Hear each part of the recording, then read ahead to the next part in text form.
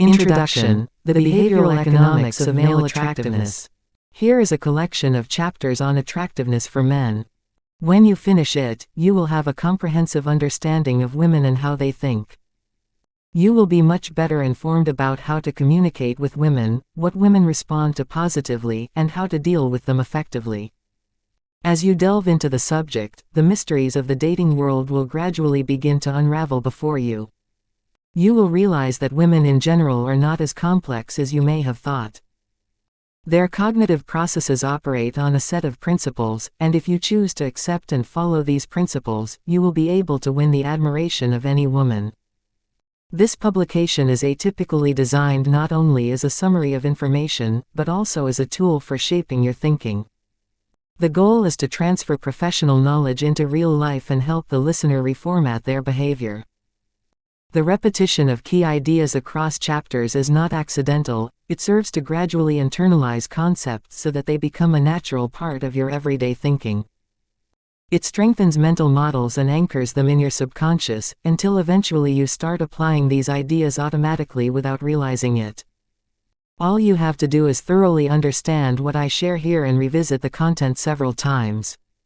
Of course, you will need to pair it with practical applications. But then you will know what to do, and more importantly, what not to do. If you want to be successful in interacting with women, you need to understand the nature of attraction. Without a deep understanding of how attraction works, your chances of controlled success in the dating world are slimmer than a runway model on a juice diet. You might be saying something I often see in the comments: women are different, each one is unique. But when we talk about attraction, we're talking about something instinctive. Imagine, for example, that I tell you about a man who is thirsty. If I were to ask you what he needs, the answer would be, he needs a glass of water. Would you ask me what this man looks like? He could be European, Asian, African, it doesn't matter. The answer will always be that he needs water, because water is instinctive to man. Now let's look at attraction. Imagine that I show you a girl with a beautiful body and a pretty face, and we put a heterosexual man in front of her. We ask him, would you like to sleep with her? The answer will, of course, be yes. It doesn't matter if the man is tall, short, fat or slim, it is impossible for the answer to be no. True, people have different preferences, some like blondes, others brunettes, but as long as the woman has a beautiful body, the man's answer will always be yes. It is something instinctive that we cannot control, and we all have it in common. The same goes for women, except that men are mostly attracted visually, while women are attracted emotionally. If you can evoke the right emotions in a woman, you will attract her. It doesn't matter if you're not a model, her answer will always be yes. That's why a man who is surrounded by many women seems more attractive to other women, because all women desire the same thing. One of the key mistakes men often make when dating is misunderstanding the cognitive level at which attraction occurs. Men, often more rationally oriented in communication, try to gain a woman's interest through logic or the right behavior. However, these efforts are largely irrelevant unless they activate the emotional patterns associated with attraction. Attraction is like an ocean current, it happens beneath the surface. Unless you're giving off the right subsurface signals, you'll be swimming alone wondering why all the currents are going somewhere else. Attraction is a subconscious response to specific male behaviors, so to trigger this response, you need to embody those behaviors. We now look at the issues of attraction and human relationships through the lens of evolutionary psychology, which provides a powerful explanation for many of the phenomena we observe in the dating market. At its heart lies humanity's most primitive biological drive, reproduction. Everything boils down to this simple fact, yet men and women have evolved completely different strategies to satisfy this desire. Go back a million years to the days of the caveman. The ideal strategy for a prehistoric man was, spread your genes far and wide. For women, it was the other way around, be picky, reject most men, and secure the one who will stay to protect you and provide for your family. Today, we have cars, smartphones, and contraception, but our brains are stuck in caveman mode. These primal instincts are alive and running the show from the shadows. Our subconscious works as a continuous calculation system. Every look, gesture, way of walking or posture of a man represents data that is immediately processed by her cognitive apparatus in order to evaluate what is gained, what is lost. However, the calculations take place mainly at the subconscious level and are not a rational analysis of a list of requirements, but rather a heuristic synthesis. Women are not stupid behind their eyes, they are just optimizing in different evolutionary conditions. As universal patterns shaped by millions of years of human evolution, don't fight these principles, you can't compete with them, at least not without ending up frustrated and confused. The golden rule is, the most effective and simplest strategies are those that work with the laws, not against them. Most of the dynamics in the dating market are driven by two main currencies: women are the keepers of sex, men are the keepers of commitment. Women use sexual attraction to attract men and secure their commitment. Men use the promise of commitment to attract women and get them into bed. These are the currencies we trade to get what we want: sex and commitment. These dynamics come from our subconscious programming. They are not rules that dictate how each man and woman function as conscious beings. We have unique personalities and the ability to overcome these instincts, but most people don't. Most men and women run on autopilot, controlled by their caveman brains without realizing it.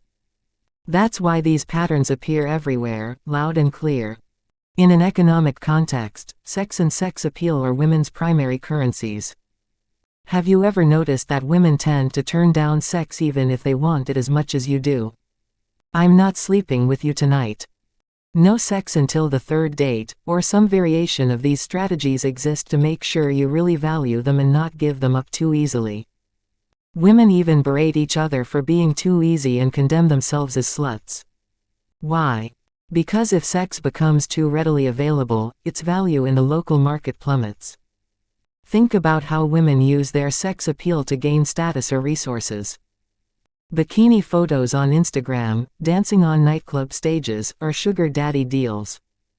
It's always women who use sex appeal to gain attention, money, or influence. On the other hand, there is commitment. For women, commitment from a man is gold. A lot of books, movies, and TV shows are indirectly focused on catching a man or getting him to fall in love and commit. Think of the girl who pressured you to get more serious about the relationship. Women crave commitment because it represents security, emotional, physical, and financial. As women age and their biological clocks start ticking, the pressure to find a committed partner becomes even stronger. That's why in this market, your commitment is as valuable to women as their sex appeal is to you. When you start to see dating as an economy, it won't seem so mysterious anymore. You'll see the marketplace, and you'll know exactly how to navigate it so that you can earn your place in it, or others will earn and keep it instead of you. Everything society has told you about attracting women is completely wrong. I'm not going to sugarcoat it because what good would it do? If most men actually knew how attraction worked, the dating world wouldn't be full of frustrated guys constantly wondering why they can't get a message back. The fact that most men struggle is proof enough that society's advice is a bad joke. But it's not your fault. No one gave us a dating guide.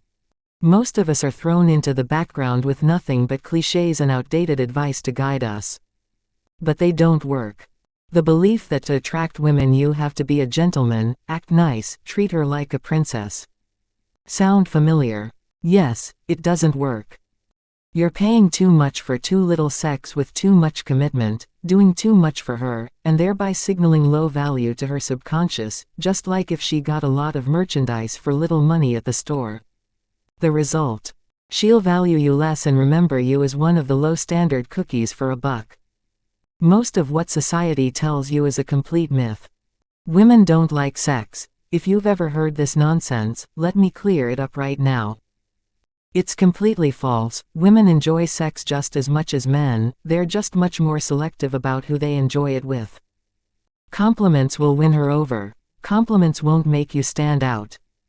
They'll make you blend in. When every guy throws phrases like, "You're so beautiful," she doesn't think, "Wow, he's unique." She thinks, oh, another one. Women prefer smart men. Here's the harsh reality. Just because you're smart doesn't make you attractive.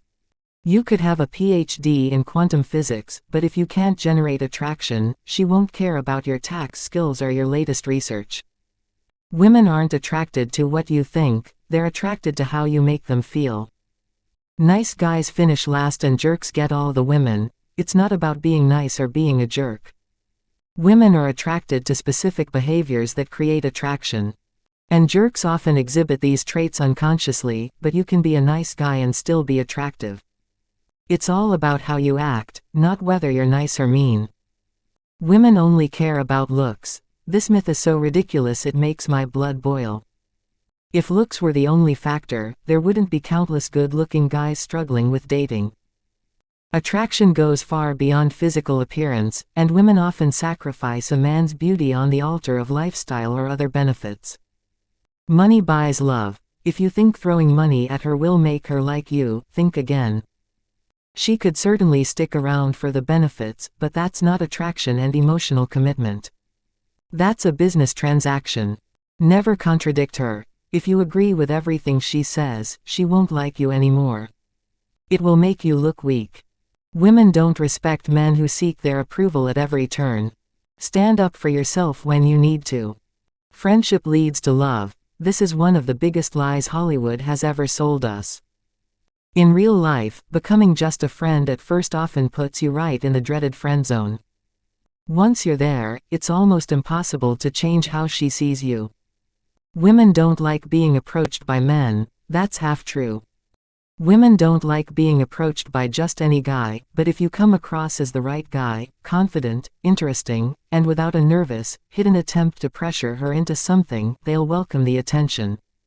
Stay with me, because this was just the tip of the iceberg.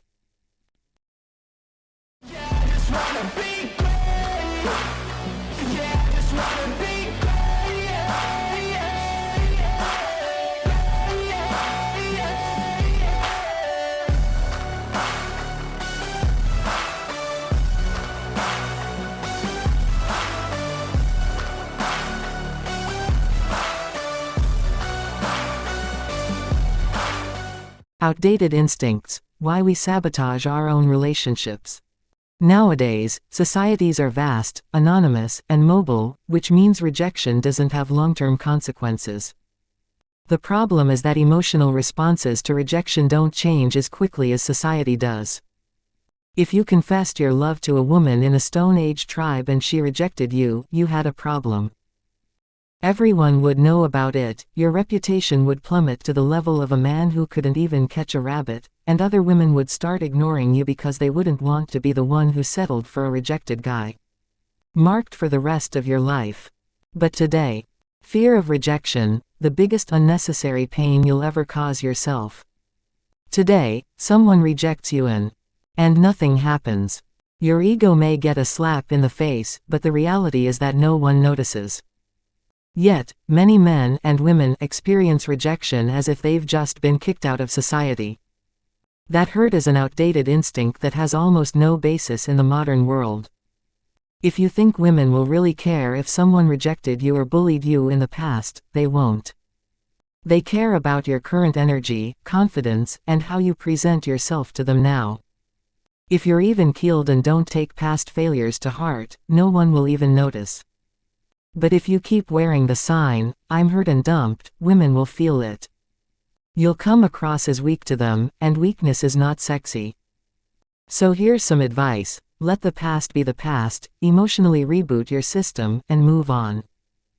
If it helps, put some motivating music on a loop, but most importantly, realize that this rejection is just a micro scratch on your path, not the end of the world. Don't fall for the romantic illusion that someone is irreplaceable.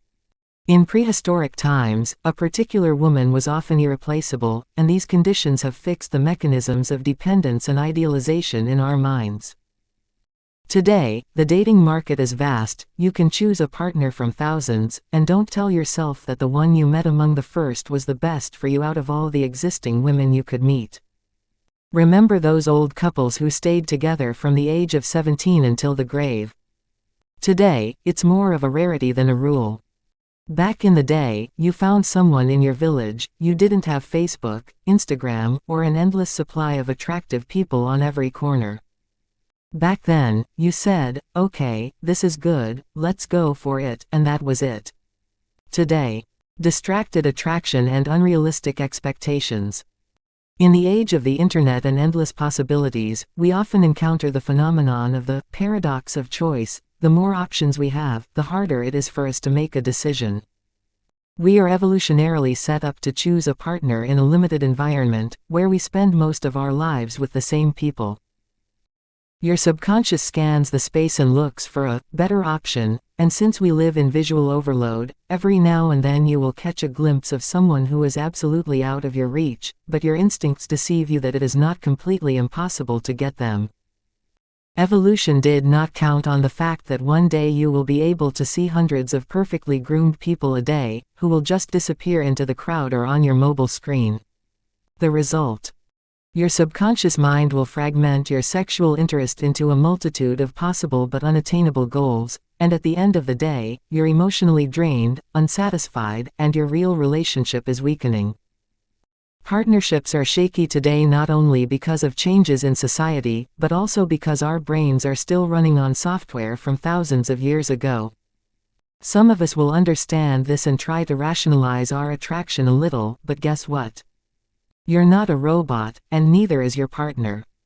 And if you think that it's enough to control your instincts, you're in for an unpleasant surprise. She won't do it, she doesn't want to commit until she's tried everything she can, the so-called FOMO, fear of missing out. So, what to do about it? Lower your own instinctive expectations and instead of mindlessly searching for the perfect option, focus on what's actually present in your life. Do you still think that if you give her everything on a platter, she'll respect you more? Do you think that if you sacrifice yourself and willingly give her what she needs, you'll be the best partner in her eyes? Wrong. Big wrong. The provider logic worked in a time when men made the decisions about reproduction and other men valued your contribution to their community. If you were a good hunter and fed everyone, the tribe rewarded you with respect and helped you reproduce. Her father gave you his daughter. That's what our male instinct was built on, that handing over resources enables reproduction. Today, patriarchy no longer controls reproduction, women control it. They decide who they'll be with and who they'll ignore. And their view of provider is completely different. Good hunter delusion: why you shouldn't be a charitable aid package. In evolutionary terms, a partner's value was derived more from the availability of their abilities. Today it is derived from their unavailability. Men seek sex, but they desire a woman who will not give it to them cheaply. Women seek commitment, but they desire a man who does not offer commitment without selection. In modern times, attractiveness is derived not from what a person gives, but from what he keeps, thereby signaling social value. Every act of giving is a loss of bargaining power. It is like an auction, where not winning, but the willingness not to win increases the value of the offer. For her to ever be interested in merging her genes with yours, she needs to see that your investments are going into your own business and home, that you stand behind your own and won't give up on anyone, including her, until they truly deserve to enter your bubble of interests. You definitely shouldn't put her in a high position before she's interested in it herself. Let her be a little annoyed with you for not serving her very well. She'll see that you don't give up what you have to others, that you're not used to handing over your prey like a cheetah to a lion. On the other hand, if a woman sees that you give away your resources and energy too soon and too easily, what will she think of you? So he gives away his resources to just anyone. He's probably not that valuable of a man. When you try to earn her attention, you actually diminish your own worth in her eyes. Instead, you need to create the feeling that you have something valuable, your attention, energy, and resources, but that you won't just give them away to just anyone. She needs to feel like you're the one who decides who you give what to. She needs to feel like there's a paradise zone behind you that she can only enter if she decides to invest in herself. Attraction increases when a woman sees that she has to fight for a man's attention, just as it does when you see that you have to fight for her. If you sacrifice yourself for her without reciprocation, you'll end up being the nice guy she doesn't care about. So the next time you feel the urge to give her everything before she shows any real interest, stop. If you make her feel like she has to fight for your attention, her attraction to you will only grow. But it's not just about manipulation, it's not about playing a game, it's about actually being someone of value, otherwise the tactics will quickly fall apart because they're only superficial. Historically, partnership was primarily a survival strategy. If you lived in an ancient settlement, you didn't get very far on your own, you needed someone to work the fields with you, take care of the children, and maybe protect you at night from wild animals or seemingly harmless neighbors. Love was more of a functional mechanism than a romantic utopia. But today, love in the age of comfort, the shifting dynamics of romance. Thanks to the modern economy, social security, and technological independence, we no longer need anyone to survive. We only need them for Netflix evenings together and the occasional emotional outburst. The existential need that once solidified love has disappeared, and the nature of love is changing as a result. Psychology explains it simply: relationships are most stable when there is a sense of mutual dependence, and if partners do not need each other, their relationship is more fragile, not because they understand each other less, but because they can break up at any time without existential consequences. In an era when everyone can order food for delivery, do household chores with appliances, and play ASMR instead of emotional support for their partner, it is questionable what purpose long-term relationships are actually for. This process doesn't mean that love has died, it has transformed. While once a necessity, it is now a luxury product with absurdly high expectations. We are no longer looking for just a reliable life partner, but a spiritual guru, emotional support, best friend, lover, and motivator all rolled into one. And if he doesn't fulfill these functions, we can easily replace him. After all, we can survive on our own. How can a man turn this around? If love is no longer about survival, a man can no longer be merely practical. Women are no longer looking for just a protector and provider, but emotional and intellectual value. This means that a man must become indispensable in another way, by creating a psychological need. Be a source of emotion. In an age where women don't have to be with anyone out of desperation, they have to want to be with you. And that won't happen if you're just a nice guy. They need emotion, passion, challenge, dynamism. If you're just another, safe and nice, guy, women will appreciate you as a friend, but they won't want you. Offer what they can't buy. If you're just a money giver, it's a weak strategy. They can do that on their own. But if you offer them a lifestyle, experiences, and perspective they don't have, you'll gain unique value. The guy who can draw them into an exciting world will have an edge over the rest. Be the one they don't want to lose. Instead of being a necessity, be a choice they would never willingly give up. This means you have to have value in your own right, not just as an addition to their life. Build your own identity, ambitions, and a world they will want to belong to. Stop conforming to their lives, create your own. Men who just try to fit into a woman's world and cater to her every whim will never become precious. Be the one who sets the direction and attracts by having their own vision.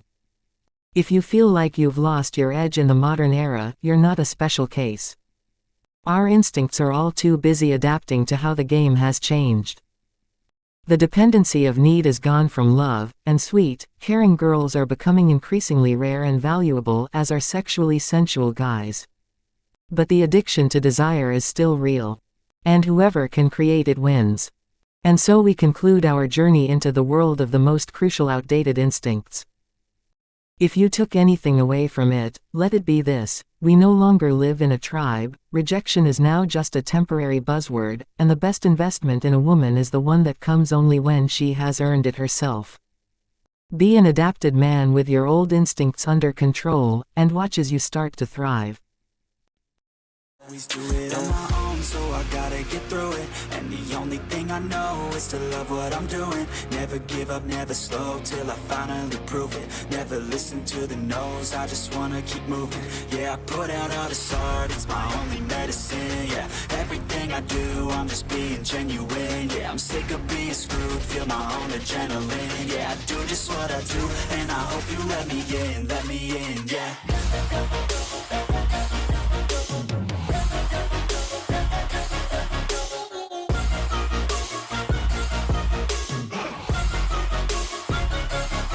I'm grateful, oh yeah, able, oh yeah, I'm stable, oh yeah, no label, oh yeah, you know me, I have only a path, I'm lonely, but damn, I'm going.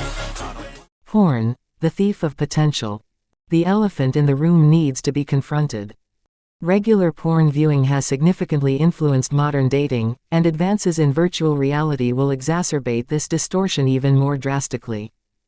The price of sex in the dating market is plummeting compared to the past that shaped our psychology. This has different consequences for men depending on their relationship to porn. A man who rarely watches porn maintains a stronger hunger for real relationships. In feeding it, he faces both good and bad news. Let's start with the good. His desire arouses a woman's own. There is less real competition for women, as many men lose interest as a result of porn. This affects women significantly less, and when they find a suitable target, their sexuality is activated very intensely. Now for the bad news, men are competing not just against other men, but also against modern autonomy. Women aren't feeling a loss of desire, but instead feel like everyone is boring, weird, and no one is good enough. As a result, it's easier to have sex with a woman today than traditional cultural expectations, but harder to form a lasting bond with her. Research shows that young women tend to prefer exploration and lose interest in long-term relationships sooner. A man who watches porn frequently, on the other hand, creates a different dynamic. Since he receives sex in its illusory form for free, he is not so willing to pay for it with commitment. At the same time, a sexually withdrawn man may be more willing to invest in a woman, not because he strongly desires her, but because he desires the closeness that pornography cannot give him at the current level of technology. This contradiction also has a disorienting effect on women. The female subconscious apparatus was evolutionarily formed in an environment where a man's sexual interest was a clear signal of value and readiness to invest. If a woman today is faced with a man who wants her, but not sexually enough, her psyche experiences a conflict. She perceives his weak motivation as a signal of his low value because he invests without adequate demand, but at the same time she does not encounter any pressure. Such a man does not arouse desire, but also does not threaten, which may be advantageous in reality, but it causes confusion in her subconscious. Her brain can't decide whether he's a valuable partner who is sexually satisfied himself, or a low-value beta investor who doesn't excite her. This imbalance requires conscious optimization, on both sides, some restoration of the dopamine motivation system. If a man's masturbation is frequent and accompanied by watching porn, the dopamine system is overstimulated. This can cause reduced sensitivity to ordinary rewards, so that ordinary activities seem less satisfying, as well as an increased need for stronger stimuli such as more extreme porn or more frequent masturbation, but mainly reduced motivation for real relationships, because porn provides a more accessible dopamine hit without social effort. A man may perceive sexual gratification as a method of temporarily flushing out distress and supporting rational thinking, but chronic gratification leads to the exact opposite, a clear decline in systematic behavior, similar to scrolling. Dopamine isn't directly tied to pleasure, but it encodes cues that predict reward. If something unexpectedly works, like clicking on porn and getting a strong experience, dopamine fires up, and your brain labels it as super important, do it again. This feedback loop can lead to behavioral addictions, even as the pleasure from the behavior gradually diminishes, the basic paradox of addiction: I want it, but I don't enjoy it anymore. Over time, the reward system adapts to the new level of stimulation, which, if it comes without behavioral growth, is a counterproductive addiction that only increases your happiness in the short term while locking you into a behavior that limits it in the long term. The problem is tying the expectation of reward to artificial stimuli, where a man masturbates to the illusion of his own competence without correction by feedback from a woman. The idea is not to suppress sexuality, but to recontextualize it, to return feedback and uncertainty to the system as a source of growth. The solution is not to limit masturbation, it is to limit porn. Including its light versions like nudes, because all habits in which the brain falls into a low-cost viewer mode reward only an internal response without the need to act and turn dopamine into a mere sedative, undermining the functionality of the natural motivation system. Get rid of intense artificial stimuli and use more of your imagination associated with real women, preferably concrete experiences or desires that include context and personality, not just visual cues. When you're in front of a screen and get an urgent urge, wait 90 seconds. According to behavioral studies, an acute impulse lasts that long. If you hold on, your brain will redirect your attention. It's not enough to just think about something else, you need to engage in an activity that activates your prefrontal cortex. You can support your dopamine reboot by supplementing with L-tyrosine and rhodiola rosea. But most importantly, expose yourself to the presence of live girls, because without them you will still succumb to old habits. Shit, I can never get a signal in your apartment. Hey, can I use your laptop? Yeah, go ahead. Okay, thanks.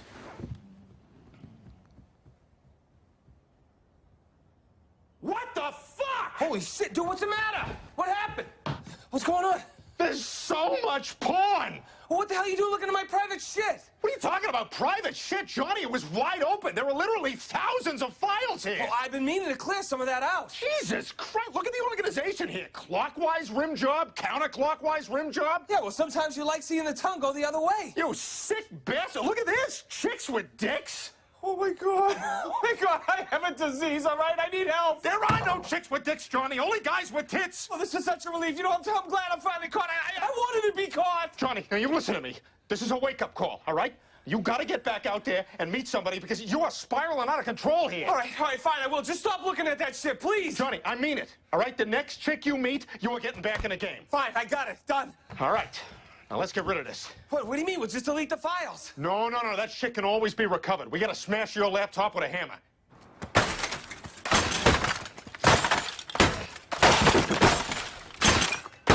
All right, there, you happy?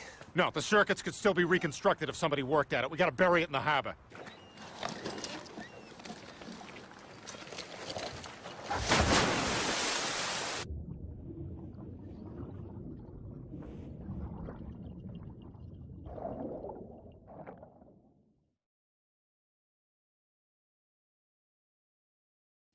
Why not just ditch all that and settle for porn? Because success with girls is not and should not be understood as a final promise after improving personal habits, its continued presence is a vital effective motivation for the continuous self-development of a man in general. It is a force that moves boyish interests to a higher level. Male interests, they will remain and should remain the main object of your technical efforts, not women themselves.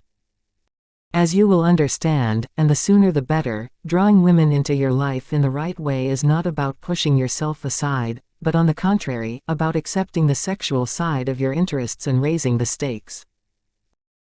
A man who doesn't watch porn appears in the modern dating market like Jesus in a techno club. No one believes him, but there's something strangely magnetic about him. He's grounded, more attentive to the mundane, he maintains better eye contact, has a deeper presence, is more clearly motivated, and in an environment where many men are desensitized, he gives the impression of authenticity and better leadership. These are precisely the essential qualities that modern men with their damaged dopamine systems can't plausibly simulate. Social media simulates social relationships, video games only simulate achieving great success, and adult videos only simulate sex. Yet all of these activities release massive amounts of dopamine in your body, as if you were actually experiencing it. All of these things are not your fault. You are up against a tech giant that is using neuroscience to create apps and products that will keep your attention above anything else. The power of humans to avoid escapes from reality is not just about individual prosperity, it defines the future of the conscious in general. If populations fail to curb superstimuli and maintain the population curve, civilizational selection pressure will arise in favor of cultures that restrict freedom, and not just porn. If we are unable to reproduce, or influence society in favor of the reproduction of those like us, then those like us will die out. Sudden autonomy will lead to evolutionary blind spots, where stimulated independence without sufficient systemic support for working mothers and fathers turns into depopulation. That is a kicker for those who are not indifferent to the bigger picture. However, you can't have unrealistic expectations from relationships, otherwise you'll quickly become disappointed and return to porn. Here are the 3 most significant negative factors you need to consider. First, modern women have a similar problem. They also stimulate their attractiveness sensors through digital content that, while not directly sexual, acts like their version of porn, providing them with emotional stimulation. When a girl has low dopamine, she tends to appear apathetic, disinterested, and lacking energy, which manifests itself in a lack of interest in new experiences and passive behavior. She may have trouble making emotional connections or appear less confident. Overall, it can be harder to build a deeper relationship or arouse her interest. Second, the expansion of the dating market over the past few decades has led to a destabilization of relationships.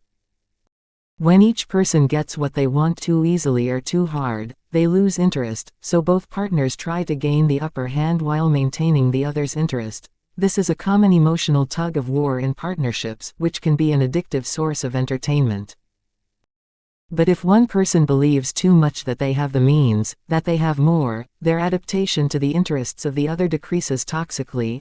They give up expressing sincere feelings so as not to lose social status, but instinctively expect the other to maintain interest, as would have been common in the small communities of our ancestors. This tragicomic contradiction stems from a cultural change that has made attractiveness in the eyes of the rest of society more important for many women than maintaining the interest of a particular partner. The two are inevitably at odds, and it is not just about mother-in-law and friends, but also about the increased presence of other potential partners in cities and on social networks. This mismatch between culture and biology breeds frustration, gender conflict, and an increase in individuals who fall outside of traditional relationship frameworks. If you're looking for a long-term relationship, keep these unhealthy dynamics, typical of the most attractive girls, to a minimum. Third, the Industrial Revolution disrupted traditional gender roles. Women often feel overwhelmed by work responsibilities and subconsciously expect a man to be capable and secure enough to relieve them of this burden. Men, on the other hand, perceive the absence of a caring background from their domestic partner. Stereotypical roles make up the majority of our preferences, but it is functionally advantageous for both partners to take on some of the other's traditional gender roles. Man is cook, woman is driver, and this functional advantage is slowly becoming the new definition of what is considered sexy. Today, we often don't even know what we're really attracted to, because unlike real-life contact, online fantasies don't give us feedback. Our sexuality is becoming increasingly introspective, disconnected from reality. Until you come into contact with real women, you don't know what kind of dynamic works for you. You won't see what arouses desire and respect in you at the same time. What we say often doesn't correspond to what we really want. Only real interaction, even if it's uncertain, awkward, or messy, will give you the real answer. And if you keep looking, you'll find the one with whom it will be beautiful, or at least better than having only porn, which will more than pay back the energy invested. So remember, you want your dopamine high, but tied to activities you actually want to do.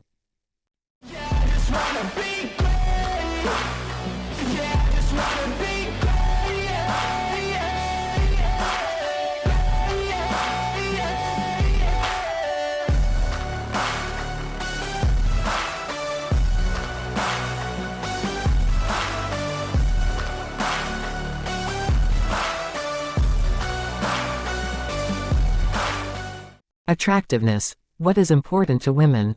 The 14th of April 2025. Welcome to the part of our theoretical adventure that doesn't provide any quick tricks, but if you skip it, you'll never truly understand why women react the way they do. You may master the techniques for initial charm, but in a long-term relationship, everything can fall apart. Why? Because your behavior won't come from within you, it'll just be a learned mask. And women can sense it. So let's pause for a moment to look beneath the surface of behavior. We'll look at 7 inner qualities that women's intuitions seek, even if they don't directly care about them. Women don't respond to qualities, per se. For a woman to recognize that you have these traits, she won't ask you directly, nor will you simply answer. Instead, you'll exhibit a series of behaviors that allow her to perceive your personality. That's how psychology works. We make judgments based on observable behavior. If you act confident, they'll perceive you as confident, even if you're struggling internally. This principle forms the basis of the entire logic of self-improvement. First comes understanding, which leads to occasional changes in behavior, until repeated behavior changes the personality itself. Most theory focuses only on types of behavior, but this effect can be counteracted by directly adopting attractive qualities. The combination of external expression and internal orientation creates consistency, and this is what women intuitively read as authenticity, naturalness, charisma. Attractiveness 1. Be masculine. Regardless of her career, a woman's primary biological goal is to find the right man, one who is strong, confident, and can provide her with stability and security. Beautiful, feminine women naturally gravitate toward dominant, masculine men. They are attracted to what some might call a real man. They seek a partner who will protect them and lead with determination. A man who is more mentally tough than she is and is more assertive. Women desire a man whose self-confidence is unwavering. Someone who is not shaken and does not feel inadequate no matter how stunning or intelligent she may be.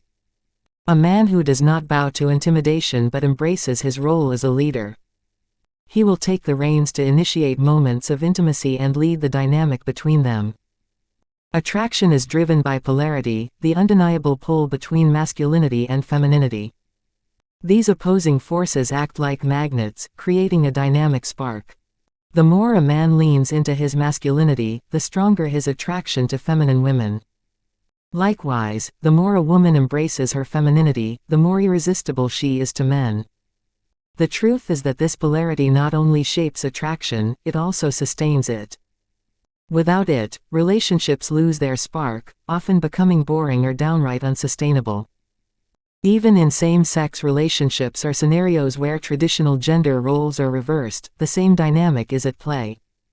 One partner embodies more masculine energy and the other more feminine. This balance, or lack thereof, determines the magnetic pull of a relationship. Without polarity, attraction disappears. By understanding this dynamic, you can use it to build maximum attraction. When it comes to attraction, men who are overly emotional tend to repel rather than attract. Similarly, a woman who tries to be stoic and indifferent is unlikely to impress. Instead, a woman who allows her emotions, joy, nervousness, or excitement to shine through will create an aura of attraction. For a man, balance and leadership are essential. Women generally find it unsettling when a man seems insecure and passive. Similarly, men often feel disempowered when a woman dominates an interaction with an overtly masculine energy. Pleasant, kind, and emotionally open women always shine through in a man's eyes over loud, aggressive, dominant competitors. If you are a man who aims to attract feminine women, soft, sensitive and caring, the key is to amplify your masculine traits. The more you radiate strength, confidence and assertiveness, the more attractive you will appear. Reproductive roles further reinforce this dynamic.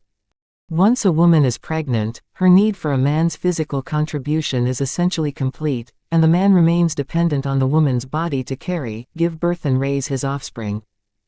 This biological reality has shaped women's attraction to confident, dominant men who can provide long-term security and protection for both her and her future offspring. Now let's turn our attention. Why are men so captivated by a woman's appearance? Because physical features provide the clearest indicators of genetic health and reproductive potential. Men are naturally attracted to youth, symmetry, clear skin, healthy hair and nails, firm breasts, broad hips, and other signs of fertility. These features signal a woman's ability to bear and raise healthy children, which is why physical beauty is so central to female attractiveness. This is why older men often pair up with younger women. Women's reproductive value is tied to their youth and fertility, while men's may increase with age as they accumulate resources, stability, and experience, qualities that align with women's evolutionary need for security. Many men don't get this at all. They assume that women are primarily visually driven, mistakenly projecting their own standards of attractiveness, physical appearance, onto women, without realizing that what really matters to her is the emotional impact. How a man makes a woman feel is what attracts her. A dominant man who exudes security naturally increases a woman's instinct for trust that their potential offspring will thrive. He doesn't have to be handsome. Dating coach Mark Manson sums it up perfectly in Models. To most women, a truly confident man is like a woman with perfect breasts and a beautifully sculpted butt. To a woman, a man without confidence is like a man with the worst breath and missing teeth. Harsh. Sure, but painfully accurate. As a man, your most powerful tool for attraction is how a woman feels around you. Strong, confident men evoke feelings of security and safety, activating a woman's innate attraction mechanisms. This is why so-called nice guys often fail to arouse romantic interest. Sure, they may make a woman feel comfortable or even appreciated with their gifts and compliments, but comfort is not attraction. Women are biologically programmed to prioritize masculine traits over superficial niceties. Just as men feel empowered and energized by embracing their masculinity, women feel incredibly sexy when they can fully embrace their femininity. Women naturally gravitate toward men who take charge because it allows them to let go, relax, and fully immerse themselves in their feminine energy. To create and maintain attraction, you need to allow women to feel feminine. How do you do this? By stepping into your masculine role without apology. Be assertive, confident, and take the lead in your interactions and relationships. This creates a space where she feels safe to express her true self, soft, emotional, and feminine, while you keep the dynamic firmly in place with your masculine energy. When you embrace this dynamic, you not only attract women, but you set the stage for a relationship where both partners feel fully in their natural roles. How to embody masculinity and use it to attract women. Now you know that femininity and masculinity are opposites, so the easiest way to become more masculine is to act in direct opposition to how feminine women behave. Every woman has a set of traits, and you, as a man, need to be the opposite of them. Let's list at least 5 of them. The first feminine trait is indecision. A woman can spend an hour choosing an outfit, but you have to know what you want. For example, in a restaurant, she will think for a long time about what to order. You have to decide right away. Order right away, or at least don't wait too long. Your decisiveness will instinctively attract her. She may order the same thing, or ask for your advice. She may reject your suggestion, that's fine. The important thing is that you are not indecisive. If she tells you that your choice is bad and suggests another dish, don't listen to her. Don't change your decision. Always be clear about what you want, where to go, what to buy. When men try to apply this, they often fail. They try to lead a woman, but she doesn't follow them. Mostly because she has lost trust from the beginning because of your indecision, which may be more logical in today's world, but she doesn't care. So don't be indecisive, especially with a woman you like. The second feminine trait is romanticism. Many young men fall into this trap. If you ask a woman what kind of man she wants, she will say, romantic. But as soon as you become one, she will lose interest in you. She is supposed to be the romantic.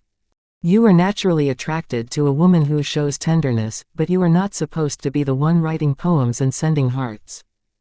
This is a big mistake. They think that romance will make them more attractive. No. Even if a woman claims to want romance, do not take it seriously. Romantic gestures are fine, do them occasionally, but you must not be the main source of them. For example, if she invites you to her place and sets out candles and flowers, enjoy it, but never be the one who sets it up. Do not have the inner conviction that you are romantic, because this is not a masculine trait and has no potential to satisfy your hunger for acceptance. You can enjoy romance, but you must never create it. The third trait, and this is very important, is jealousy. A man is attracted to a jealous woman, he has no problem with that. But male jealousy is forbidden. Never show a woman that you are jealous. Don't ask who she is talking to, don't follow her. Act as if you don't care. Women often want to deliberately provoke you to jealousy, they will mention another man or pretend to be interested in him. Then don't react and her attraction to you will increase. And what if you find out that she is cheating on you? For example, is she texting someone else, sending him hearts or holding hands? Then don't be jealous, just end the relationship and move on. Attraction thrives when she sees that she has to tie you to herself. Watching and possessing completely spoil it. Even if you are jealous, suppress it. This will make you more attractive. You won't win today with control and violence. The fourth feminine trait, reactivity. She must always react, be angry, sad, happy, because of you. Not the other way around. If you react, she leads you. Sometimes a woman will say harsh things to you, reproach you and act hurt, but you are not supposed to change your mood. Don't give in, be like a rock in a storm. Be calm and only react when your dignity is at stake. This is not only true in relationships, but in general. A man and a woman are driving a car and have an accident. The woman panics, talks quickly, is scared. The man does not. He gets out, checks the damage, communicates sensibly with the other driver. The decision should be logical, not based on mood. That is why women love men who take care of their health and eat healthy, even if it is not tasty. It shows discipline. If you don't work on yourself, at least pretend to. Order healthy food at a restaurant. Show that you are doing what is necessary, not what you feel like doing. Don't say in the morning that you will meet in the evening, and in the evening, I don't feel like it anymore. Unless you have a serious reason, don't change your plan. And fifth, excessive care for appearance. Fashion is a woman's domain. As a man, you only have to deal with 3 things: exercise, wear simple clothes with a few accessories, and maintain hygiene. That's enough. If you want to add something extra, a 3-minute skin routine. But if you spend more than 5 minutes a day looking at yourself in the mirror, then I'm sorry, but no woman will respect you or perceive you as a real man. Don't fall for the media's deception, the media only wants your money. If you look closely, you will notice that most men who are obsessed with their appearance, even if they look good, are completely out of it with women. Even if you are someone who enjoys taking care of their appearance, at least don't show it in front of a girl. Eliminate any feminine traits or habits you have unknowingly acquired. In today's increasingly androgynous society, which teaches obedience under institutional pressure, many men have chosen to adopt behaviors that lean toward the feminine. These include shyness, submissiveness, excessive anxiety, indecisiveness, and a lack of self-confidence. It's no surprise that women find these school-acquired traits wildly unattractive. To reclaim your masculine essence, you need to let go of behaviors like being indirect, fearful, intimidated, ashamed, overly emotional, complaining, regretful, or physically weak. These traits send a message to a woman's subconscious that you are not someone she can rely on in the long run. If you lived 300 years ago, this wouldn't be such a problem, because men were men and women were women. But today the situation is different. Social progress discourages the full acceptance of masculinity, which is met with resistance in modern society. Men try to be more logical, more altruistic and find common ground with women in order to attract them, but women's radars of male behavior still operate on the basis of the logic of the old environment. Attractiveness 2, be confident. Approaching a woman confidently can seem intimidating at first. Walking up to her, making strong eye contact, and telling her directly that she looks sexy and you want to get to know her better is like stepping into the spotlight without a safety net. But here's the kicker: the discomfort is temporary, and the results will exceed your expectations. Women respect men who approach them with intent and by broadcasting that they feel safe doing so. They notice the courage it takes, and they're attracted to authenticity. Rejection. It's simply a part of life. There will always be factors beyond your control. Rejection is not a reflection on your worth or effort, it's just a moment to dust yourself off and move on. On the contrary, exposing yourself to rejection is a sign of your self-confidence. The key is to accept rejection as a natural part of the process on the way to the one who says yes.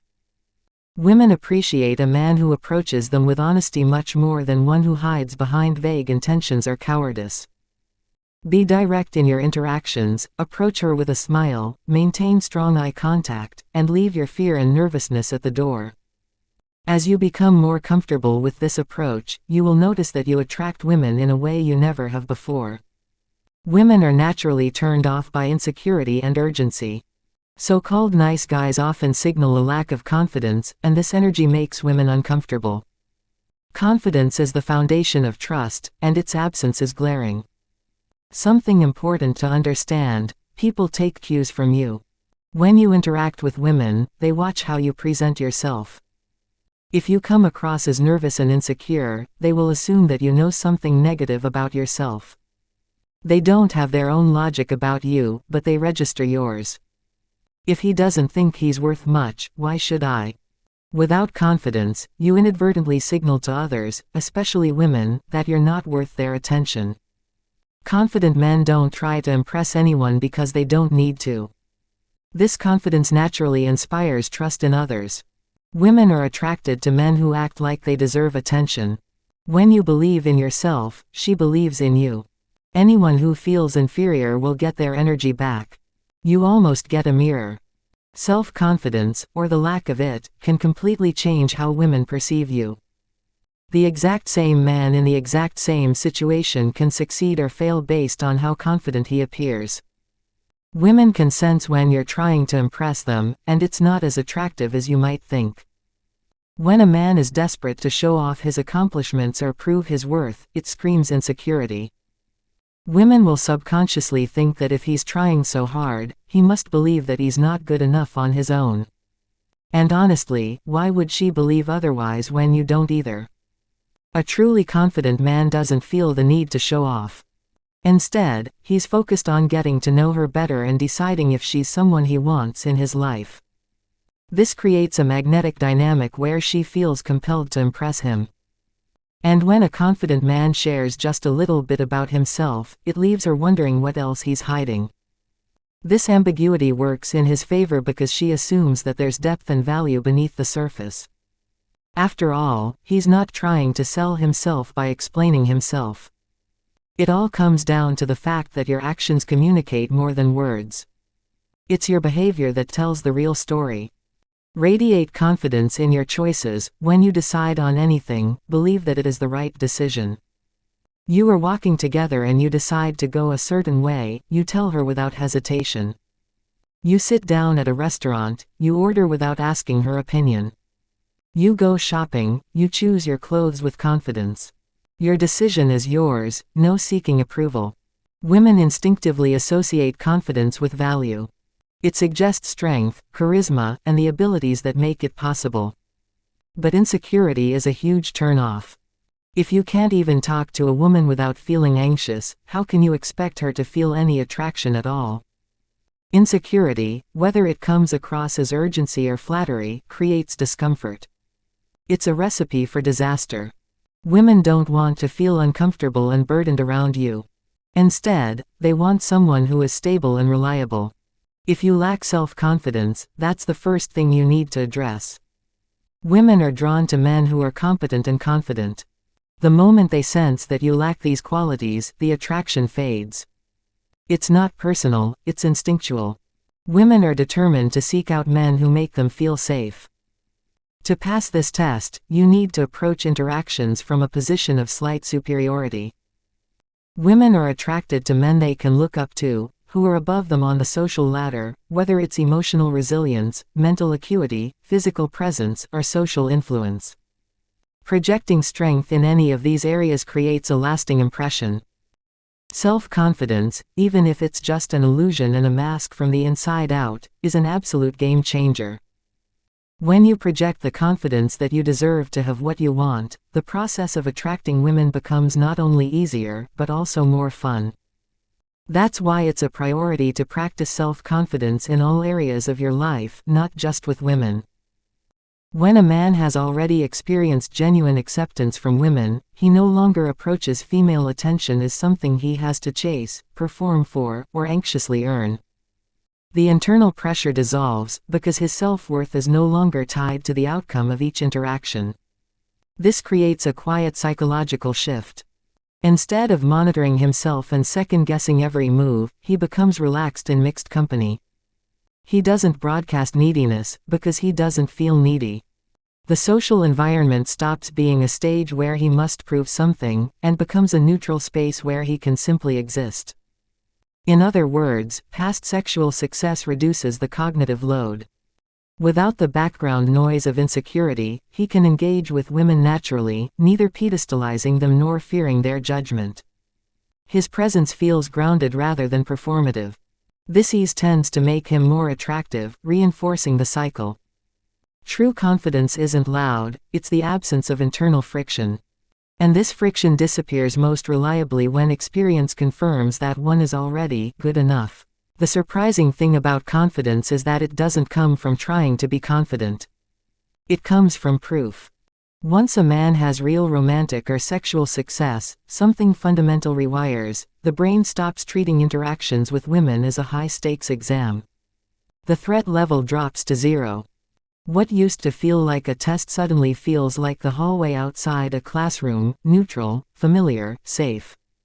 That shift is huge. A man who has already been chosen doesn't look for micro signs of approval, doesn't brace for rejection, and doesn't fight his own self-doubt in every sentence. His nervous system simply isn't activated anymore. He is not acting confident, he is just not burdened. And because there is no burden, he moves differently. Relaxed body language, slower speech, genuine attention instead of self-monitoring. The absence of internal noise makes space for natural presence. Women feel this difference instantly, not as bravado, but as a quiet self-possession that can't be faked.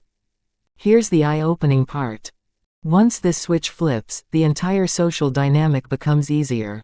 Interactions stop being uphill. Attraction stops feeling like gambling. Everything starts to flow. Success removes the friction that once made success difficult in the first place. It becomes a positive feedback loop. Proof, ease, better interactions, more proof. No affirmations, no tricks, no personas, just the psychological gravity of experience pulling things smoothly forward. Now let's talk about the idea of fake confidence until you own it. It's about how you make yourself feel, regardless of your inner nervousness. It's about acknowledging your insecurities and moving forward regardless. The key to appearing confident is to take risks up front, whether it's approaching a woman, asking her out, or risking rejection. As you gain experience, your outward appearance of confidence will slowly become real, but until then, you have to fake it so you can reap the rewards. It's less about real confidence and more about acting confident despite the uncertainty. Embracing the unknown and still moving forward with intention. As if you simply know that your future self will have what you want. When you see a woman you find attractive, instead of giving into nervousness, embrace the momentary insecurity and approach her anyway. Over time, as you continue to push yourself into these situations, the nerves will fade and real confidence will emerge. By faking it, you are laying the groundwork for the real thing. It is a process of exposure, experience, and growth. As you approach more women, take more risks, and embrace more insecurity, you will begin to master it effortlessly. Eventually, what started as an act will become second nature. Pretend to be a confident man until you are one. Attractiveness 3, be vulnerable. Vulnerability in this context does not mean weakness, it means being in such a position of strength that you are willing to expose your weakness and enter situations where the outcome is uncertain, like walking up to a beautiful woman and expressing your interest. It's about simple courage. Courage brings vulnerability, and that is one of the most attractive qualities you can project. Most women won't do it for you, and frankly, they don't want to. The specific outcome isn't as important as the message you send: I know what I want and I'm not afraid to go for it. A man who is comfortable with vulnerability exudes the ultimate in confidence. And when you mix confidence with desire, it's magnetic. But doesn't expressing desire automatically portray me as hopelessly lost, needy, and desperate? Not at all. It's all about what your actions communicate, and women are experts at decoding those signals. When you approach a woman with confidence and show your interest without being intimidated or arrogant, you send a powerful message: I'm okay with what's going on here. That's the difference. Women find it attractive when you're not thrown off by her rejection of who you are, when you know your own worth and know you're above her. When you put yourself at her mercy, you activate her mirror neurons, which promote empathy. If rejection wouldn't hurt, why would you bother hiding your intentions?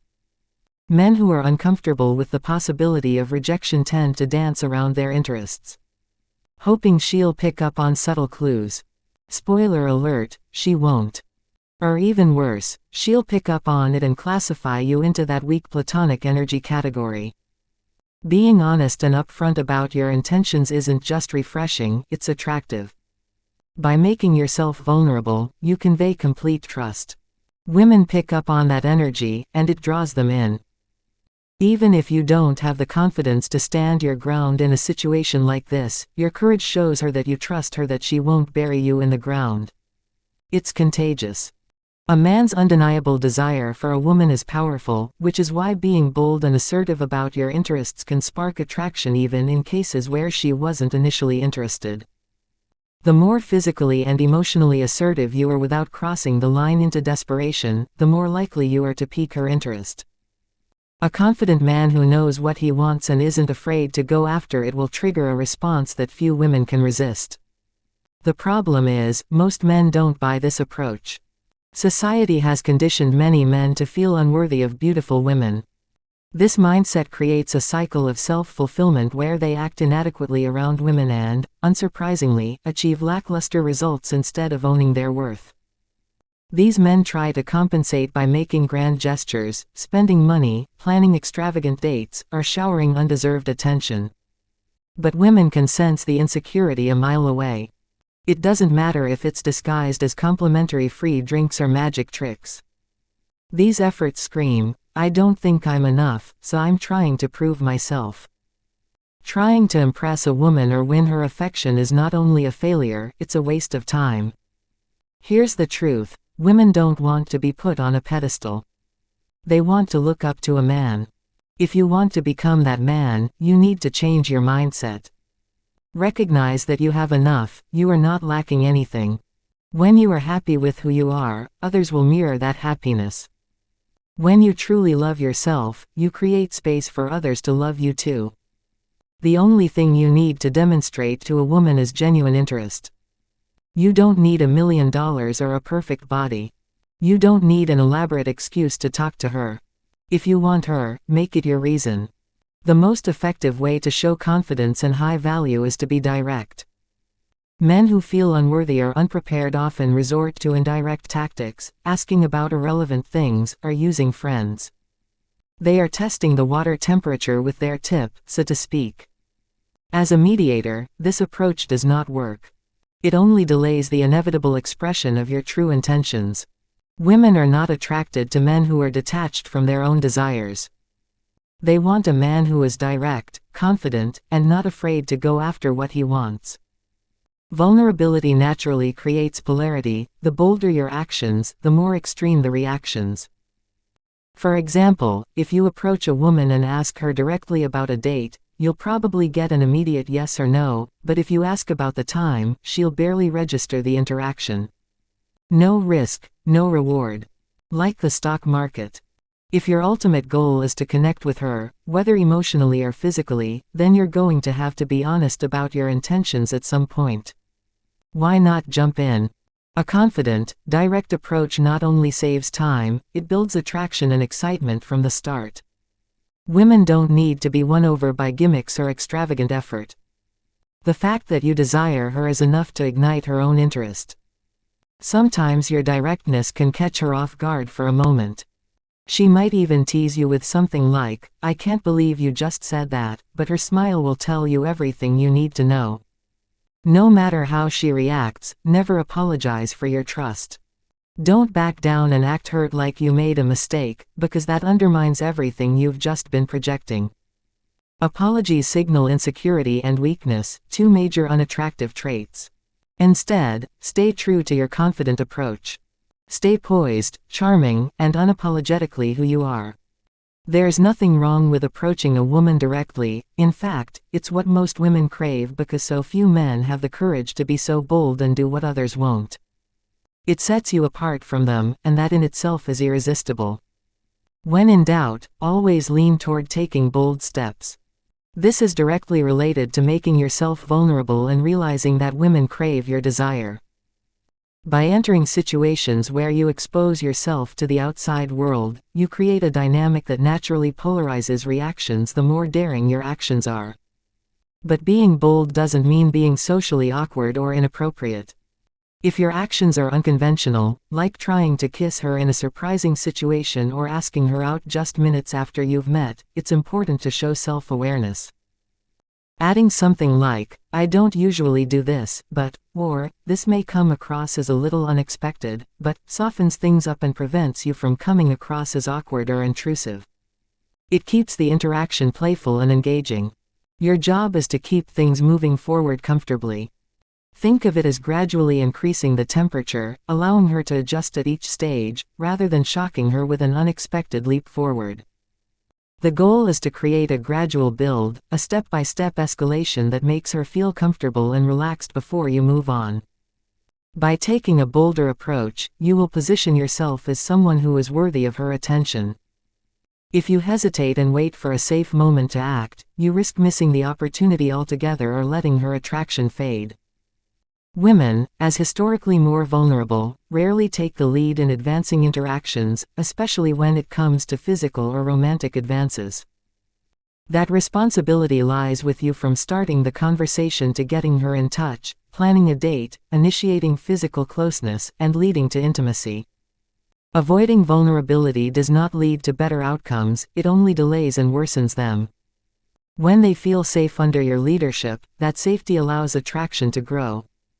When you start a business, you also have to earn the trust of investors first, and the same principles work behind the behavior. Instead of relying on tips, tricks, or manipulative techniques like pickup lines, the goal is to build a solid mental foundation so that you can act from a place of authenticity and inner stability, not fleeting imitation. The problem with many so-called techniques is that they are superficial limitations on actual behavior. For example, a pickup line can be used to show confidence when approaching a woman, and negating her is meant to subtly signal that you are not putting her on a pedestal, but most men who use these tactics don't understand why they work or how to proceed. They may arouse some interest, but without a deeper understanding of attraction and confidence, they will then hit a wall. Eventually, they will revert to their true selves, and this discrepancy in behavior becomes glaring. Women will quickly realize that the confidence was just a pretense, and any progress the man thought he had made will be exposed. By focusing on the basics of attraction and developing the right mindset, you can avoid this trap entirely. Instead of memorizing sentences and forcing yourself into patterns of proper communication, you embody the qualities that make these artificial things unnecessary. When you are truly confident, you don't need tactics or tricks. When you want to create attraction, using learned pickup lines and strategies often stems from a sense of inadequacy. Men who use them are essentially saying that they are not enough the way they are, so they need to stand out or impress in order to be worthy of her attention. This way of thinking is inherently unattractive because it expresses insecurity, pressure, inconsistency, and an avoidance of the principle of vulnerability. It is better to be rejected for who you are than loved for who you are not. When you shift your focus to building a strong mental foundation, you free yourself from the need to memorize or perform. You won't have to think about what to say or do in different situations because your confidence and authenticity will naturally guide you. Instead of faking confidence, you will be confident. Instead of pretending to be a charming and responsible man, you will effortlessly embody these qualities over time. This approach leads to real and lasting success with women, not because you have mastered a set of techniques, but because you have mastered yourself. Attractiveness 4. Be a leader. When you're stuck making a decision with friends, a partner, or even just picking out dinner, we've all had that moment, the classic, "I don't care," or "whatever you want." It seems harmless, even polite. But when it comes to attracting women, this little habit can really mess up the dynamic. Indecision isn't just unattractive, it's a total vibe killer. Women don't want to feel like they're being dragged around by someone who's unsure of themselves. They want to relax in feminine energy, and nothing kills it faster than having to play referee for a hesitant man. That's your job as the male counterpart. Leadership isn't just an option, it's a job description. Here's the brutal truth. You either make all the decisions or you reverse the dynamic. She will get stuck in the male role and you in the fallen passenger role. There is no path to attraction if you act like someone who can't or won't rise above. Women crave a leader, not a tyrant, but a man who makes decisions with confidence and conviction. It's not about outdoing her or knowing everything best, it's about confidently taking the wheel, and when you do, it signals something deeper. Something that women find irresistibly attractive. The ability to take action definitely shows your confidence, that you know what you want and are willing to go after it without further seeking approval. Being unshaken by the opinions of others is not arrogance, it's confidence in yourself, and that's magnetic, but like all good things, there's a balance. Leadership isn't about being autocratic or controlling. Confidence isn't about shouting the loudest. It's about knowing when to stand firm and when to bend. Doing what's right for you, while respecting and listening to those around you. Leadership does not begin with women leading, it begins with the ability to lead yourself, to know what needs to be done, and to do it on your own despite the bombardment of distractions. Many men fail at self-organization and wonder why women don't want to follow them. An attractive man has his own agenda, which he does not adapt to others, but expects others to adapt to him, because he knows that he knows better what is right to do. This makes it comfortable for women and people in general to follow him. When a man works out, he attracts not only with his muscles, but especially with the discipline that maintaining his figure requires, and this is manifested in the overall ease of rejecting proposals that do not suit you in the long run. So the next time she asks you, "What are we going to do?" don't shrug. Make a call, pick a restaurant, come up with a plan, and take charge. Happiness isn't just about making life easier, it's also about building attraction by embodying the power of confidence and a touch of bold masculinity. To lead, you have to know what you want and make it crystal clear.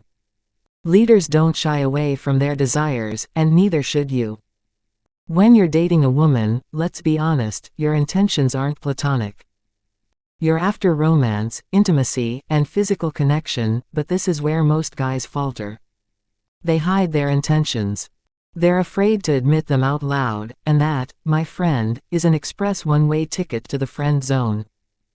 Don't be ashamed of wanting some serious body-to-body sex with the living soul of the naked woman you desire. Don't act like you're not worthy of getting what you want. When you pull away and pretend to be just another nice guy, you're not doing anyone any favors. Women want clarity, not guesswork. A true leader, someone who knows what they want, communicates it with confidence and passion. Think of Barack Obama in 2008. Love him or hate him, when he spoke, people listened. His confidence, his energy, it was contagious. He made people believe in his vision. That's the kind of energy you need when you're making your intentions known. Definitely, passionately, and unapologetically. But being assertive doesn't mean being pushy or arrogant. It's about embracing your desires without shame or hesitation. Too many men act as if their feelings for a woman are some dark secret that needs to be buried. They tiptoe around their desire for her, hoping she'll magically read between the lines. She won't. And even if she does, your indecisiveness just kills the vibe. If you are confident and unapologetic about your desires, women will reflect that energy. They will feel comfortable with your intentions because you feel comfortable with them. Most men do the opposite. They are ashamed of wanting someone, try to disguise it with fake friendship, and it always backfires. But I know what you're thinking. If I say what I want up front, won't I look vulgar? No, on the contrary, the real dirty talk is when a guy pretends to be her friend and secretly hits on her for more. It's misleading, frustrating, and frankly disrespectful. If she's even remotely into you, she'll appreciate your honesty. If not, you've saved yourself time and energy and won't be barking up the wrong tree. Either way, you win. Some guys cling to the "I don't want to ruin the friendship" excuse. Let's be realistic. If she told you straight up that she had zero romantic interest, would you still pour all that energy into her? Probably not. So let's call it what it is, fear of rejection dressed up as loyalty.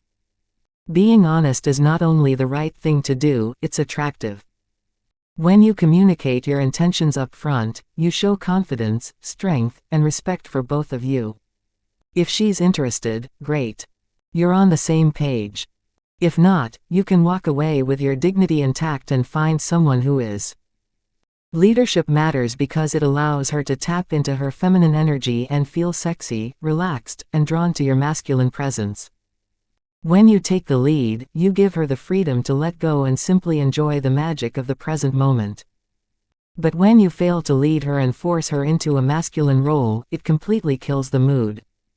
Few things are more unattractive to a woman than a man who hesitates, guesses, or acts passive. Leadership shows that you are confident in your actions. Women find it irresistible when you are clear about your intentions and show genuine interest in her. You are fulfilling her desire to feel wanted and appreciated. Women love the thrill of being wanted, and when you express it confidently, it strengthens the connection and makes her feel more feminine. It's also important to understand that women generally don't flirt first. Social norms and outdated stigmas about women being too easy often discourage them from initiating. That means the onus is on you. Set the tone and show her that you're comfortable with your male sexuality. When you lead confidently and flirt without judgment, you're making it safe for her. Mirror that energy and feel comfortable when she does the same. Leadership, assertiveness, and clarity all combine to create attraction. By embodying these traits, you're not only leading the interaction, but you're creating a dynamic where she feels seen, wanted, and free to commit and enjoy the chemistry between you. Attractiveness 5, be a challenge. Don't blend in. Be captivating, be a mystery she can't completely solve. The moment a woman feels she understands you, her curiosity evaporates, and with it her interest. You have to remain a challenge she's always trying to catch, but never quite let her. When you give her every part of yourself, she'll feel confident that she's secured you, and the spark of attraction will burn out. However, completely refusing to fulfill her emotional need for connection will also ruin the relationship. The balance is to keep her guessing, but not to separate. You do this practically. Keep your own life, ambitions, and time, which will help her know that she's not the center of your universe. This uncertainty fuels desire. Women feel a stronger attraction to men they have to win over. Investing in winning someone's affection makes them valuable. A woman who feels that your affection has been given away too easily will eventually lose interest. She will long for a man who remains a trophy, a man who stands out from the crowd of predictable and overly available nice guys who flood her life.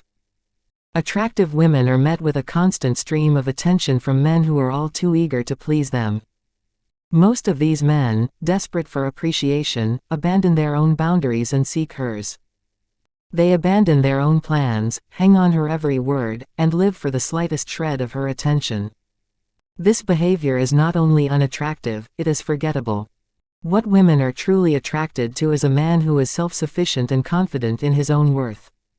A man who doesn't need to impress her or anyone else. This type of man goes after his goals, protects his time, and commands respect. He is the opposite of needy. His actions communicate that he is the one who has women interested. If she believes other women are attracted to you, she will naturally want to know why. It's not something you tell her. It's something she senses in the way you carry yourself. You don't let everything lie for her, you don't revolve your life around her, and you never beg for her attention. This is what sets you apart from the masses. Attraction thrives on scarcity. Studies have shown that people prefer those who treat them positively after a period of ignoring them over those who have always been nice. People crave what is not easily obtainable, and women are no different. Imagine a taco stand that is only open on the weekends. If it is Tuesday, you can't stop thinking about those tacos, and by the time the weekend is approaching, you are excited to finally indulge in them. However, if the taco stand is open every day, it loses its appeal. Just another place you could visit at any time and wouldn't crave in the same way. Being constantly available diminishes your value. By keeping your own life to yourself and refusing to revolve around her, you are showing her that your attention is not something she will easily get. This conveys genuine value. Women instinctively respect and desire men who first command their own respect. How to become the man women try to impress. First of all, you need to understand and believe that you are a catch. Not just say it, but know it, own it. You deserve quality women in your life. It starts with knowing what you really want in a partner. Desperation and insecurity, going after every woman who gives you the slightest bit of attention, are clear signs of a weak mindset, and that is not what you want to project. Change your perspective. You are a buyer, not a seller. Stop running around trying to prove you are good enough. When you sell yourself, you are looking for appreciation from others, not for them to appreciate you. You are afraid of being judged, so you overcompensate to impress. It screams insecurity, and insecurity is the kryptonite of attraction. Be a buyer, own your worth, and create options.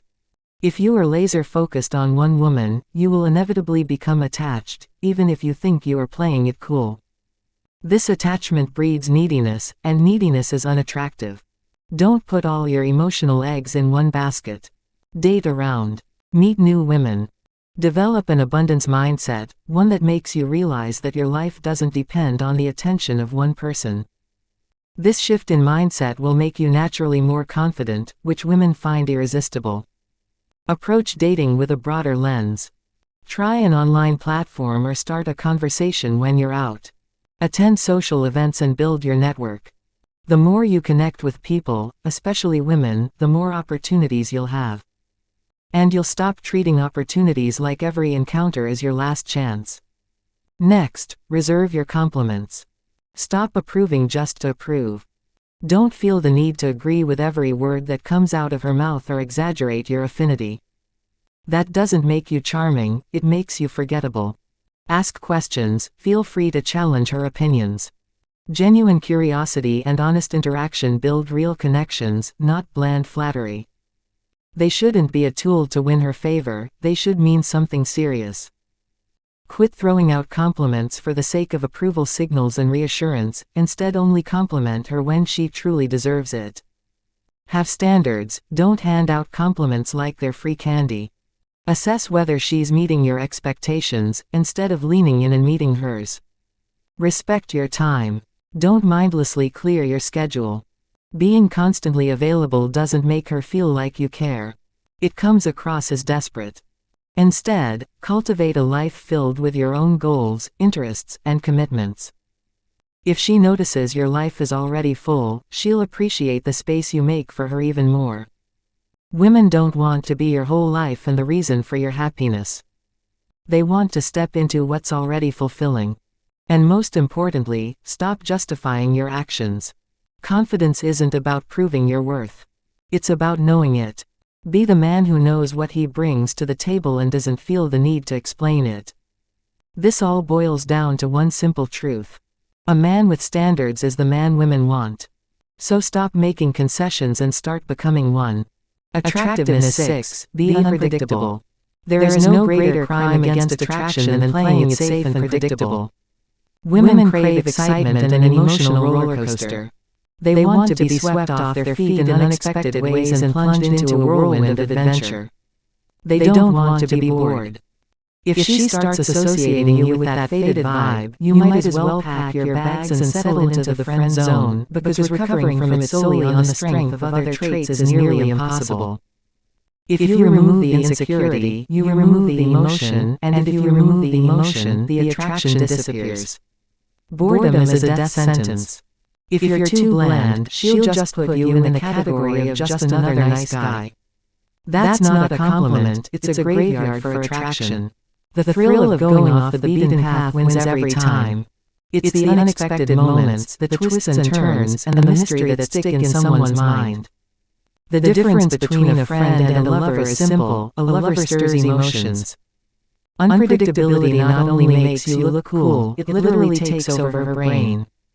The dopamine circuits start firing hormones, they get activated, and suddenly you're not just interesting, you're addictive. Do you eat the same food every day? No. And why not? Probably because after a while you get used to the taste and it stops being fun. Similarly, if you allow a woman to experience only one emotion every day, it's like feeding her the same food over and over again.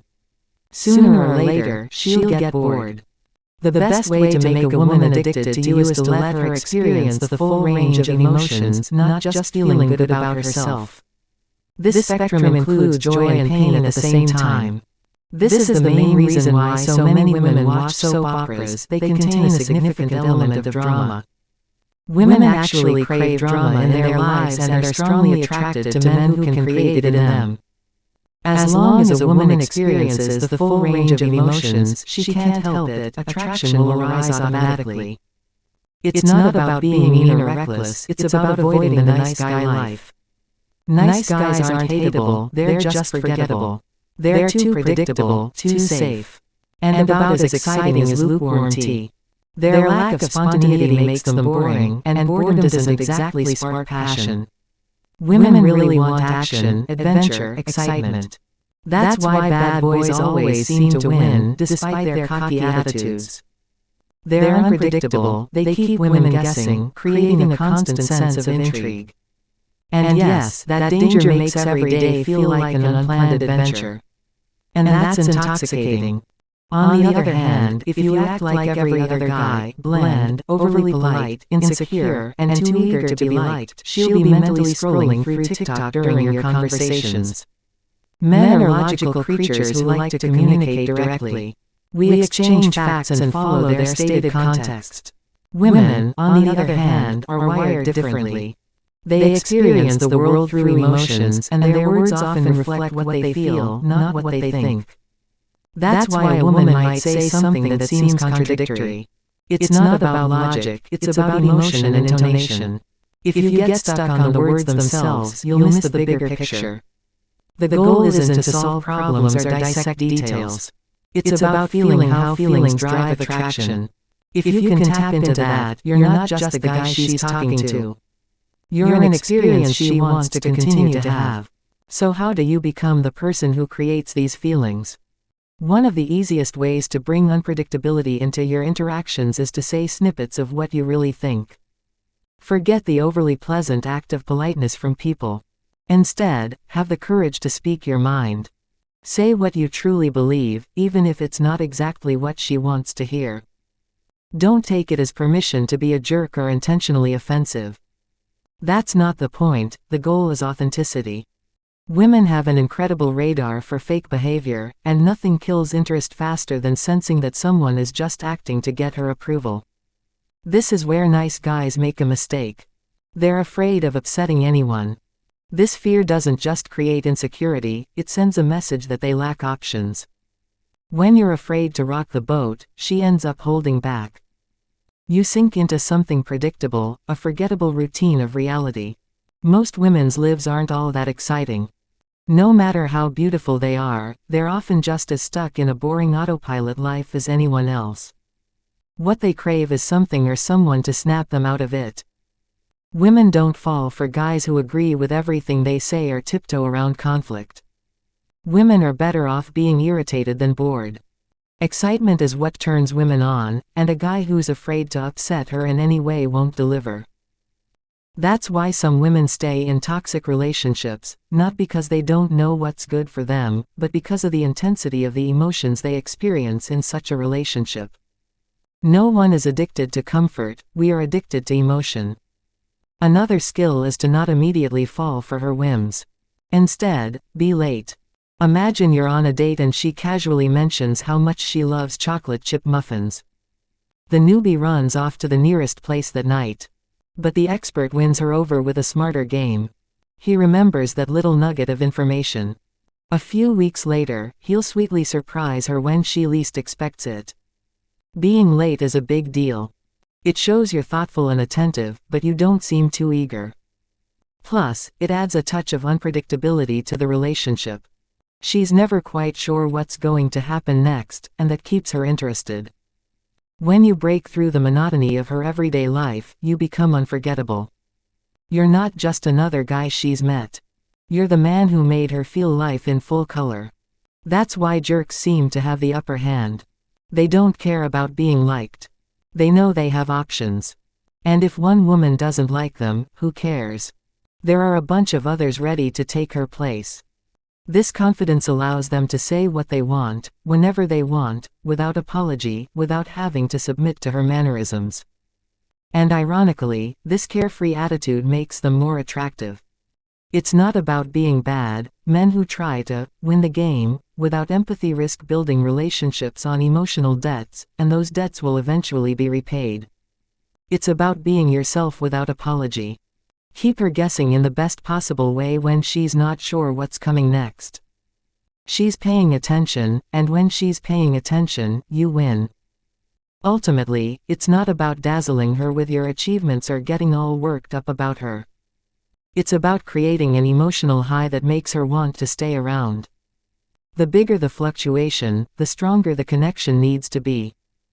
Adding a touch of playfulness to the mix takes things to the next level. Women don't just like unpredictability, they crave fun.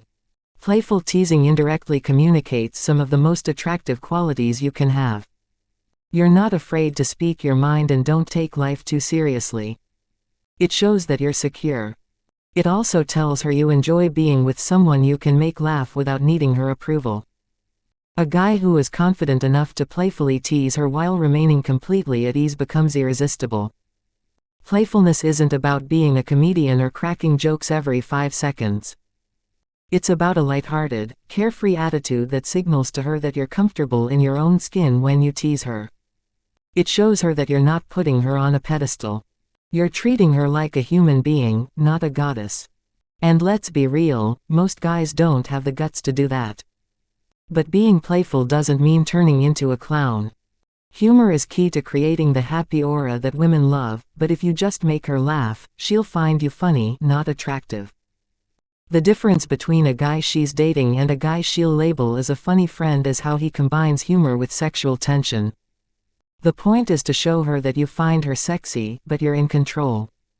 You're not a drooling puppy. This creates a strong dynamic. You're fun, unpredictable, and clearly interested, but you're also confident and not desperate. Tease her, but not just for the fun of it. Do it to connect, and when you achieve that balance, you'll create an energy that's magnetic. We'll dive deeper into flirting and playful teasing later, but for now, just know that playfulness is your secret weapon. It makes you stand out from the crowd, keeps her interested, and leaves her wondering what's next. Women get bored very quickly if they can predict your next move. This also means that you can allow yourself to vary your behavior, sometimes being very sweet and affectionate, other times being distant and cold. This constant emotional swing will create an addictive response in her. This is what attracts them to drama series. This emotional roller coaster is why they keep coming back to them. Be the one who evokes the full spectrum of emotions in her, not just one. The point is not to hurt her, the point is to take her on an emotional journey that she has not experienced before. The bigger the swing, the stronger the connection needs to be. This is how you will make her dependent.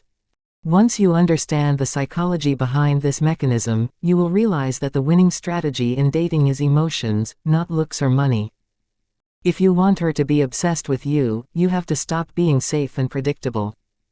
Avoid being available all the time. This is a common mistake men make. They give a woman all their time and energy, killing the tension of the conquest. You have to be different. Don't reply to her messages right away. Sometimes wait a few hours, sometimes a whole day. Disappear for a moment to let her think about what you're doing. Create a void, and then return with increased attention and affection. Don't let whining or intrusive demands dictate your actions. Make it clear in a nice but firm way that you're not responding to nagging.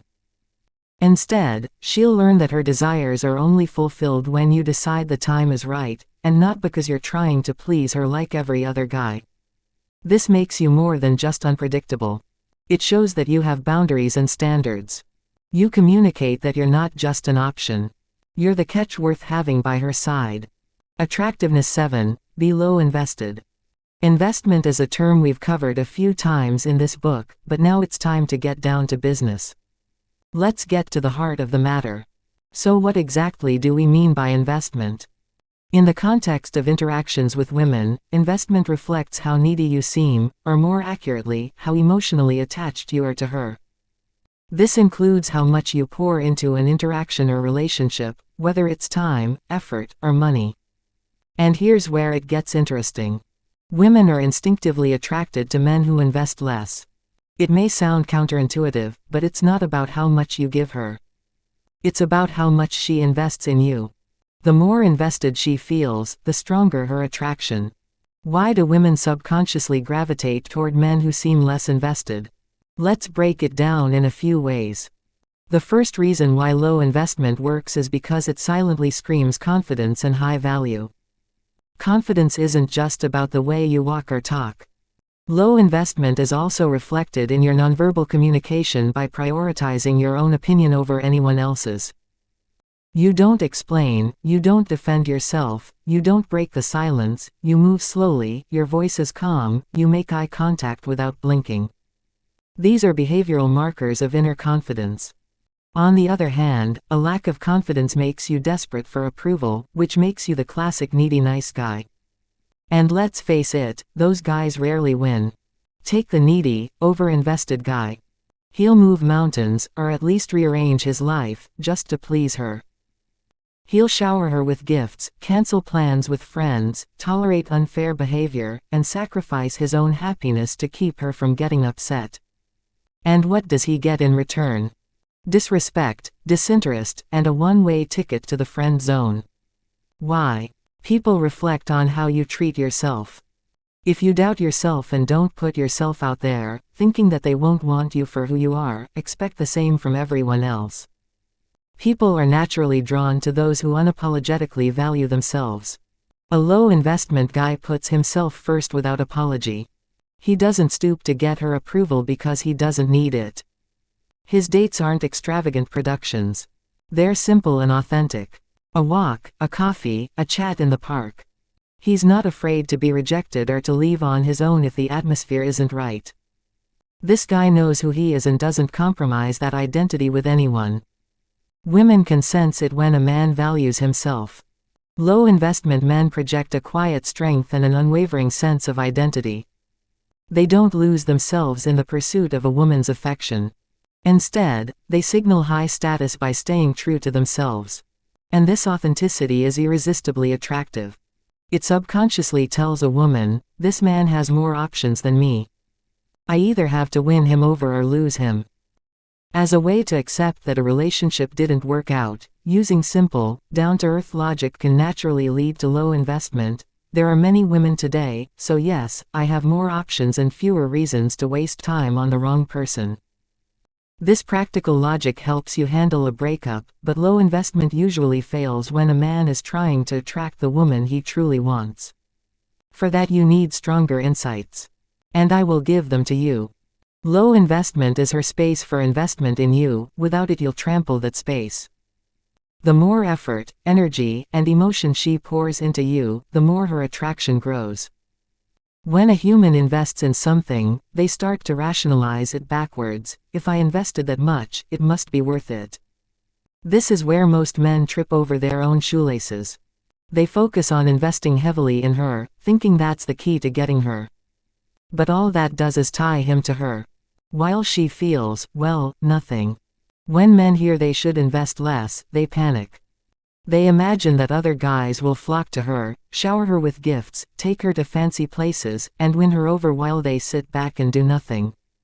This fear is not only unfounded, it's completely wrong. Attraction is not transactional. It's not a mathematical equation where more effort equals more interest. The last time a girl rejected you, did you want her more or less? You probably wanted her more. Women are the same way. Women don't measure their feelings by how much a man does for them. In fact, excessive attention often backfires.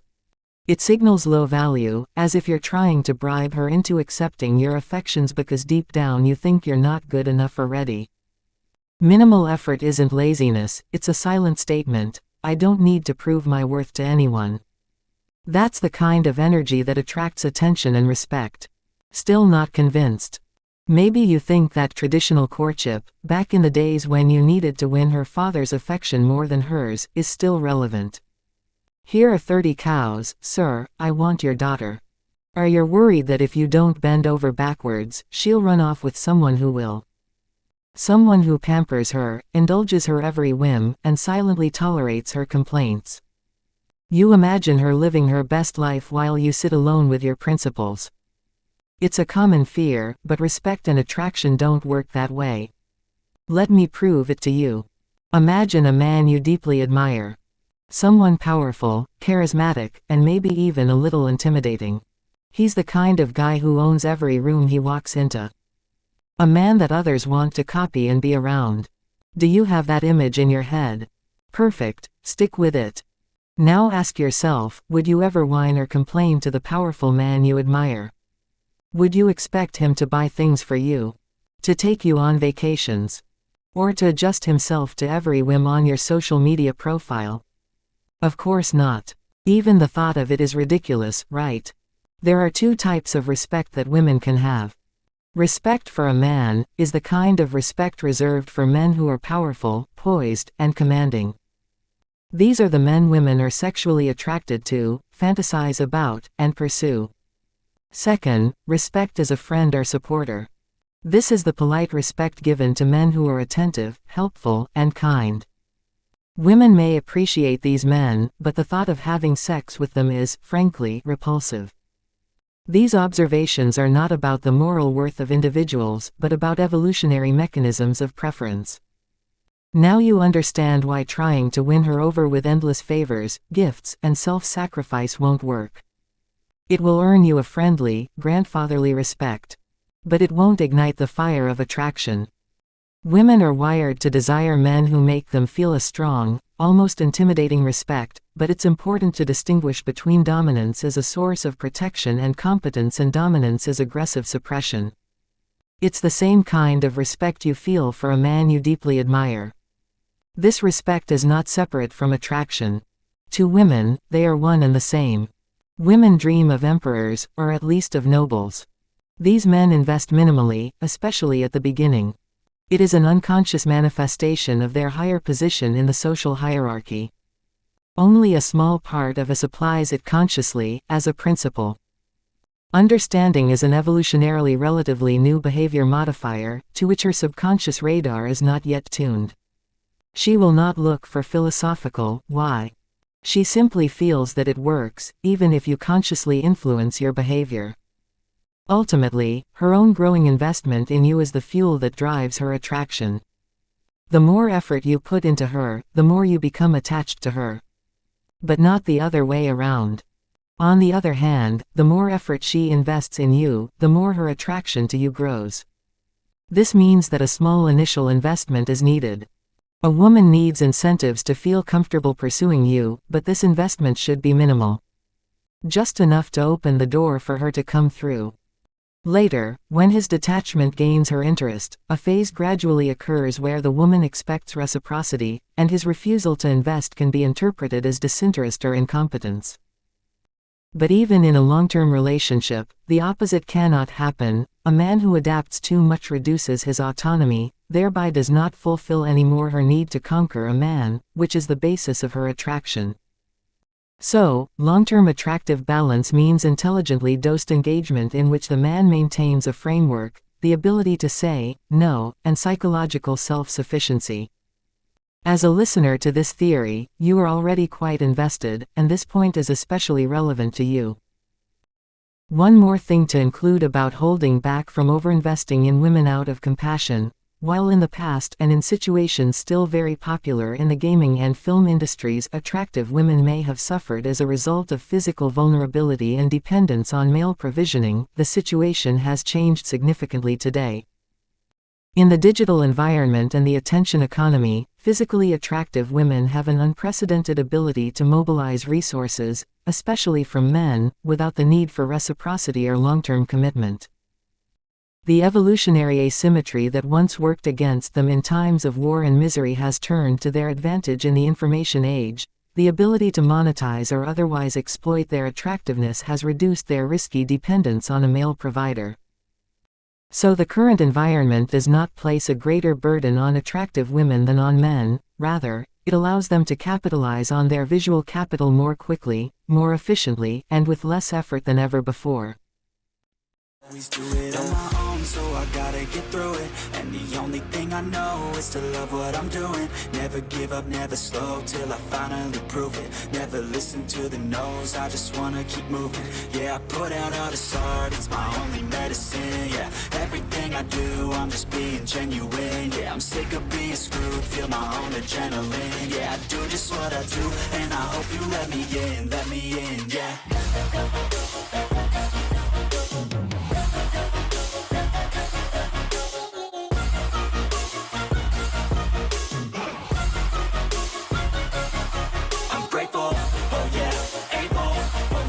Stable, oh yeah, no label, oh yeah, you know me, I have only a path, I'm lonely, but damn, I'm going.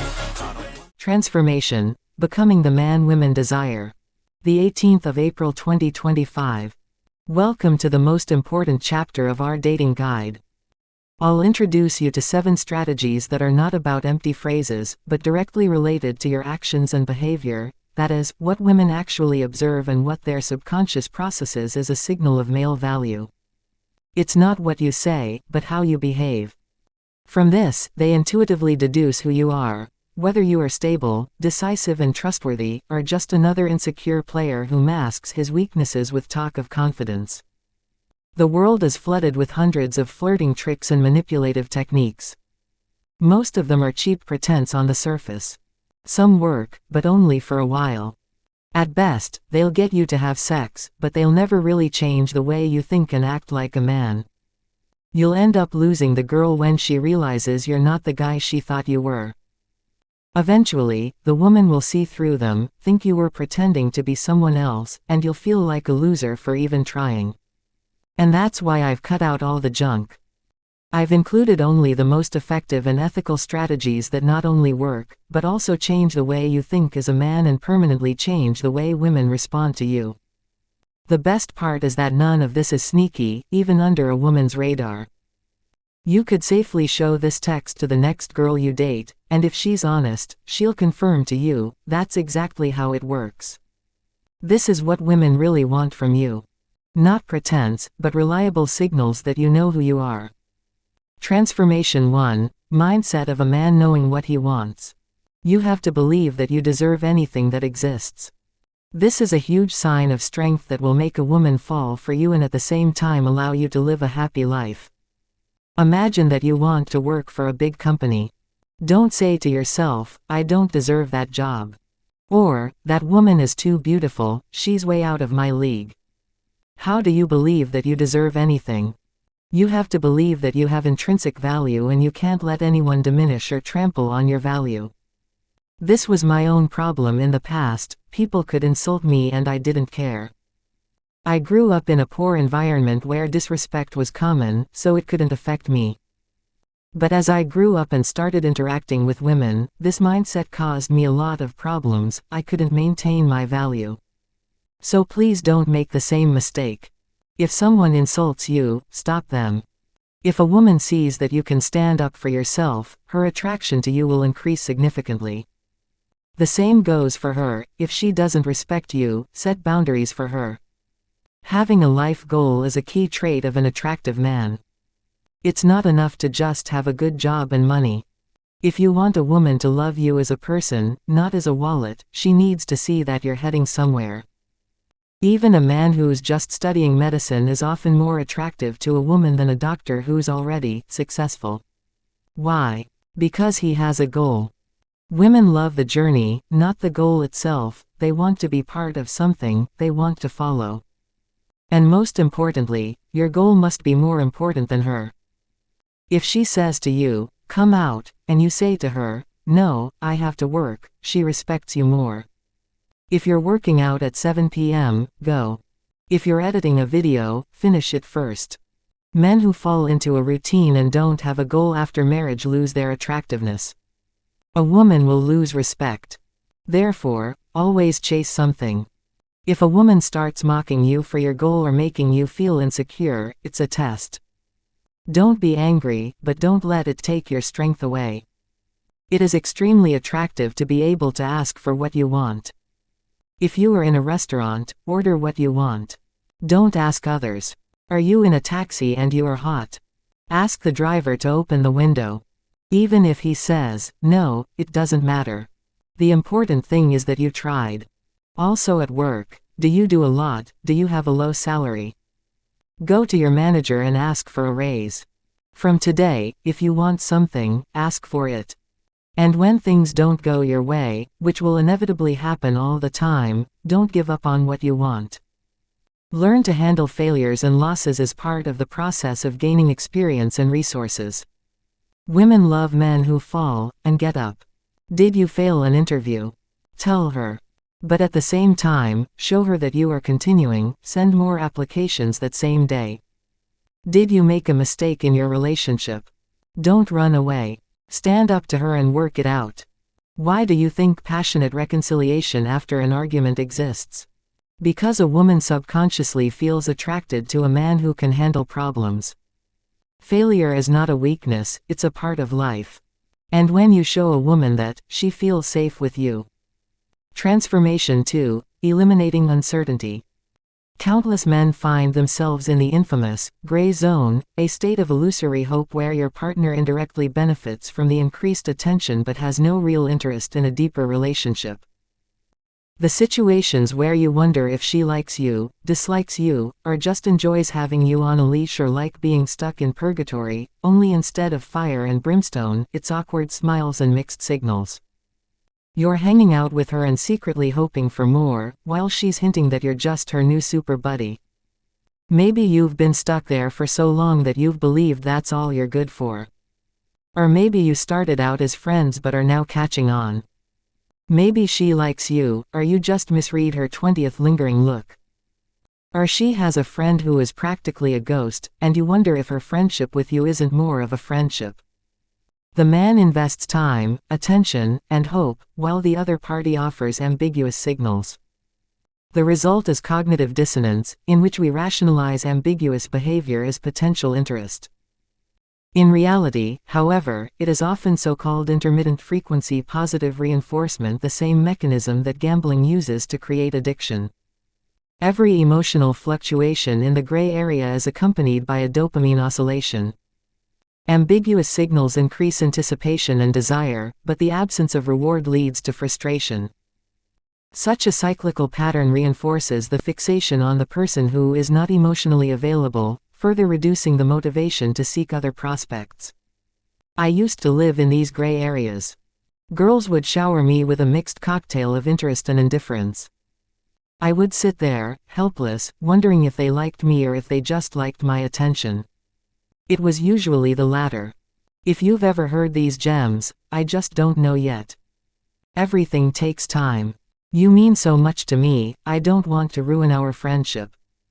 I like you, but I'm not ready for anything serious. Congratulations, you have a front row seat to the gray area theater. I used to tolerate it too, mostly because I didn't know what it felt like to have someone I was completely sure of. But once you experience what it feels like, you'll never settle for the dark middle ground again. When you realize you have options, gray areas seem like a bad joke. Don't tolerate any limbo. If it's not a yes, it's a no. Either she's into it or you're not.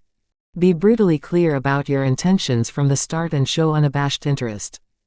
No games, no hiding, no nonsense. Just pure, unapologetic, I like you and I'm not afraid to say it, vibes. One of the first things I ask a girl I'm interested in is, are you single? This approach is not an expression of impatience, but of the preservation of mental energy and psychological health.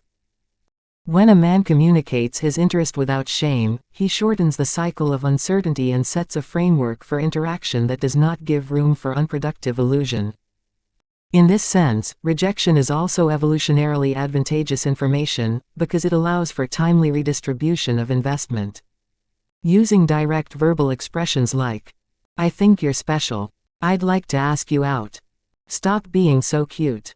You made me forget what I wanted to say. What a lovely girl.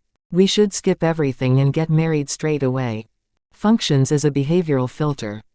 If a woman answers negatively or expresses uncertainty, a man has information with high information value available to him that allows for an adaptive decision. Unabashed interest cuts through those gray areas like a hot knife through butter. No double entendres, no riddles. It's authentic and requires no skill. Just courage.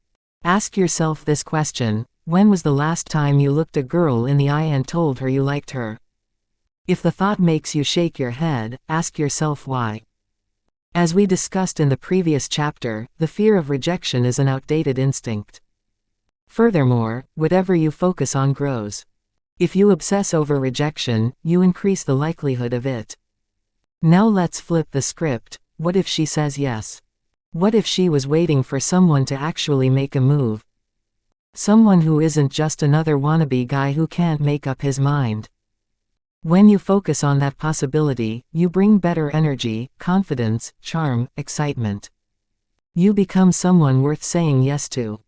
So the next time you're with a girl you're interested in, ask yourself, am I hiding my interest or am I blatantly showing it? Because hiding it will leave you in a gray area, while showing it will clear the fog.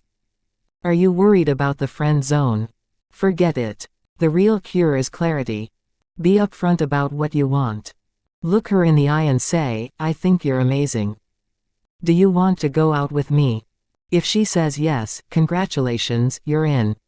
If she says no or blurts out something about being just friends, congratulations again, because now you know where you stand. And honestly, her turning you down builds more trust than if she were hiding in insecurity. Remember, it's either a damn yes or a damn no. No more gray areas, you've got better things to do. But if you're already stranded on that desert island, try something you might call the hard F word. No, it's not what you're thinking of. The word is completely innocent, rejection-proof, and packs enough psychological punch to get her going.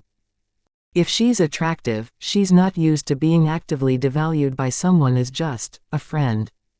That's her move, not yours. This disrupted assumption of interpersonal hierarchy causes a micro-shock in her perception of her own worth in the eyes of the other person, which can trigger a push to regain dominance.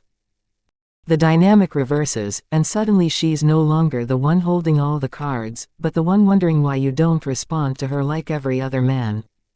Enjoy her attention. If you don't withdraw into yourself, you're separating her from you, and thereby challenging her. And challenge is something that people, especially attractive people, can't resist. When something isn't readily available, it increases its perceived value. And the important thing, be serious. You don't need to be dragged into the gray area again. If you're just being manipulative, it can come across as insincere. The important thing is to come across as confident and independent, not as if you're playing a game. Call her friend, and the magic will begin to develop. The next time you're in a conversation with a girl you're attracted to, try this. She'll ask questions, guess, pursue. It's like planting a seed of curiosity that will gradually grow into real intrigue. Before you go to great lengths, I warn you, it's irrational to fixate on the will to conquer the unconquered. But if you see that it can actually work with her if you get over the wall, here's the whole point. You need to achieve the effect of disconnecting the emotions attached in her mind to the version of you she rejected, so that she has to create a new cognitive model of you. You will strengthen the effect by letting her see that you have moved on, satisfaction, different behavior, dating other women, and by changing the environment or time period in which you meet her. Often, just when you finally detach yourself from her, or rather, over her, she suddenly tries to interest you. It is she who wants you to arrange another meeting. Transformation 3, Personality Qualification. Qualification, or filtering flirting, is behavior that screams, I have options and I'm picky. The very act of qualifying a girl sends the message that you're not desperate, because only a guy who's confident in his abundance would bother filtering in the first place. This is one of the most powerful techniques you'll ever use. If you're feeling it, it's incredibly effective, and best of all, it's something that most of your competition completely overlooks. Instead of playing things up that could fizzle out at any moment, it's the ultimate tool for locking her attraction into, wow, I really like this guy, how'd I impress him and make him like me more? Remember the golden rule. Be the picker, not the pursuer. Qualifying will flip the script exactly that way and make her feel like you're picking her out of the crowd. She's no longer just another girl you're flirting with. She's someone you're starting to truly appreciate for who she is, beyond her looks. When you qualify her, you're showing her that she's worth something to you, not just because she's good looking. Without this step, she might assume you're just playing around to get what you want, or worse, that you're so desperate that you're going after every single one. How to qualify a girl in a way that makes her feel natural, playful, and like the most special person in the room. There are 3 ways to do it. First, a qualifying question. This technique involves asking her a question that encourages her to reveal something meaningful about herself, and then sincerely appreciating her for it. Done right, it's like putting her in the spotlight and letting her shine while you enjoy the show. For example, you know, I've met so many people tonight, but for some reason I'm drawn to you. I feel so comfortable talking to you and I can't figure out why. I wonder what quality you miss most in people, and do you have it yourself? If you had to choose one thing, what would it be? Here's another example. You know, I wasn't sure what you'd be like when I came here, but you're actually really fun and easy to talk to. And now I'm kind of curious about you. What's really interesting about you? Imagine asking her at just the right moment, when you're already flirting and she's enjoying your company. She'll stop and think, what can I say to make this guy like me even more? And then she'll start selling herself to you. She'll share something personal and hope it's something you'll appreciate. This is where the magic happens. When you respond with something as simple as, wow, that's really cool. I like that about you. She'll feel appreciated, special, and truly seen. At this point, she's no longer just a girl you're talking to, she's someone you're getting to know on a deeper level. When someone defends their self-worth to another, it creates a feedback loop. If I'm trying to impress, then I care about the other person. Plus, whatever they share opens up new conversation threads for you to explore. You can also ask about her personal opinions. What do you think is the biggest mistake people make in relationships? Or, what do you think makes a person valuable? Or, what behavior do you respect the most in people, and why? The key is to make her feel comfortable while keeping things light and fun. And no matter what she tells you, accept her for who she is. If she introduces herself to you and feels rejected, the whole thing will blow over, but if she feels like you truly appreciated what she shared, she'll feel like she's winning you over with her personality, not just her looks. This is a game changer, especially with truly attractive women. Most guys are hyper-focused on looks, and you'll quickly stand out when you show that you care about who she is, not just what she looks like. You're no longer just another guy who pays attention to her on a surface level. You're someone with depth, standards, and the ability to see what makes her unique. Don't fake it. If you're just putting on a show to get her into bed, it's going to blow up and backfire. But if you're honest in your curiosity and she sees that she wouldn't have gotten you if she were different, it'll resonate and she'll see you as someone worth getting to know. Method number 2, self-fulfilling appreciation. This technique involves making a statement that acknowledges a specific positive trait you've noticed about her. When she agrees with your statement, she'll not only feel good, but she'll also naturally start embodying that trait more around you. It's like giving her a role to play that makes her feel special and connected to you. For example, "You know, there are a lot of really cute and interesting girls here tonight, but I'm having a really good time with you. I don't know if anyone's told you this yet, but you seem really open." It's so refreshing because most people are pretty closed off when they first meet someone. "I really appreciate that about you. Would you say that's true?" The sauce ends with a question that invites her to say yes. When she agrees, "Yeah, I think I'm pretty open," she'll naturally want to act more in line with that quality. And the more she embodies it, the more connected she'll feel to you. But again, the compliment needs to feel genuine. It needs to be something she feels good about agreeing with. Something that makes her think, "Wow, he really sees me." When she feels like you've recognized something unique and valuable about her that others might overlook, it creates an instant sense of connection. Think about it, wouldn't you feel just as good if someone recognized you for something that makes you special? Something that makes you different from everyone else. Here's an example. "You know what I really like about you? You're so bold, like you don't hold back or pretend. You just say what's on your mind. It's refreshing and I feel so comfortable around you. But that's just my impression. I could be wrong. Would you say that's true?" Or, "I've noticed something about you. Correct me if I'm wrong, but I get the feeling that you're really thoughtful and intelligent, like you're not content with the same boring routines. You like to mix things up and create new ones. Does that sound right?" The key is to state it openly, positively, and vaguely enough so that she can't directly disagree. Give her a framework she can fit into, one that makes her feel valued and seen. When she agrees with your statement, she will naturally want to fulfill that role and associate those good feelings with being around you. This technique works especially well because most people crave recognition for qualities they feel are often overlooked. Pretty girls often want people to recognize their intelligence because they're tired of being valued solely for their looks. Smart girls secretly crave hearing that they're beautiful. Here's a great example for a particularly attractive woman: "I bet most people don't realize how smart you are." This is true for many gorgeous women.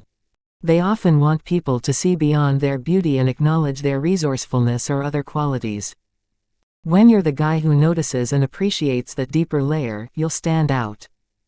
Ultimately, people tend to appreciate compliments that acknowledge qualities they feel aren't obvious or haven't been appreciated enough. When you recognize something unique about her that she secretly wishes people would notice, she'll feel special and happy to be around you. Once you do this effectively, don't be surprised if she starts opening up to you in a way that makes you feel like you've known each other for years. And remember, this is a two-way street. Be prepared to share with her and be honest with her. Are you looking for qualities to highlight? Open, funny, smart, adventurous, spontaneous, confident, kind-hearted, sexually daring, imaginative, easy to talk to. And remember, whatever you decide to highlight, make sure it's sincere. Fake compliments are easier for women to detect than you think and can do more harm than good. And third, notice and appreciate when she qualifies herself. Women often qualify for you naturally without you having to prompt them. It's just a matter of noticing and acknowledging it. Here's what it might look like. She starts bragging or telling you things about herself in the hopes that you'll be impressed. Her body language conveys interest. She's face to face, leaning in, or closing the gap between the two of you. She touches you in a flirtatious, playful way, letting you know she wants you to notice her.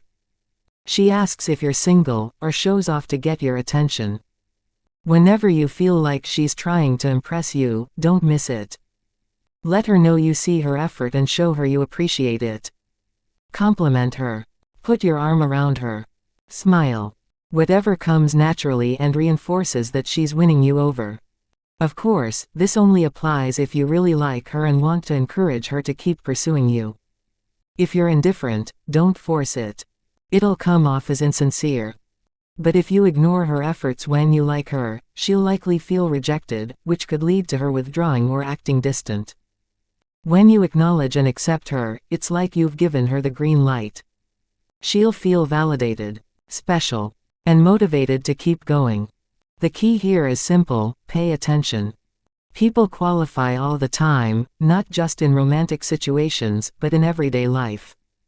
If you stop and notice, you'll start to see it everywhere. No matter how it happens, whether you ask her to or it happens organically, qualification is a critical part of building attraction. This is the moment when you both silently, or not so silently, agree, we like each other and we're moving on. Failure to qualify often leads to the dreaded friend zone, just as you don't feel appreciated by her for the inner qualities that matter most to you. Acknowledging the things you truly appreciate about others gives them the longed-for feeling of being seen and appreciated. This kind of recognition can completely shift the dynamic in any relationship, romantic, platonic, or professional. People love to feel seen and appreciated. So start paying attention, acknowledge what you see, and watch people light up when they feel recognized. It's a small gesture with a huge impact. Transformation 4. The sexual charge of leadership and following. Have you ever met a girl who seemed totally into you, only to have her interest evaporate faster than morning dew? Maybe it faded after a few days, a single failed date, or just a few messages. Does this sound familiar? Trust me, I've been there too, more times than I care to admit. The problem wasn't the girls, it was me. Specifically, it was my conversations. They lacked what I like to call sexual charge. They had all the spark of a dead battery. I still remember the moment I realized what I was doing wrong. I reread the messages from the girl who had gone from horny mermaid to ghost in record time. At first, it was going great. I was sure she was into me. Then I noticed the last thing I sent her: when can I see you again? Ouch. That, my friends, is the 6-word death sentence for attraction. It's the kind of question that practically guarantees you'll never see her again, let alone get her into a relationship or into bed. Variations on this include: what are you doing tonight? When is your next day off? What do you want to read? Where do you want to go? Can we meet up? These are all follower questions. They destroy sexual charge. Think of attraction as a battery. A battery has a positive and a negative side, and the polarity between them creates energy. But if you put 2 positives or 2 negatives together, you get nothing. No polarity, no charge, no spark. Sexual attraction works the same way, except polarity isn't about plus and minus, it's about leading and following. One person leads, the other follows. Most women naturally prefer the follower role, so if you're the one asking her to make a decision when it comes to a date, a plan, or a restaurant choice, you've flipped the script. You've taken on the role of follower, and that's not what she signed up for. When you ask questions like this, you're essentially saying, you make the first move and I'll act on what you say.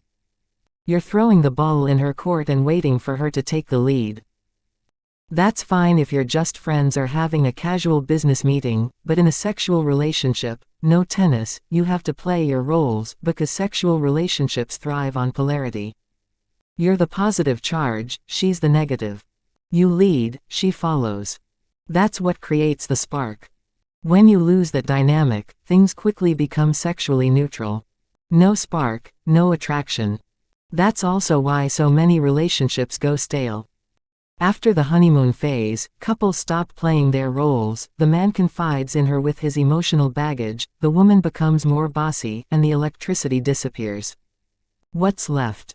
A roommate situation without desire. So how do you play the lead? Start by ditching those follower questions and replacing them with leading statements. Don't ask her what she wants to do, tell her. Take the lead, show her you have a plan, and let her follow you. For example, following, when can we meet? Letting, tell me when you're free this weekend. I have a great idea. Following, what do you like to do for fun?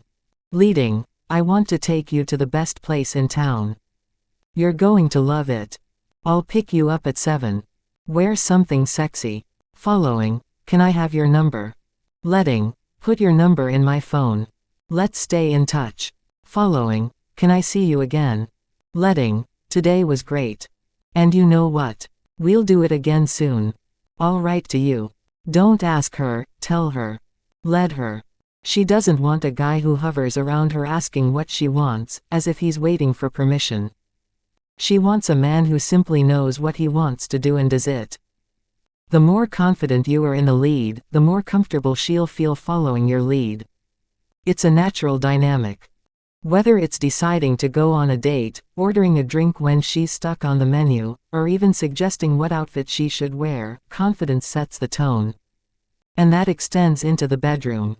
She wants someone who knows exactly what he wants and isn't afraid to take the lead. It's a rule that the way you communicate in the beginning becomes the foundation for what happens later behind closed doors.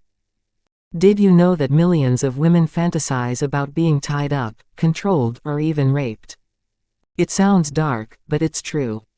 In her books My Secret Garden and Forbidden Flowers, Nancy Friday collected anonymous sexual fantasies from women of all ages. One recurring theme: they dreamed of complete dominance. Of body, mind, and soul. But let's be clear. They're not fantasizing about being humiliated in real life. What they really want is to give up control in a safe, consensual way. To let someone else take over. It's a psychological escape. A place where they can feel truly free without the risk of real-life consequences and trauma. It's about dominance and submission. So, if you've ever found yourself wondering, what do women really want from me? Here's the answer. They want you to lead them, to play the dominant role. Even the CEO of Taipei who chews over boardroom meetings for breakfast. And don't wait until the bedroom to show her that you're the type of man who leads. It's in your demeanor from the moment you first meet. Here's a tip: when you hug her, don't lean in timidly. Stand firm and pull her into you. It's subtle, but it sends a powerful message. When planning, leave out the question mark. Forget, do you want to go for a drink? Instead, say, let's go for a drink. And, let me know when you're free. And, let's meet at Boss Mill at 7 p.m., you'll love it. It's super cool. Don't ask for permission, powerful men don't do that. Let her know so she can keep you informed and make the decision for her. If she can't decide what to order, make the choice for her. In a crowded room, don't ask her to follow. Take her hand and let her where you're going. And when you hug her, even lift her off her feet for a moment. Playfully, but confidently. The idea is simple. Take charge, take ownership, and treat her like she's yours from the start. But, and this is key to making her feel safe in the process, one more thing. There's a fine line between being dominant and being bossy. Being bossy means pushing her to do things regardless of how she feels. On the other hand, being dominant means leading confidently while staying in tune with her and following her comfort. It's about moving things forward at a pace that's comfortable for her.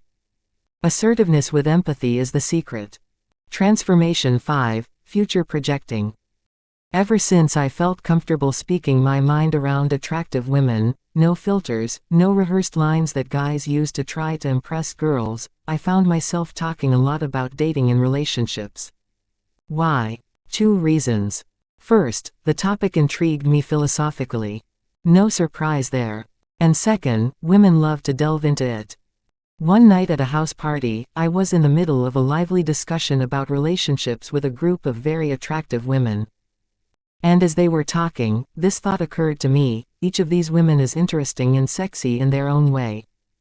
If I had to choose one of them to be my girlfriend, who would it be? That's when I realized that I wasn't following, I was choosing. Big difference. And then one of the girls said something that stopped me in my tracks. We were talking about why guys can be so allergic to settling down. Most of the group was spouting the usual complaints about how hard it is to lock down a guy. But this one girl turned the whole story on its head. She said, "I don't want to try to get a guy to commit to me. I want to be the kind of woman who's worth committing to." Her perspective struck a different note. Effortlessly magnetic. It was a statement that made you rethink everything. In that moment, my decision was made. I looked at her and thought, yes, that's her. If I had to choose one, it would be her. And then, without thinking, I said those 7 words that completely changed the evening: "I can imagine you as my girlfriend." It wasn't just what I said. It was how I said it. Kind of serious, and kind of not. Like a joke that had enough truth to it to keep her guessing. Playful, but with a hint of something real underneath. Her reaction. Instant. She lit up like I had just handed her the keys to the party. From that moment on, she stopped paying attention to anyone else in the room. I had her undivided attention. The rest of the night we continued to playfully spin the story of our future relationship. Were we serious? Who knows? But we painted the whole picture together. How she would charm the path of my life and steal my heart. How she would move in too soon and I would put up with her endless supply of makeup blocking my bathroom counter. How we would survive the holidays, splitting time between her family for Christmas and mine for New Year's Eve. How we would get married, honeymoon in Greece, and laugh, and how it all started at this random house party. We were just playing, but we had so much fun creating this future together that it didn't feel like a game. And that's when I realized it wasn't just a one-time thing. It's a technique, a way to spark fun, meaningful, and undeniably magnetic conversations that actually go somewhere. Remember back in Chapter 1 when we discussed how women naturally draw men to commitment. Projecting the future takes that instinct and connects it directly to you. The concept isn't groundbreaking, it's actually a sales tactic.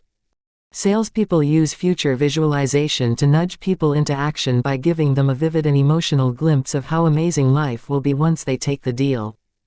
When you go to buy a new car, the salesperson doesn't just throw numbers at you. They take you for a test drive. They let you feel the car. And if they're good, they'll do more. They'll ask about your life, your family, your commute, your weekends, and then they'll present you with the perfect little dream. They'll tell you how your wife would adore you if you upgraded to such a safe and luxurious car. How your kids will finally have space and stop fighting in the back seat. How your friends will be subtly envious when you collapse into this sleek machine. They'll picture you holding the leather-wrapped steering wheel, feeling the raw power of the engine, and enjoying your morning commute with heated seats to the fullest, even in the dead of winter. By the time they're done, you've already parked the car in your driveway in your mind. All that's left to do is sign the papers. That's what future projection is all about. And it works just as well in dating. No matter what stage you're at with a woman, use projection to take her to the next level. You'll let her feel what it would be like to be in the next stage with you long before it's real. This is how it looks in practice.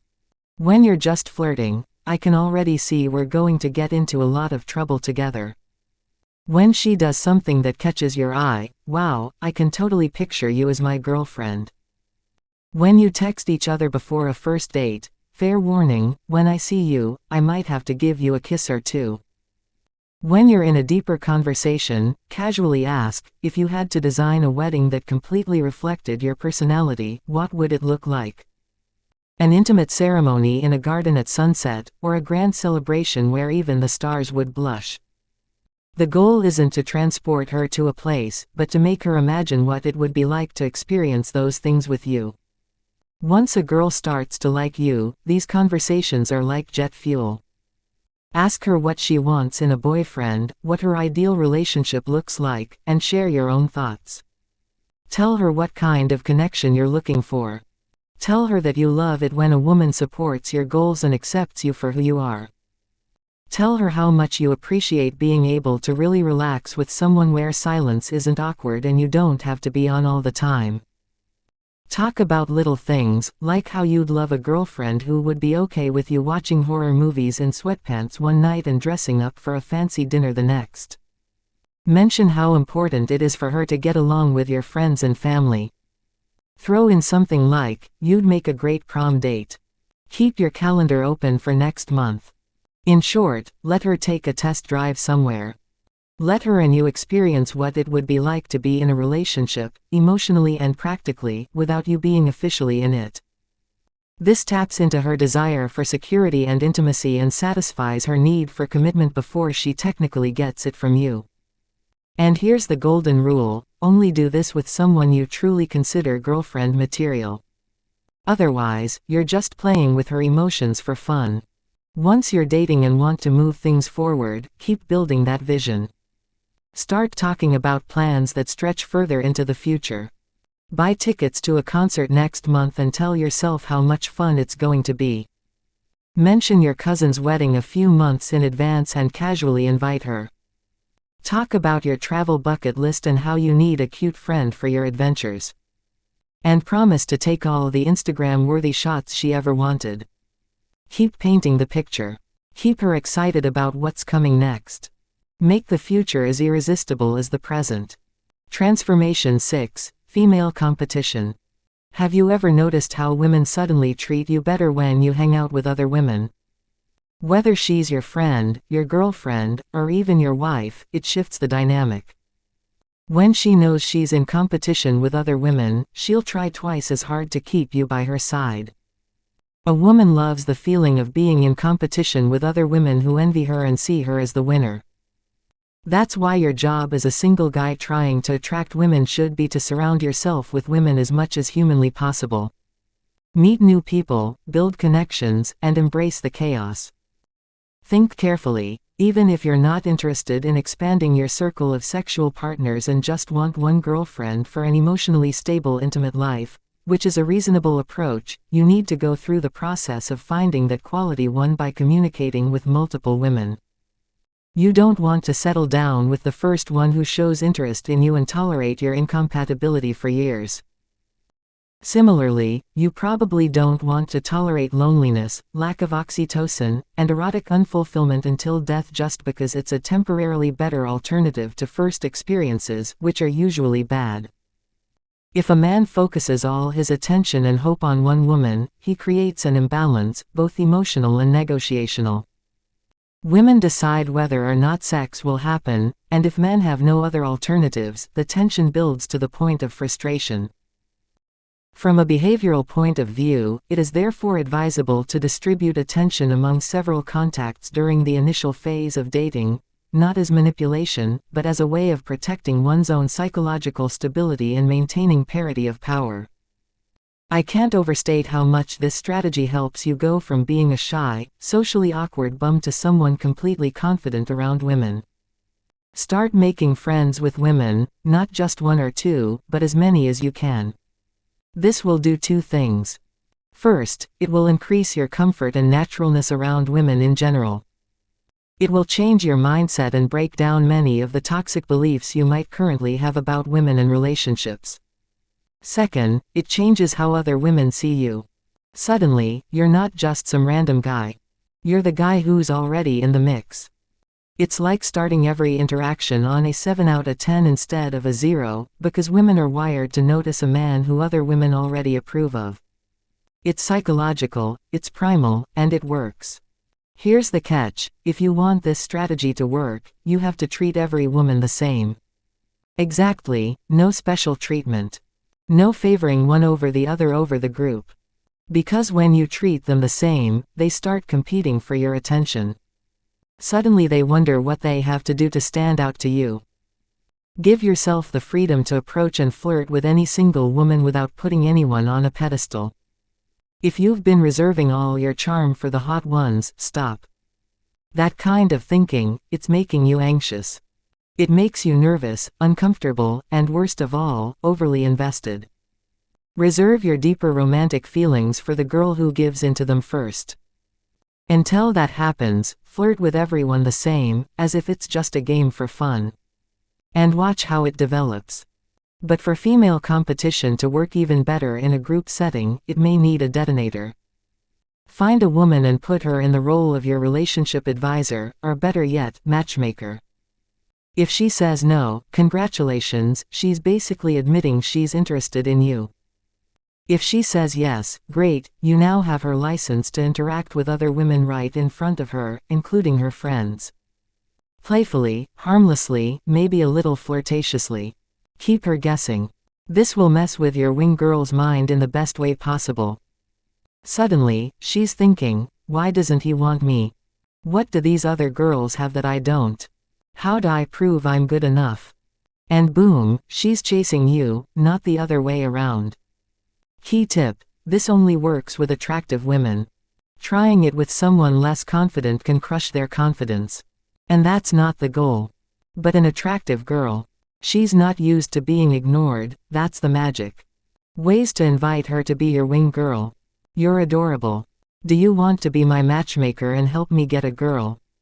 You're like my little sister. Do you want to introduce me to any single friends? Help me here. Do you see any girls in this room who are my type? Come find a partner. And while we're at it, you can find me a cute girl. You have a nice body, but it won't work between us. Do you know any young ladies here who I should ask to dance? Use lines like this with a mix of humor and courage. And keep her guessing whether you're serious or just playing around. Either way, it'll get her attention. And before you know it, she'll be the one working to win yours. At some point, it'll get the better of her, she'll start flirting, touching, and doing everything in her power to keep your attention. Acknowledge her efforts, let her know it's working, but don't overdo it. Keep the mystery alive. It's fluid from there. That jealousy, curiosity, competitiveness will drive her to the next step. When the time is right, take things to a more private setting and let off the fireworks. Transformation 7, Rarity. If you want women to pursue you, you need to embrace one powerful principle: scarcity. When you limit your time and availability, she will naturally work harder to earn it. But if you give away your time like a non-stop buffet, she will take you for granted. And worse, you will lose your boundaries. Remember when we talked about dating as a marketplace? Here's a reminder: in any market, when something is scarce, its value skyrockets. The same goes for the dating game. When your time and attention are short, you are the prize. You are a limited edition collector's item, not a mass-produced knockoff. That's why you should never seem too available in the early stages of dating. Him: hi, I had a great time last night. Are you free for a drink on Thursday? Her: I'd love to, but I'm busy on Thursday. Him: okay, what about Friday? She: I can't go on Friday either. Him: so on Saturday? Her: I'm busy all weekend. Maybe sometime next week. Him: okay, when are you free? And then radio silence. Does that sound familiar? If this has happened to you, here's the cold, hard truth. You were too available, and it killed your self-worth. Even if she's not consciously thinking, wow, this guy looks desperate, her emotional brain is already ranking you lower on the importance scale. That's how the game works. I get it, it's crazy. It seems like she's playing games, right? But the point is, dating isn't superficially logical. The importance of communication is less important than what evolutionarily successful female emotional patterns suggest. When you keep asking and pushing, you signal that your time is easy to find and therefore less valuable than hers. Whether you realize it or not, she can sense it. Every time you chase, you dig yourself a deeper hole. So what do? Flip the script, embrace scarcity. Make your time and attention feel like a precious commodity. Let's talk about how to do it. First, stop offering specific dates right out of the blue. If you text her, "Are you free Thursday?" you're setting yourself up for a series of rejections. Instead, force her to reveal her availability first. It's easy. Instead of locking yourself into a schedule, say, "Text me what your week looks like. When can we meet up and have our epic adventure?" This shifts the dynamic. Now she's revealing her schedule to you, not the other way around. And the best part? You only have to ask once and you're guaranteed a yes, because you've already narrowed it down to her free time. Here's another key step: Always be the one to end the conversation first, whether in person, on the phone, or in writing. And do it sooner than you think you should. Even if things are going great, cut it short. The longer you procrastinate, the more she'll subconsciously feel like you're not that special. Here's an example of how to do it. Hey, I have to run. Dinner with friends. We'll talk again soon. Time to go, I have to go run some errands. Don't let yourself miss me too much. The trick is to end on a high. Keep her smiling, engaged, and yes, a little angry that you're leaving. That's the sweet spot. And even if you don't say it outright, you want her to ask, who else has his time if not me? That's exactly the question she'll be interested in. A woman's love is consummatory, she wants to have as much of you as possible inside her. But once she has achieved her goal, her interest in what once fascinated her quickly fades. It is up to men to maintain boundaries against this need for the benefit of both, which sometimes means disappointing their woman.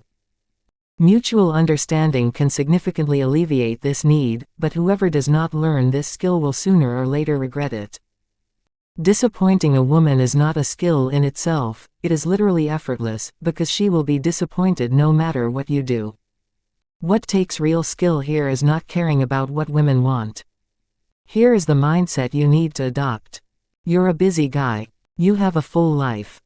You have friends, you have goals, you have hobbies, and there are a million things that need your attention. You're not the guy who's desperate for her to text back. You're the guy everyone else wants a piece of. And when she gets a piece of your time, she'll feel special, because she should. So don't just hope that the rarity will work, make it a rule. Limit the amount of your time and attention you give her. Think about when and how you're going to get involved. You'll see the difference almost immediately. She'll appreciate you, she'll pursue you more. And most importantly, you'll never have to beg anyone for attention again. Because there just isn't such a thing as being good enough. You are you. You are yourself. Just like that. I wasn't chasing my dreams anymore. My dreams were chasing me.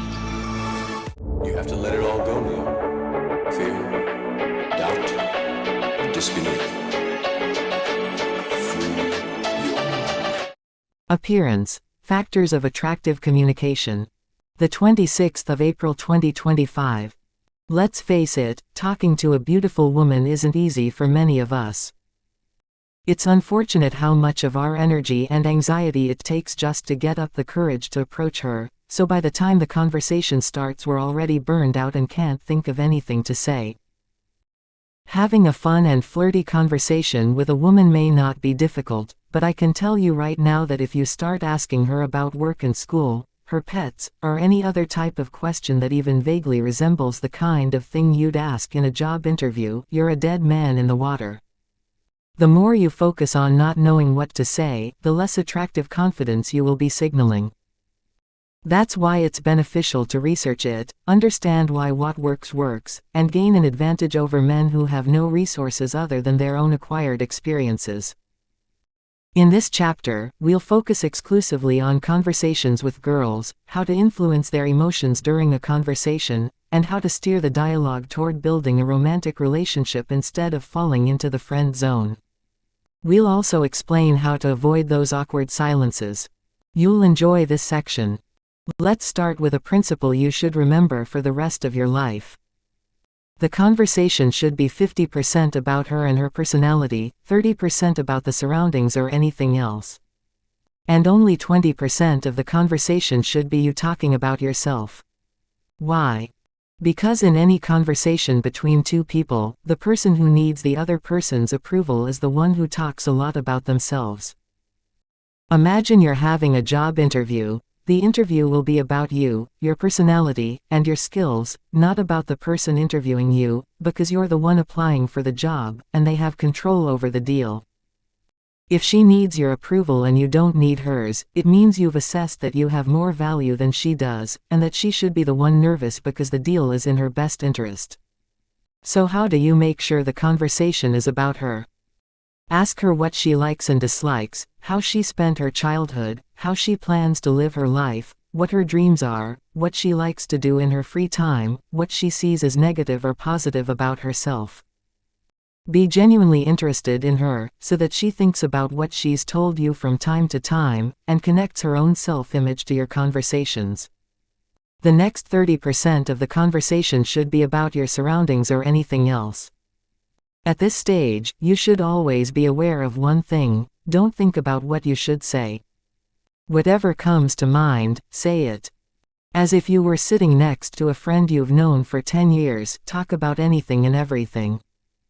It's okay to say something stupid, the important thing is not to look like you're trying to say something that isn't stupid. Don't try to talk seriously about important topics. Imagine yourself drunk and talking, rambling about anything, even if it doesn't make sense. The idea is to make a connection by releasing consciously held emotional blocks, and if you get into an argument about a topic, don't get angry or even argue to prove your point. Express your position authentically without needing to approve of what comes out of her mouth, and at the same time, don't torture yourself by trying to convey a certain idea or convince her of it. These are all signs of a man of value who doesn't need her approval. And now let's look at that critical 20%. When you talk about yourself, never try to show her how amazing you are. Don't talk about your achievements or adventures, don't show off. Women feel like they're part of a competition, not a connection. A man who has to remind the world of his worth doesn't believe in himself. It's much more impressive when she stumbles upon your achievements herself than when you bombard her with them. The golden advice is exactly the opposite: always make fun of yourself and tell stories that make you laugh a little. When you talk about yourself in a silly way and aren't afraid to poke fun at yourself, she sees that you don't need her approval and you don't need her admiration. Admit it: if you go on 2 dates with 2 different women, trying to be as attractive as possible on the first date and then deliberately reducing your efforts on the second date, or even purposefully ruining it with a joke, it's likely that the second date will go better. You might end up exchanging absurd self-deprecating remarks like, "You don't want me because." Such playful dialogues have surprisingly high value. The reason is the paradox of attractiveness. Unpretentious behavior, less effort, and perceived autonomy are more attractive than performance-oriented self-presentation. Another thing worth doing is to be mysterious. Your personality should have an element of mystery and ambiguity. But I also need you to appreciate the context of why that is. When you make a woman go on a date with you, instead of doing anything else, her initial interest in you is appropriately high. But, how is that possible? She doesn't know you. And that's the thing, she's not in love with you, she's in love with her idea of you. You're just material for her to use as a basis for attraction, to fill in her large knowledge gaps with pleasant ideals. In an effort to impress a woman, many men will reveal a lot of details about themselves, but the likelihood that any of those details will match the woman's fantasy of who you could be is practically zero. You don't want to disabuse her of those ideas too quickly. You need to reveal as little as possible first and make her emotions flare up with a bond with you to replace the receding dream. This is no more a trick for women than makeup and clothes are a trick for men. Why don't women show up on a first date in sweatpants and no makeup? Because they don't want to deprive a man of any fantasies he might have about her appearance too early in the courtship process, otherwise he wouldn't stick around long enough to want to pursue a relationship. They'll show him their bodies later, when he's already turned on. It works both ways. Many guys tend to give detailed answers to every question a girl asks them. By giving away too much information too quickly, they unintentionally signal low value, which is to their detriment. For example, if a girl asks them where they work, they will immediately tell you the company, the position, and the hours. They don't want to give the impression that they are hiding disappointment by giving an incomplete answer. However, a man's sexual attractiveness in a woman's eyes is not based on her rational analysis of your likely life situation resulting from your unwillingness to answer like a dog to her tough question. It's based on testing and observing your emotional reaction. If a girl asks where you work, say something like, "Wait, we just met and you're already interrogating me." Do you see the difference? Here are more examples. She, "What's your name?" You, "Guess, you have 3 tries. I'll give you chocolate if you guess." Her, "What are you doing Saturday night?" You, "Something exciting, but secret. Sorry, I can't say." Her, "Have you ever been in a relationship?" You, "That's a story for later. First I have to decide if you deserve to hear it." As long as you don't reveal too much about yourself too soon, curiosity will work in your favor. Remember, 20% about you playfully, 30% about your surroundings and whatever else, and 50% about her and her interests. This gives you a general idea of how the conversation should flow, and you're ready to engage in the upcoming techniques, where we'll delve into the details together. Performance 1, Personality Assessment Statement. After breaking the ice with a woman, most guys fire off a barrage of boring dating questions. The same lifeless requests for information that your distant relatives throw at you during awkward family gatherings. Not only does this make the conversation boring for both of you, it also prevents her from fully engaging. You'll often see guys jumping from one question to the next, completely missing opportunities to delve deeper into something she's clearly excited about. Whenever you ask a question, resist the urge to immediately move on to the next one. Instead, respond to her answer with a statement. This subtle shift works wonders. It shows that you're really listening, proves that you're openly speaking your mind, and creates a natural flow that can lead to more playful or even intimate conversations. Example. You, "Do you have any pets?" Her, "Oh, yes, I actually have 3 of the cutest cats in the world." You should not say, "Oh, that's nice. What are their names?" Say instead, "Oh, so you're a cat lady. Let me guess, you spoil them all." Stop it, haha. No, I'm not one of those crazy cat ladies. I just love my cats. You know, they say cat people are more independent than dog lovers. Maybe that's why you're drawn to them. See the difference? You're not just firing off questions like a newbie. You're setting the mood, building intrigue, and setting the stage for a connection. The problem is, as men, we like to stick to the tangible. Facts, events, stories. And they're certainly great conversation starters.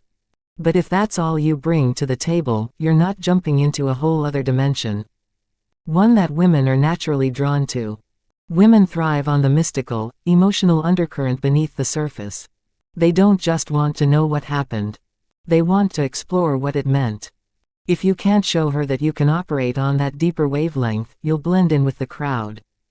Just another guy with decent anecdotes and basic language skills. Assumptions and guesses help peel back layers of her personality without her even realizing you've just met. The point is to observe something about her and then translate it into deeper insight. It's part intuition, part smart, quick thinking. And it's a great way to get her to open up emotionally. Picture this, you're talking to her and she casually mentions a guy she used to date. That's your moment. You know, just from the way you talk, I get the feeling that you're the type of girl who goes on a lot of dates, but rarely finds someone who really interests you. And when that happens, you lose interest just as quickly. Her, "Wow, that's actually true. I bet you're drawn to adventure." It probably scares you a little, but deep down you crave it. And I think what happens is that every time you meet these people, you instinctively know that they're not going to give you the thrill you're looking for. Boom. In just a few lines, you've touched on her emotional crawling, disqualified every other guy she's mentioned, and subtly positioned yourself as different from the rest. You're not just another face in the crowd. You're the guy who might finally understand her. The one who could be the thrill she's been chasing. Sharing personal insights about her is a bolder move, but when you embrace it, you're no longer just having a conversation, you're creating a connection. Performance 2, Contagious Passion. Most men unknowingly lose their attractiveness when they get lost in boring topics like work, school, or daily routines. The result? They come across as sleepy, emotionally cold, and they make women cold towards them. There is emotional decline on both sides. But there's a simple antidote: passion. If you ask almost any woman what she finds most attractive in a man, the answer will often include the word passionate. And while it's usually best to treat what women say they want with a healthy dose of skepticism, in this case, it's warranted. Why? Because excitement breeds excitement. Psychologists explain it as emotional resonance. Your emotion triggers a mirror emotion in her. When you talk to her, let your passion burn. It doesn't matter if it's something simple like cooking, collecting books, or programming apps. If you truly love the topic you're talking about, your enthusiasm will spill over to her. If your hobby is discovering hidden cafes in the city, talk about it with a glow in your eyes. If you're driven by an entrepreneurial dream, show that fire. Music, technology, nature, whatever gets you excited, don't hide it. But beware, passion is not a lecture. It is not a knowledge contest or a display of facts. It is the sharing of emotion, not information. Women are naturally attracted to a man who knows where he is going, what he loves, and why he is doing it. Not because they are looking for a ready-made hero, but because passion signals a life force. So forget the dull talk and show your lively, focused, and unapologetic version of yourself. Performance 3, teasing. When most guys approach a stunning woman, they immediately throw her on a metaphorical throne and act like she's some kind of untouchable queen. This puts them in a strangely submissive position, tiptoeing through the conversation as if it might explode if the wrong words were said, like, "Well, you're quite something. You're going to be trouble." They're so laser-focused on being perfect or impressing her that the interaction quickly devolves into a wreck of awkwardness. Women, on the other hand, want to be around someone who makes them feel relaxed and entertained. Deep down, we're all just grown-up children looking for a break from the stress and monotony of adult life. A bar, a date, or a casual conversation is not the time for a TED Talk. It's a chance to laugh, relax, and enjoy the moment. That's where teasing comes in. The point of teasing isn't to insult her or make her feel bad. It's about creating a playful atmosphere that breaks the ice. Imagine yourself interacting with your mean sister. It's lighthearted, a little cheeky, and a lot of fun. The trick is to stop trying to be the cool guy for a moment and let your goofy side take over. Be quirky, unpredictable, and don't take yourself too seriously. Set your palm up for a pat, only to pull your hand back at the last second. Oops. Imitate her by saying or doing something in an exaggerated way. Playfully accuse her of being a dick to you, just to flip the script. Make a ridiculously obvious joke, keep it up until she jumps on it, and then tease her for being so gullible. This kind of thing may sound like it's straight out of a 4th grade textbook, but guess what? It works just as well now as it did then. It's about creating a dynamic that's fun, memorable, and completely different from the stiff and predictable conversation she's used to. Performance 4, learn to improvise. One of the most common complaints from men is that they run out of things to say in conversations. This usually boils down to 2 issues. First, they cannot naturally switch between topics, which leads to a dead end in the discussion. Second, they don't provide enough interesting topics for the woman to engage in. The guy asks a question, but instead of listening carefully to her answer, he's busy planning what to say next. As a result, he misses unique opportunities to seize on potential topics that she's already bringing to the table. Here's a better approach. The next time you're in a conversation with a woman, try incorporating multiple topics into your responses. Give her options, threads she can grab onto, so the conversation flows more naturally. For example, instead of saying something like, "I love tennis," which limits the topic to tennis, say, "I love tennis because my dad used to take me to tournaments when I was little, and it brings back so many nostalgic memories." This gives her more topics to talk about. She might choose to share a memory from her own childhood, talk about something nostalgic in her life, or delve into the topic of a specific sport if she enjoys it. When it's her turn to speak, really listen to what she's saying. Look for threads that she's offering. If she says something like, "I love cooking, my mom taught me, and now I'm hooked on those ridiculous cooking shows, don't just stick to cooking." You could respond, "I know what you mean. For me, it's those travel shows. I get lost in all the amazing destinations. If you could go anywhere in the world, with no financial restrictions, where would it be? And look how easy it is." You move from one topic to another by reflecting on just one word or idea. It's improvisation in action and keeps the conversation dynamic. Many men think that beautiful women don't want to talk to them. That's not true. Attractive women enjoy engaging, fun, and flirtatious conversations just as much as anyone else. The problem is that so few men know how to initiate that kind of interaction. She's not uninterested. She's just waiting for someone who can talk to her in a way that really turns her on. The truth is, nervousness and anxiety often prevent men from showing their playful and interesting side. And when they do manage to break through, they often forget to engage in a way that resonates with her. When you learn to improvise, you can overcome these obstacles, form deeper connections, and hold a conversation effortlessly. Speech 5. Follow emotions more than facts. Women and men process conversations differently, and as mentioned earlier, women often focus more on the emotions and meanings behind actions than on the facts themselves. It's important to remember that the emotions you evoke during a conversation will subconsciously be tied to you in her mind.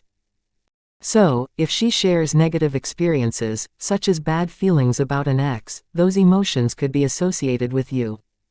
Clearly, this is not the outcome you want. Turn that logic around. If negative emotions can anchor you, positive ones can anchor you.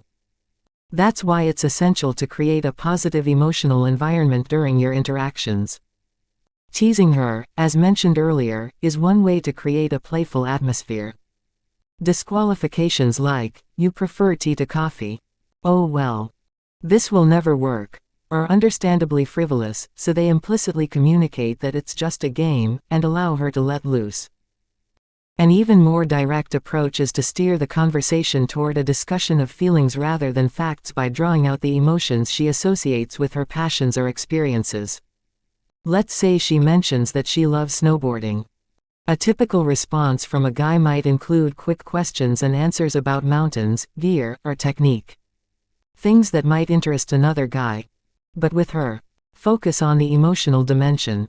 Let her talk about what snowboarding is to her, what makes it exciting, or why she loves it so much. Here's how you can approach it. "Did you do anything interesting during your vacation?" "Yes, I went snowboarding. It was amazing. Snowboarding is great. That crazy adrenaline rush when you're flying down the mountain. I associate it with race cars and music. What's the best thing about snowboarding for you? What really excites you about it?" I think it's that sense of adventure, you know.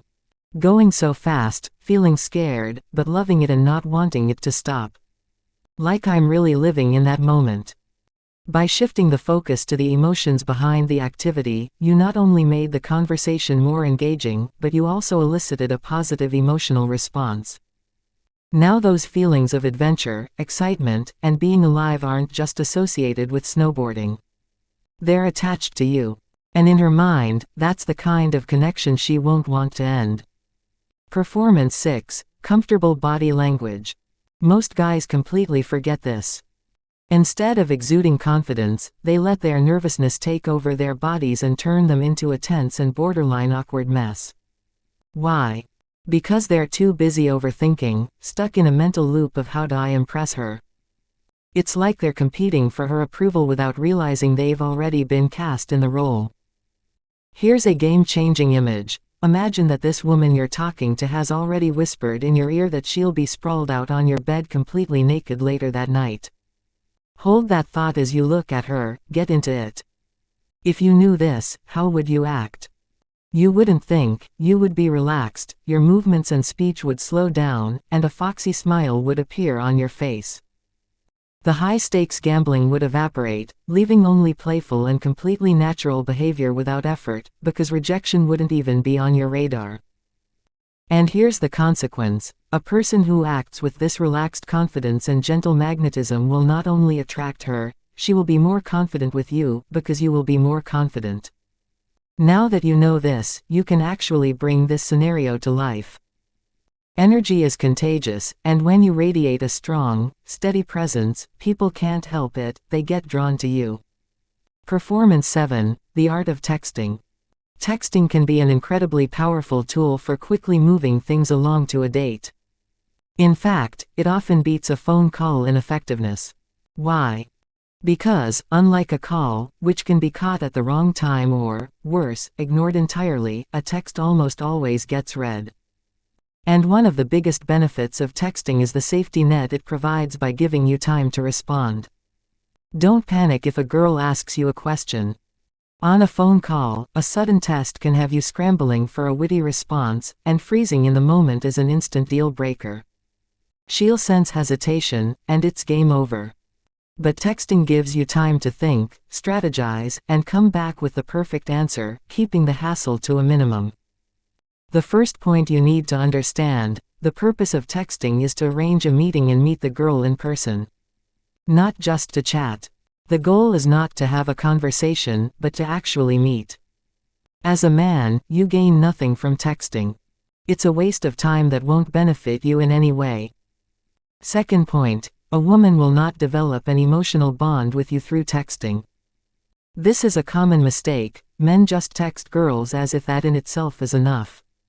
No. Texting is a means to an end, which is to arrange a date. Third point, if you live in one city and she lives in another, faraway city, why are you even writing to her? What do you gain from it? Even if you meet once a month, it's a disadvantageous deal for you. There are tens of thousands of women around you, so why are you focusing on someone beyond your reach? Think before you waste your time and energy. Fourth point, texting is just a digital conversation. While it has its own specifics, it's still just a reflection of reality. To be successful at texting, you first need to know how to pick up a woman in the real world. I once made the same mistake as many other men, I didn't know when to ask a girl out. So I'll explain the basic concept. You need to know what stage you're in. Is it the stage where you should ask her out? Or should you just keep talking for now because you're still in the attraction building stage? The main thing is to know where you are. You'll always be in one of 4 stages, use them as a compass to follow.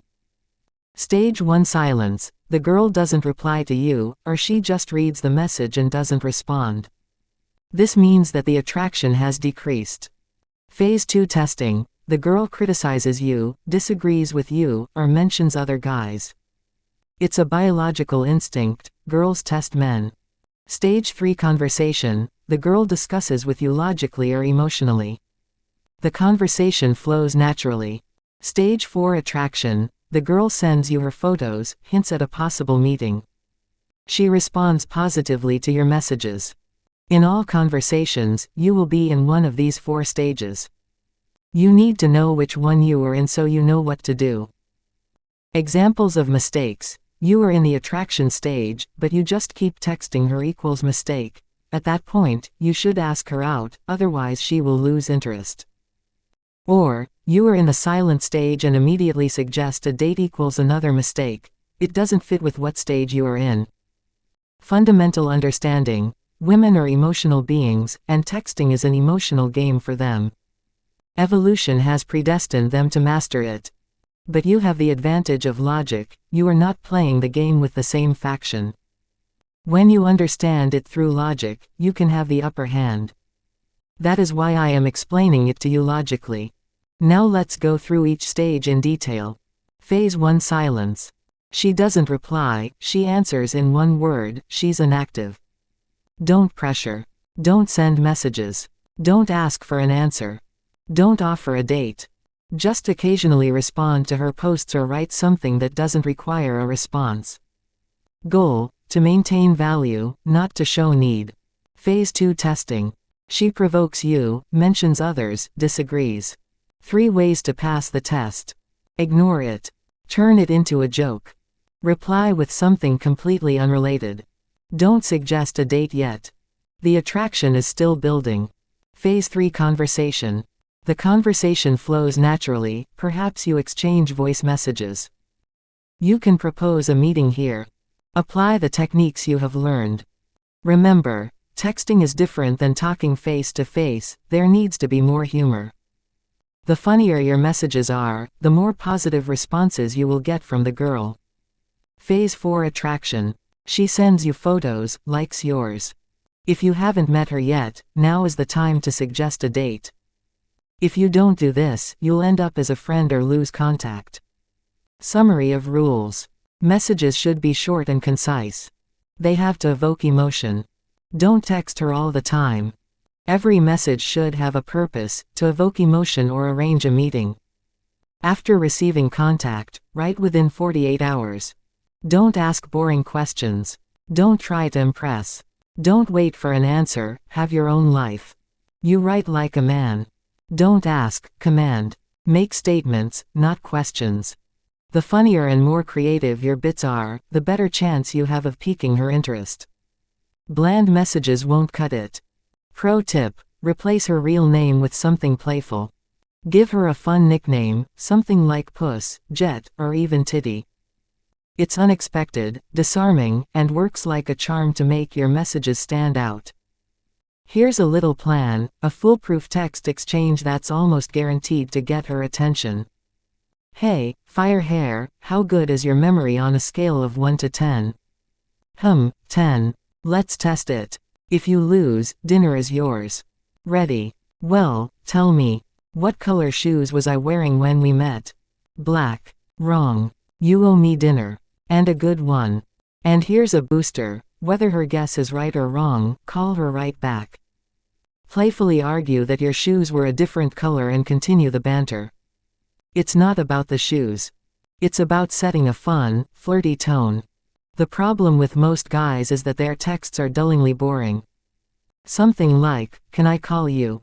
Are you free? Want to watch a movie?" are practically begging for rejection. Instead, try something more creative and interesting. Something like, "You won't believe how embarrassed I was today. My mom would disown me. I'm starving. I'll let you buy me a hamburger if you promise to entertain me afterwards. My cousin just showed up at my place. She's basically like you. You have to meet her. This is the best day of my life. I finally did it. Call me back." The ingredients: a cup of humor, a spoonful of mystery, and a drop of excitement. Cook with them and she'll enjoy your texts. Boring messages bring boring results. Keep it lively and she'll look forward to every single message you send her. Why? Because a man who can afford to be relaxed sends a signal that he is in control. It indicates a surplus of energy, that he is not exhausted by the basic demands of survival, and therefore can invest that energy in his wife and children. It's not true that all seriousness is repulsive to women. Determination and hard work can inspire admiration. However, if this seriousness absorbs the ability to be playful, funny and emotionally available, the emotional nourishment that a woman intuitively seeks begins to be lacking. The inability to switch between modes acts as a psychological rigidity, and that is unattractive. If a man is constantly in problem-solution mode without switching to relationship presence fun mode, he becomes exhausting for those around him. The ideal: to combine the precision of an organizer with the ferocity of a rebel. Rationally determine a firm framework of behavior that you respect, and within it allow yourself to be relaxed, ironic, or even crazy. This is what creates that magnetic impression of control without tension.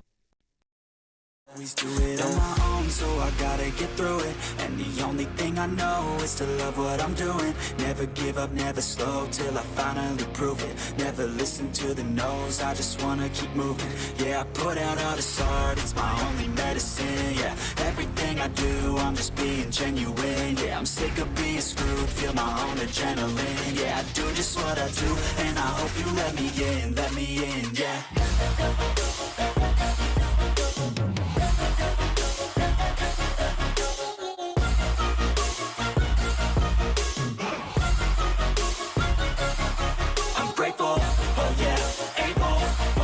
I'm stable, oh yeah, no label, oh yeah, you know me, I have only Flirt, Integrating Provocation. The 27th of April 2025. Flirting. What is it, anyway? If you open the dictionary, you'll find, to behave with the intention of attracting someone sexually, but playfully rather than with serious intentions. Of all the words in this definition, one demands your attention. Want to guess? It's playful. That's the essence of flirting. It's playful. It's not somber, solemn, ritualistic, or a strict checklist. It's light on the duties of the day, it's fun, and it doesn't take itself too seriously. Flirting thrives on subtlety and charm, not a full-on assault of bluntness and stubbornness. In a moment, we'll discuss common mistakes men make when trying to flirt. But before we dive into the pitfalls, let's take a closer look at the purpose behind flirting. Flirting is the skill that separates a boring verbal exchange from a connection that sparks, but why bother flirting at all? To understand this, let's dive into a conversation without any flirting. Guy, where are you from? Woman, Melbourne. Guy, Australia, wow. So you survived all those deadly animals. Woman, laughs. Yes. Guy, seriously. I heard it's one of the best places to live. Why did you move? Woman, yes, it's a great place to live. I moved because. And so it goes. A platonic exchange of information that's as riveting as reading a toaster's manual. See the problem? If not, here's a hint. This conversation could just as easily be happening between two coworkers, two strangers on a bus, or two guys discussing vacation destinations. There's zero spark, no undertones, nothing remotely sexual. If this guy had any hope of a romantic connection, he's now spinning around the canal. At best, he'll go home solo. At worst, he'll get a one-way ticket to the friend zone, that dark, time-sucking abyss of unrequited effort and unrealized potential. And no, the friend zone is not some transitional space, maybe sometimes. It's a dead end. Flirting is what moves the dynamic, planting the idea of romantic or sexual chemistry in her mind, making her see you as more than just another face in the crowd. Without her, you're the human equivalent of white bread. Good, but no one dreams of it. So, if flirting is the foundation of attraction, why don't so many guys master it? Because they are in austerity mode, they want nothing or everything. This mode is inherently unattractive. It means they do not have a surplus of energy that they are prepared to invest in women and children. Let's break down the common pitfalls that turn potential Casanovas into conversational sleep triggers. Most guys who make the mistake of not flirting at all, narrowly avoiding the dreaded friend zone, often end up crashing headfirst into another series of pitfalls. With a little self-awareness and effort, you can not only avoid these pitfalls, but also gain a massive advantage in the art of seduction. Here are the most common mistakes guys make when flirting, and how you can avoid them. Overdose. Disclosure. Do you think that telling her you're into her will work? Wrong. Not only does being obvious take away the mystery, it also drains all the excitement and fun out of the interaction. Intrigue is the secret source of attraction, it's what keeps the other person guessing, curious, and interested. Without it, you're just laying all your cards on the table in the first round. And where's the fun in that? Let me paint you a picture of blatantly awkward flirting. Girl, I love sports bras. Boy, I bet you'd look amazing in a sports bra. Ouch. Feeling the following embarrassment. It's like watching a sport where someone trips over their own feet. Too much, too soon, and too obvious. Flirting should be subtle, like cooking where you add seasoning, but don't oversalt any of the bites. Instead of shouting out your interest, rely on implication. A good hint of teasing or a smile can say 1,000 words. Honesty is a virtue, but when it comes to flirting, being too direct is like a slap in the face. Remember how we talked about reserving compliments? Telling a woman she has beautiful eyes or calling her a total stunner may seem like a great idea, but it's a problem. It screams, "I don't meet attractive women often." That's not exactly the signal you're aiming for. Then there's the issue of sexual directness. Saying something like, "I'll fuck you so hard later," or sending her intimate photos may sound bold in your head, but it actually triggers what's known as the defense against ease, or internal, "I'm not a slut, okay." Women have been conditioned to avoid being perceived as a slut. It's a social construct, and no, it's not fair, but it's true. So when you're too sexually harsh, you're essentially putting her in a corner where she feels judged for exposing her natural side, so she shuts down to get away from that perception. The trick here is plausible deniability. You want her to feel like she's going to have to work hard to have sex. Say something like, "I have a great bottle of wine over here, you need to come try it right away, it won't last long." Now she has a socially acceptable reason to come over and things can unfold naturally. In short, don't kill the atmosphere by being too open. Underdosing. Asexuality. Many men use friendly banter rather than sexual flirting. Most guys know how to joke around, as they do with their friends all the time.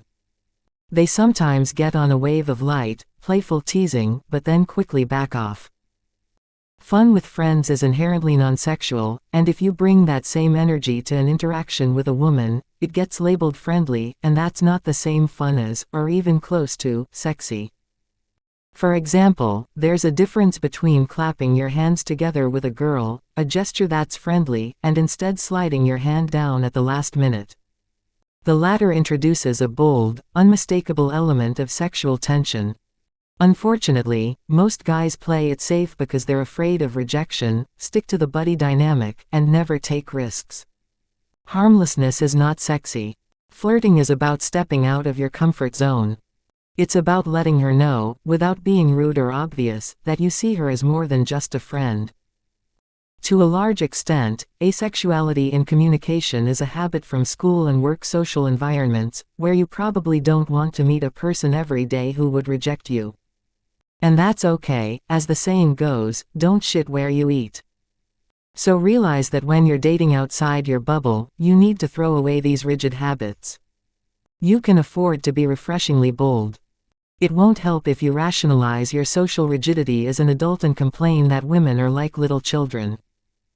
You can't expect a gender that is literally evolutionarily programmed to find a partner suitable for starting a family to not care about how you can manage, make interested, be a teacher and an authority for children. If you learn to adapt your behavioral mode to the environment, situation and stages of relationships, you will be both serious and playful, attractive and kind. However, you can't be everything at once and jump through the uncertain phase of flirting like a horse obstacle at the Pardubus racecourse. As game theory taught me, if X is part of the rules of the game, then let it be on your side, even if you don't like it in itself. In this context, X equals the uncertainty of commitment, and whoever knows how to dose it correctly plays attractively. Many women try to prolong the dating phase because it suits them, it provides them with the benefits of attention, reassurance, and validation without the need for reciprocal commitment. A collective mistake men make is that they bring an exaggerated sense of commitment to these early stages, which in the modern social environment lowers their perceived value in the eyes of women and simultaneously lowers the price of commitment in the dating market, putting pressure on other men as well.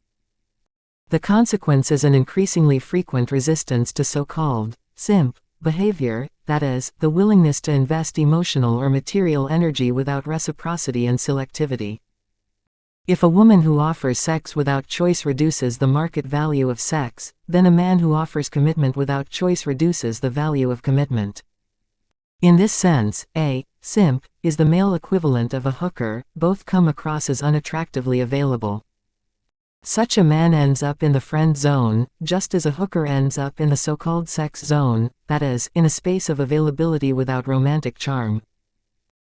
Now you can see more clearly why a man's emotional restraint is a valuable behavioral strategy, and why it is necessary to learn to work with emotions as controlled and provocatively as women have worked with sex appeal since ancient times, not as a passive victim of compulsion, but as a player who understands the rules and knows how to use them to your advantage.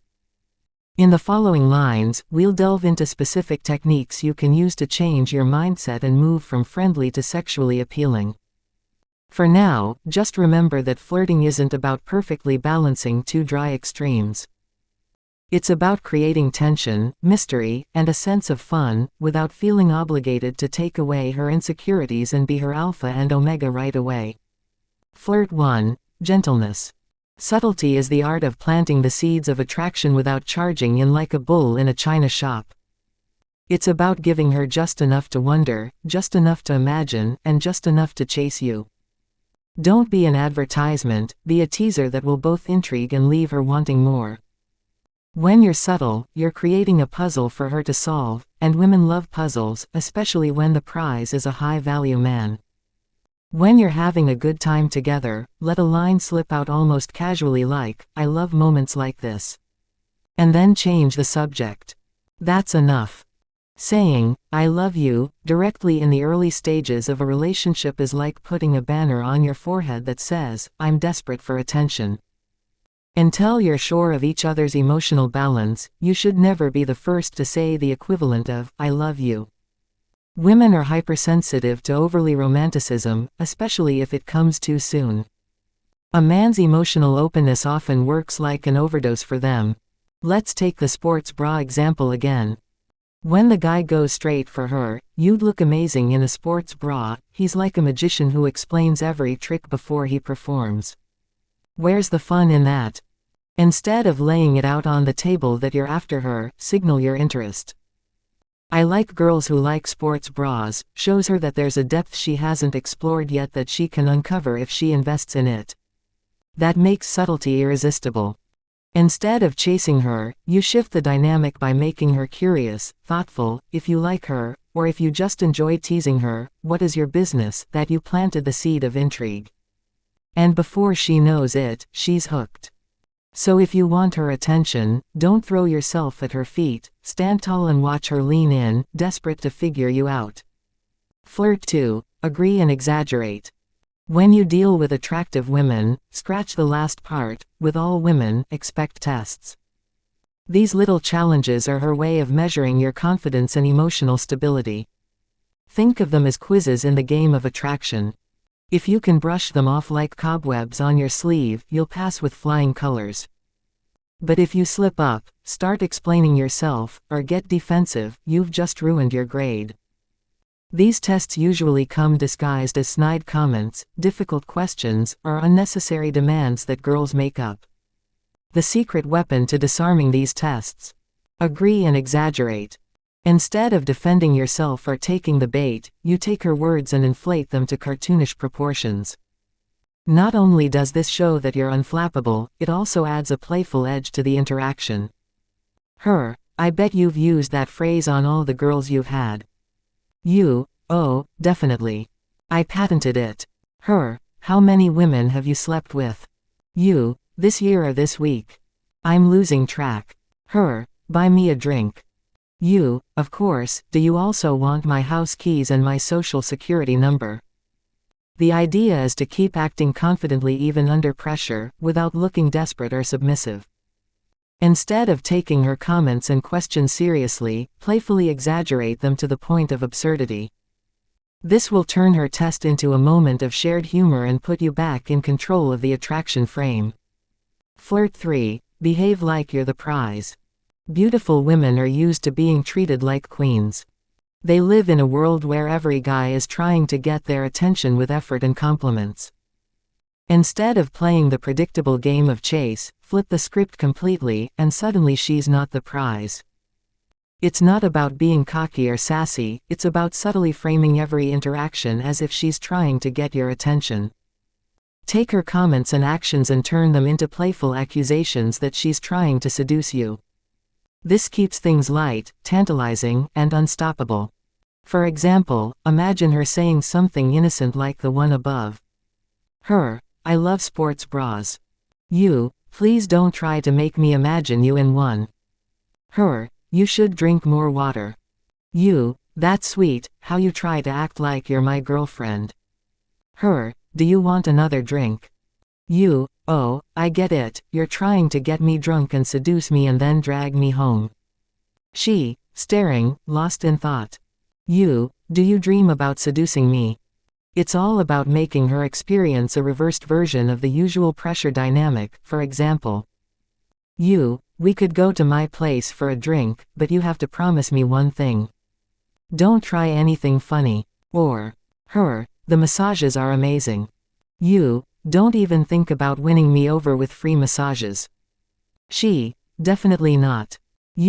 Good, because I'm completely immune to your tactics. When you push yourself against the rules of the game, you're confident and not a bit desperate, and that's a combination she's not used to, but she can't resist, even though she won't admit it to you right away. Flirt 4. I want you, I don't want you. Push-pull flirting is the art of playing with contrasts that invite her closer emotionally or physically, and then, just as she leans in, pulling back. And as she pulls back and forth, she becomes subject to tension, intrigue, and excitement. For example, you're too cute for me to handle, get out of here. On the one hand, you acknowledge her cuteness, which emotionally draws her in, and on the other hand, you playfully reject her, which creates a sense of mystery and fun. Here's another example. You're amazing, you're like my little sister.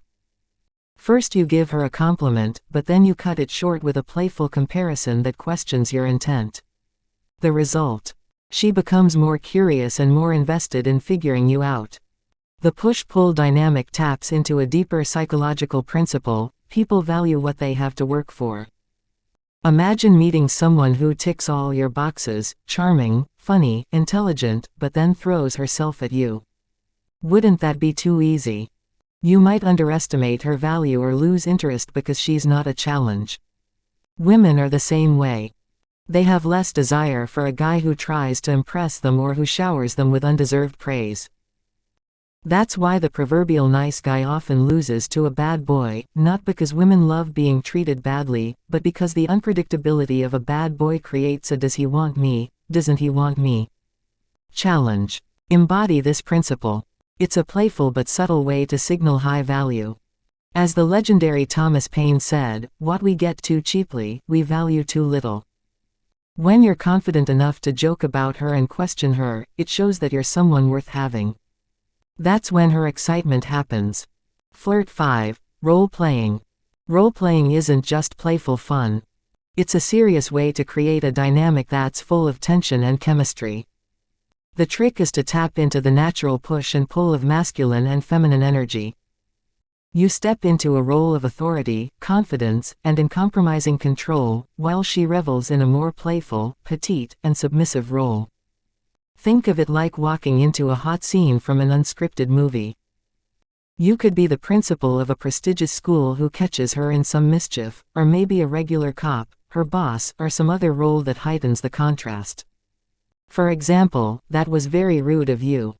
It looks like I'm going to have to keep you after school for some extra discipline." This playful banter, with a hidden smirk or serious tone, can ignite a spark of excitement as well as keep the sexual charge going in the bedroom in a long-term relationship. This undeniable sexual dynamic reveals a crucial fact: society puts a lot of pressure on men to take the lead, but also to not cross the boundaries set by women. A combo incompatible with male motivation and also with the female nature of being attracted to an alpha male who does not need her approval. Many men feel frustrated when they notice how often women respond positively to the dominant, even antisocial, behavior of other men. Philosophical advocacy of social equality rarely arouses attraction, while a simple wordplay combining instant insight, wit, and subtle signaling of hierarchical superiority is much more powerful. Evolutionarily, female selection is sensitive to signs of investment in the microsystem, not the wider community.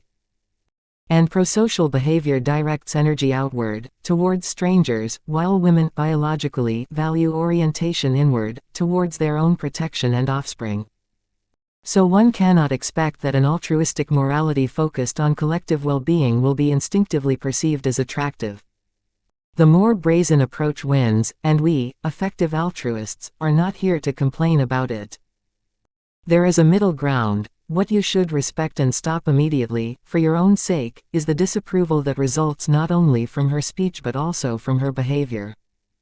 But if you need her written consent to even allow yourself to tease her, even if she smiles, you will be waiting as a Christian for the second coming of Jesus.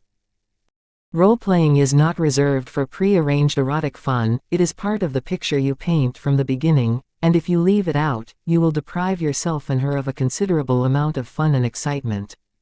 Flirt 6. Body language. Flirting is a high-energy game. Think about light-hearted banter, not judgmental statements. If you lean too seriously, you'll teeter on the edge of uncomfortable territory, or worse, scare her off. So how do you keep the tone fun without overthinking it? The answer lies in your nonverbal cues. First, keep your face relaxed.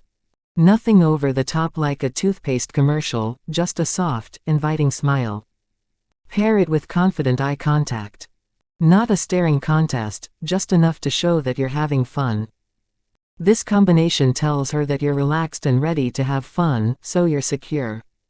Your body language says a lot. A brief, casual touch on her forearm or shoulder can signal playful intent. Keep it brief and casual, as if you're cracking a joke, not asking for a restraining order. And then there's your tone of voice. Keep it positive, playful, maybe even teasing. It's not what you say, but how you say it that communicates your intent. These nonverbal cues are your toolkit for flirting like a pro without burdening her with expectations. And more importantly, without burdening yourself with them. It is worth considering a career as a struggle for position, in which you adapt to the ideas of the market. It is worth considering dating as a game for fun, in which the market should adapt to you.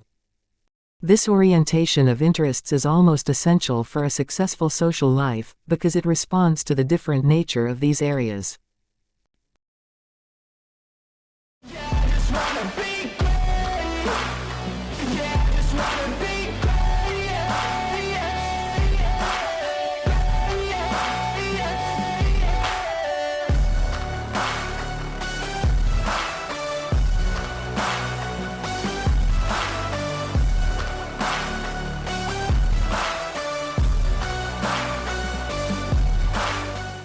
Her Audacity, Women's Tests. The 5th of January 2025.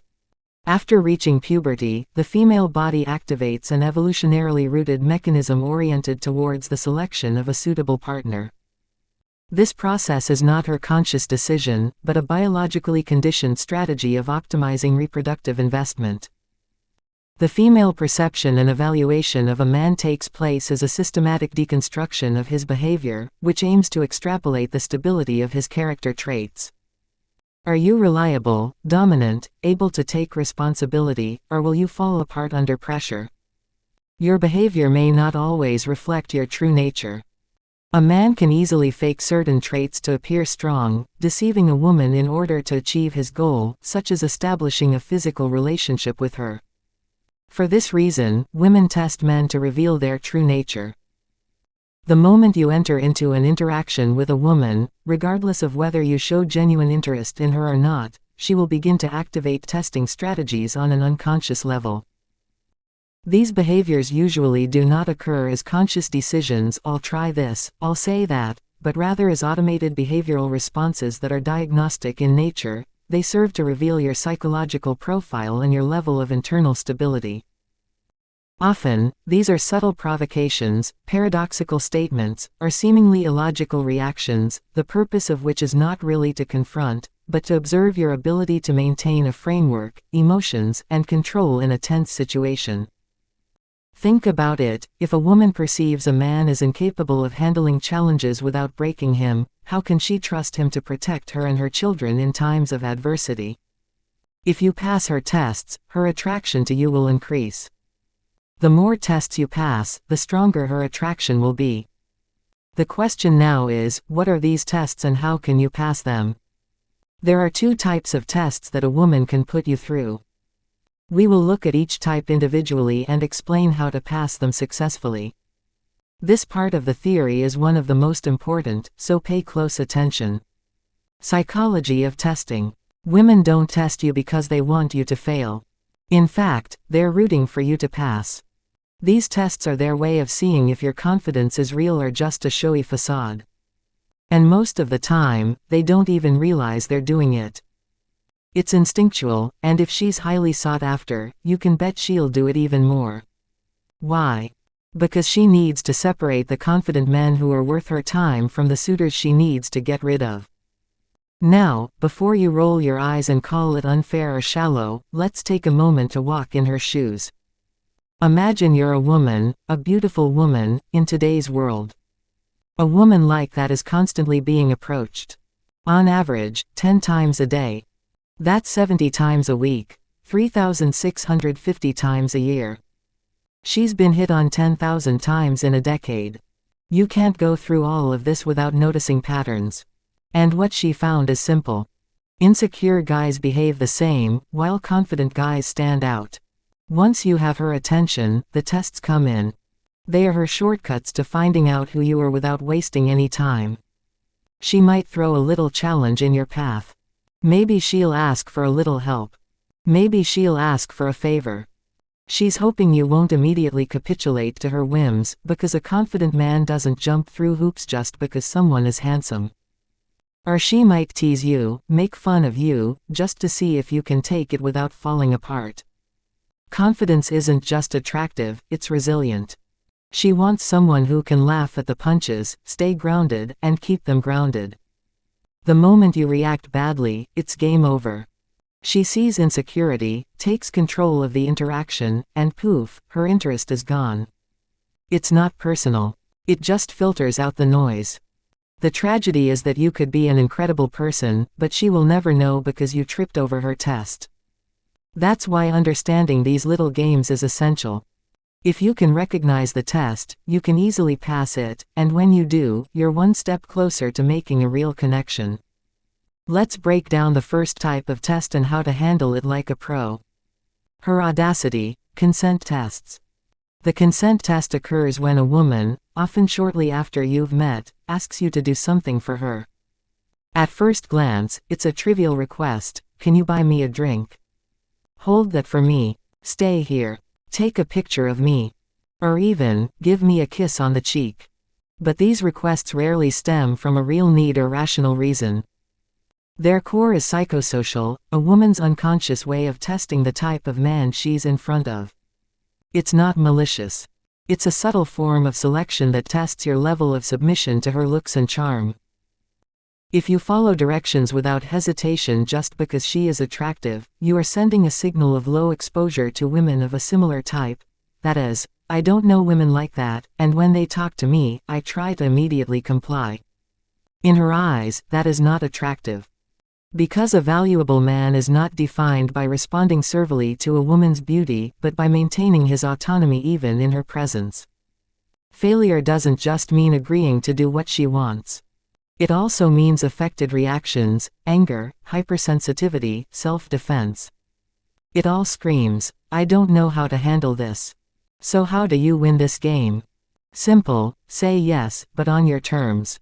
When she says, take my picture, say, okay, but give me your silliest, sexiest, or most gangster pose. Ready, go.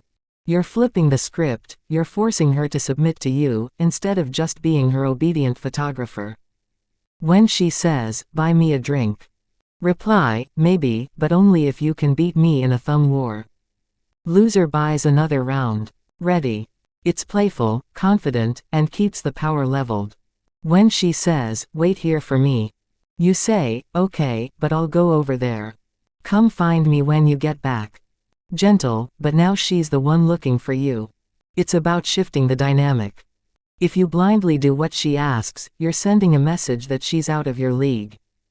Beautiful women notice this immediately. Consciously or not, their internal monologue, if he's so eager for me, he's probably not used to women like me. And just like that, the nose of attractiveness dips below the surface. Here's a key lesson: never make yourself uncomfortable or put her on a pedestal just because she's attractive. Make her work for it, and do it with a grin, not a frown. A confident guy. He won't be shaken by it, it's just another part of the game and he plays it without thinking. Self-confidence, worth, and self-esteem, these are qualities that women find irresistible. Need a few more examples. Her, buy me a drink. You know, I was just about to ask you the same thing. Okay, but only if you beat me at darts, billiards, table hockey. Ready to lose. This time I'm paying, but next time it's your turn. Deal. Sure, but let's have something much more interesting than that boring drink. I have the perfect suggestion. Each response turns her request into a playful exchange. You're not rejecting her, you're setting the terms.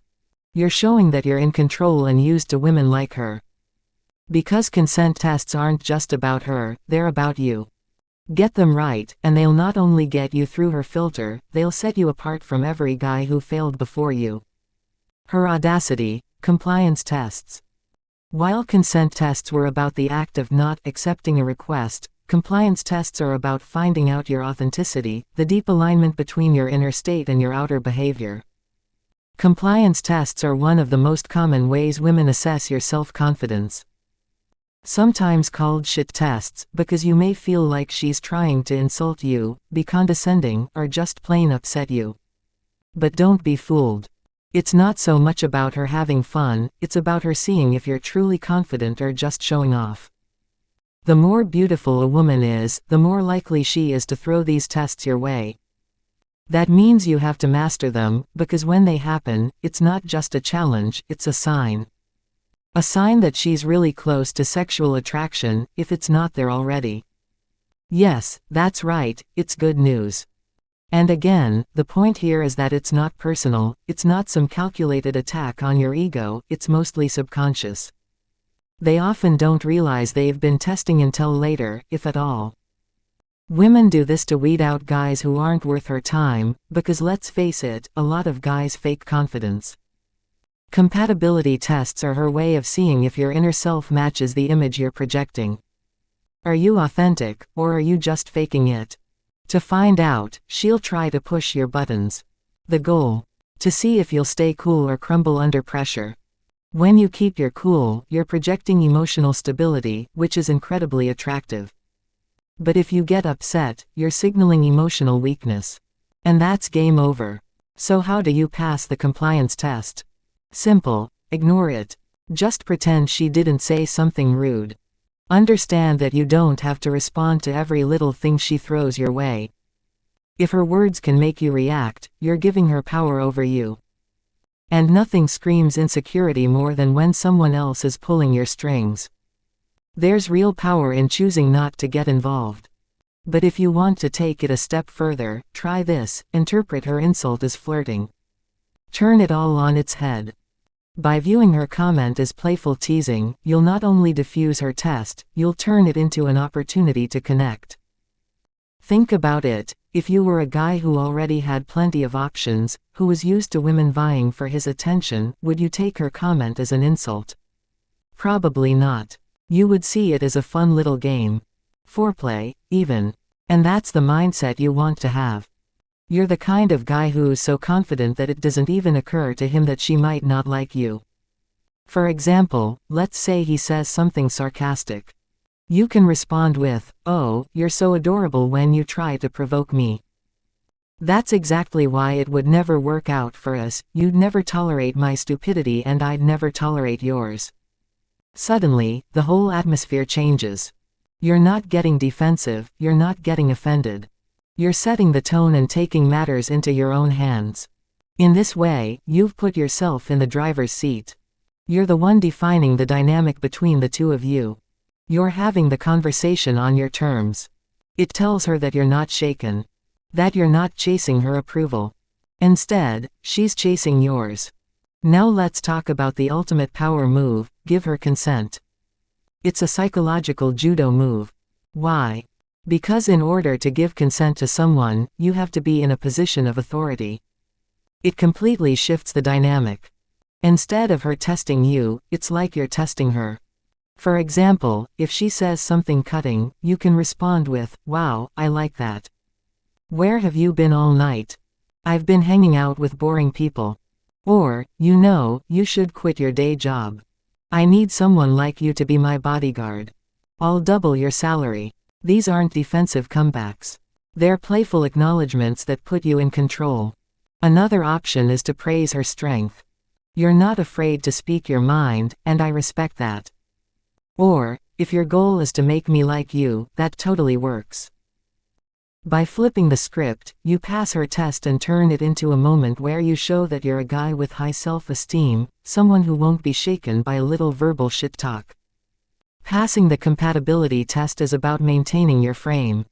It's about showing her that you're stable, internally confident, and not bothered by games. These are all reflections of a general principle. Be like a rock. Imagine you go to a rock and start yelling at it or getting angry at it. What will the rock do? Nothing. Imagine hitting it hard. What will it do? Nothing. A rock is something that doesn't react. No matter what you do, it stays in place.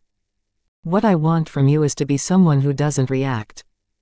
No woman can resist this characteristic, no matter what she is. When a woman looks for a man, she looks for someone who has the ability to survive. As I always say, even though we live in a modern world today, we still carry the mindset of our primitive ancestors. In order for a woman to ensure her survival and that of her children, she needs a man who has the ability to survive. And one of the most important qualities of a man who knows he can survive is composure. He must be unbreakable. Our ancestors lived in chaos, and if someone overreacted, they could easily lose control and perish. Today, we don't have such pressures, and indifference is a bigger problem, but women still carry genes that draw them to men who are unresponsive. It's not something they're consciously aware of, it's deep in their subconscious. That's why they're often attracted to characters in movies who seem cold. If you asked me about the one quality women can't resist, I would say, unresponsiveness. If she doesn't sense it in you, you won't be attracted to her. When she starts communicating with you, she likes to test you, more often than you think, to see if she can influence you. For example, you send her a message and she doesn't respond. Then you send her another, you just reacted to her silence. You couldn't resist. It may seem like a small thing to you and girls seem silly to you if they care about it. But the thing is, they don't care much about the external level of communication. They perceive the emotional level more, and automatically. So if you send her a message and she doesn't respond, calm down. Another example, you ask her out and she refuses. And you start, why don't you want to go? Or you try to adapt to her, or you get offended, do you think you're the only one for me? There are millions like you. Or in response to her, you evaluate all your previous knowledge about girls and write an extensive document entitled, The Behavioral Economics of Male Attractiveness. All of these reactions send her subconscious a message that you're not a rock. That you've been influenced. Remember, if she says, no, your response should be calm and simple, okay, maybe another time. You need to let her know that she's not the center of your world. And the next time you ask her out, she'll be more likely to say, yes, precisely because you didn't respond. Another example, you're on a date with her, you touch her hand, and she pulls it away. It's okay. Don't panic. Don't show any reaction. Pull your hand away and wait for the next opportunity. Just because she pulled away the first time, don't feel like you have to let go of the touches. On the contrary, touch is very important in building a connection. Touch, but in moderation. For example, touch, then pause, then touch again briefly. And if after a while she touches you, don't show excessive joy. Don't react, don't act like you've been waiting for this moment. Similarly with kissing, if you try to kiss her and she turns her face away, stay calm. Remember, you are like a rock. No, why didn't you want to? Did something happen? What do I have to do to make you want to? Do none of that. Don't show that you need her. When she finds out that you don't need her, that's when you win her over. If she comes to your house and after a while says she wants to leave, let it go. No comments. Disinterest is your strength. The only situation where you should react is when someone is disrespectful. If they insult you, curse at you, or behave disrespectfully, that's where you should intervene. Stop it. The sooner you address the problem, the better. But what if she just turns down the date? That's not disrespectful, it's normal. Don't react. Another level of non-reactivity, never change just because a woman asks you to. She might tell you, Change your hairstyle, clothes, style, hobbies. If she convinces you of this herself, it's a test. She wants to see if you are strong. If you change because of her, you have lost. Important fact. If a woman really doesn't like something about you, she won't talk to you at all. A woman who's not interested in you is trying to be nice, you're not on her mind. But if she starts criticizing you, it means she's attracted to you. Don't get angry, don't worry. It's a good sign. A higher level of non-reactivity is made possible by understanding female psychology. The female psyche is governed by two forces: hormones, they are constantly changing. Emotions, a woman makes decisions based on her feelings. That is why she can fall in love with a smoker or a bad boy. Her moods are chaotic, they change often. Now she wants to go out, in an hour she wants to be home. Then she gets angry, wants Chinese food, wants sex, then she cries. You, as a man, have to manage her fluctuations. Don't try to control them. It's impossible. Don't try to cheer her up when she's sad. Don't tell her, "What can I do to make you not angry?" Just wait until she gets over it. Be steady. Like a rock. When she sees that her moods don't affect you, she'll start to see you as a strong man, and the attraction will increase. She won't understand why, but she'll feel it. This doesn't just apply to women. It applies to life too. If you like approaching women, you will experience a variety of reactions. Some will smile, others will ignore you, others will turn away. This is where you will find out if you are emotionally stable. If their reactions throw you off, if you feel bad when they reject you, you are reactive. Your sense of self-worth is dependent on others. A man like that is unattractive to a woman. She does not want to be with someone she can easily control. If one woman rejects you, it doesn't mean anything. Don't make a big deal out of it. Don't belittle yourself in front of her. Don't react. When a man acts out of his own conviction, pleasure, or desire, not out of a desire to please, it creates a natural dynamic of leading and following that is often seen as attractive. This interaction allows a woman to relax because she feels that the man has an internal compass and doesn't need her approval as a condition for his actions.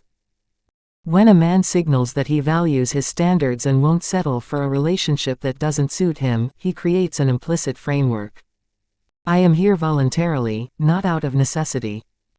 But, paradoxically, if a man conforms and submits to a woman's expectations, he loses value in her eyes, not because she is cruel or shallow, like the fisherman's wife from the fairy tale, but because his behavior suggests a lack of alternatives and self-worth. The woman subconsciously reads this as, "This man thinks he can't have something better. Maybe he's right." Which also hurts her own self-worth, being with a man who has low standards, and she needs to compensate for it again. Don't do something just because she initiates it and you feel morally obligated to keep her. If you want to keep her, don't give in to her. Do things your way, and if you live a lifestyle she can relate to, her inability to control you will get on her nerves in the best way possible. Always do it on my own, so I gotta get through it. And the only thing I know is to love what I'm doing. Never give up, never slow, till I finally prove it. Never listen to the no's, I just wanna keep moving. Yeah, I put out all this art, it's my only medicine. Yeah, everything I do, I'm just being genuine. Yeah, I'm sick of being screwed, feel my own adrenaline. Yeah, I do just what I do, and I hope you let me in, yeah.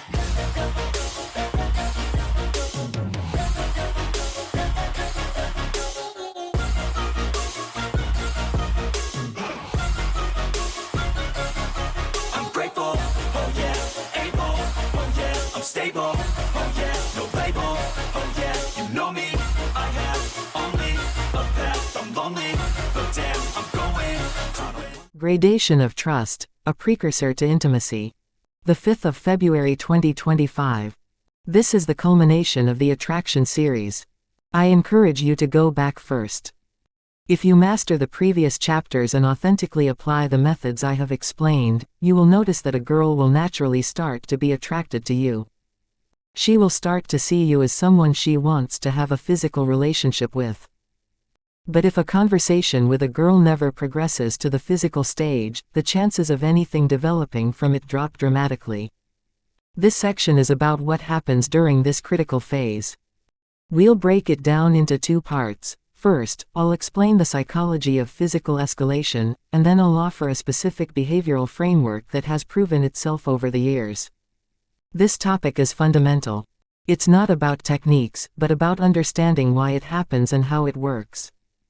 Gradation of trust, the psychology of body closeness. Getting close to a woman quickly and naturally is one of the key moments in building attraction. This is where the tipping point between remaining on the level of friendship and entering the world of mutual attraction and romantic success lies. Most men don't fail because they lack the prerequisites, they fail because they hesitate. They exhibit excessive caution, shyness and withheld initiative. They often remain paralyzed by the question of, when is the right moment, especially when it comes to the first touch or kiss. And it is indecision, not lack of attraction, that is the silent saboteur of romantic progress. At the other end of the spectrum are men who thrive, not always because they have better qualities but because they choose to act. They don't overanalyze every moment. Their approach is fluid, natural, and based on nonverbal courage, a hand on the shoulder, a brush back of hair, a playful touch. These men spontaneously create a physical framework of trust and interest, without spasm, without theatricality, and it is through this ability that they create tension that can lead to a natural escalation of intimacy. The difference. Touch. Its power cannot be overstated. If you want to build attraction, don't hesitate to make the first move. Be a man who is unapologetically confident, sexually assertive, and unafraid of physical escalation. Women want a man who takes the initiative. By making physical contact early on, you'll help her feel comfortable with physical intimacy. This way, touching will become a natural part of your dynamic, rather than coming across as shocking and unexpected when you suddenly try to kiss her after hours of inactivity. Touch not only communicates dominance, it builds trust. Look at politicians and businessmen. They shake hands, pat people on the back, and put their hands on their shoulders. Touch makes people feel comfortable, it builds rapport.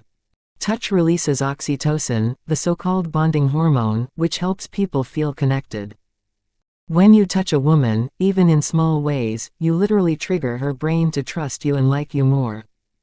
The basis of effective physical intimacy is a gradual, almost invisible escalation of touch.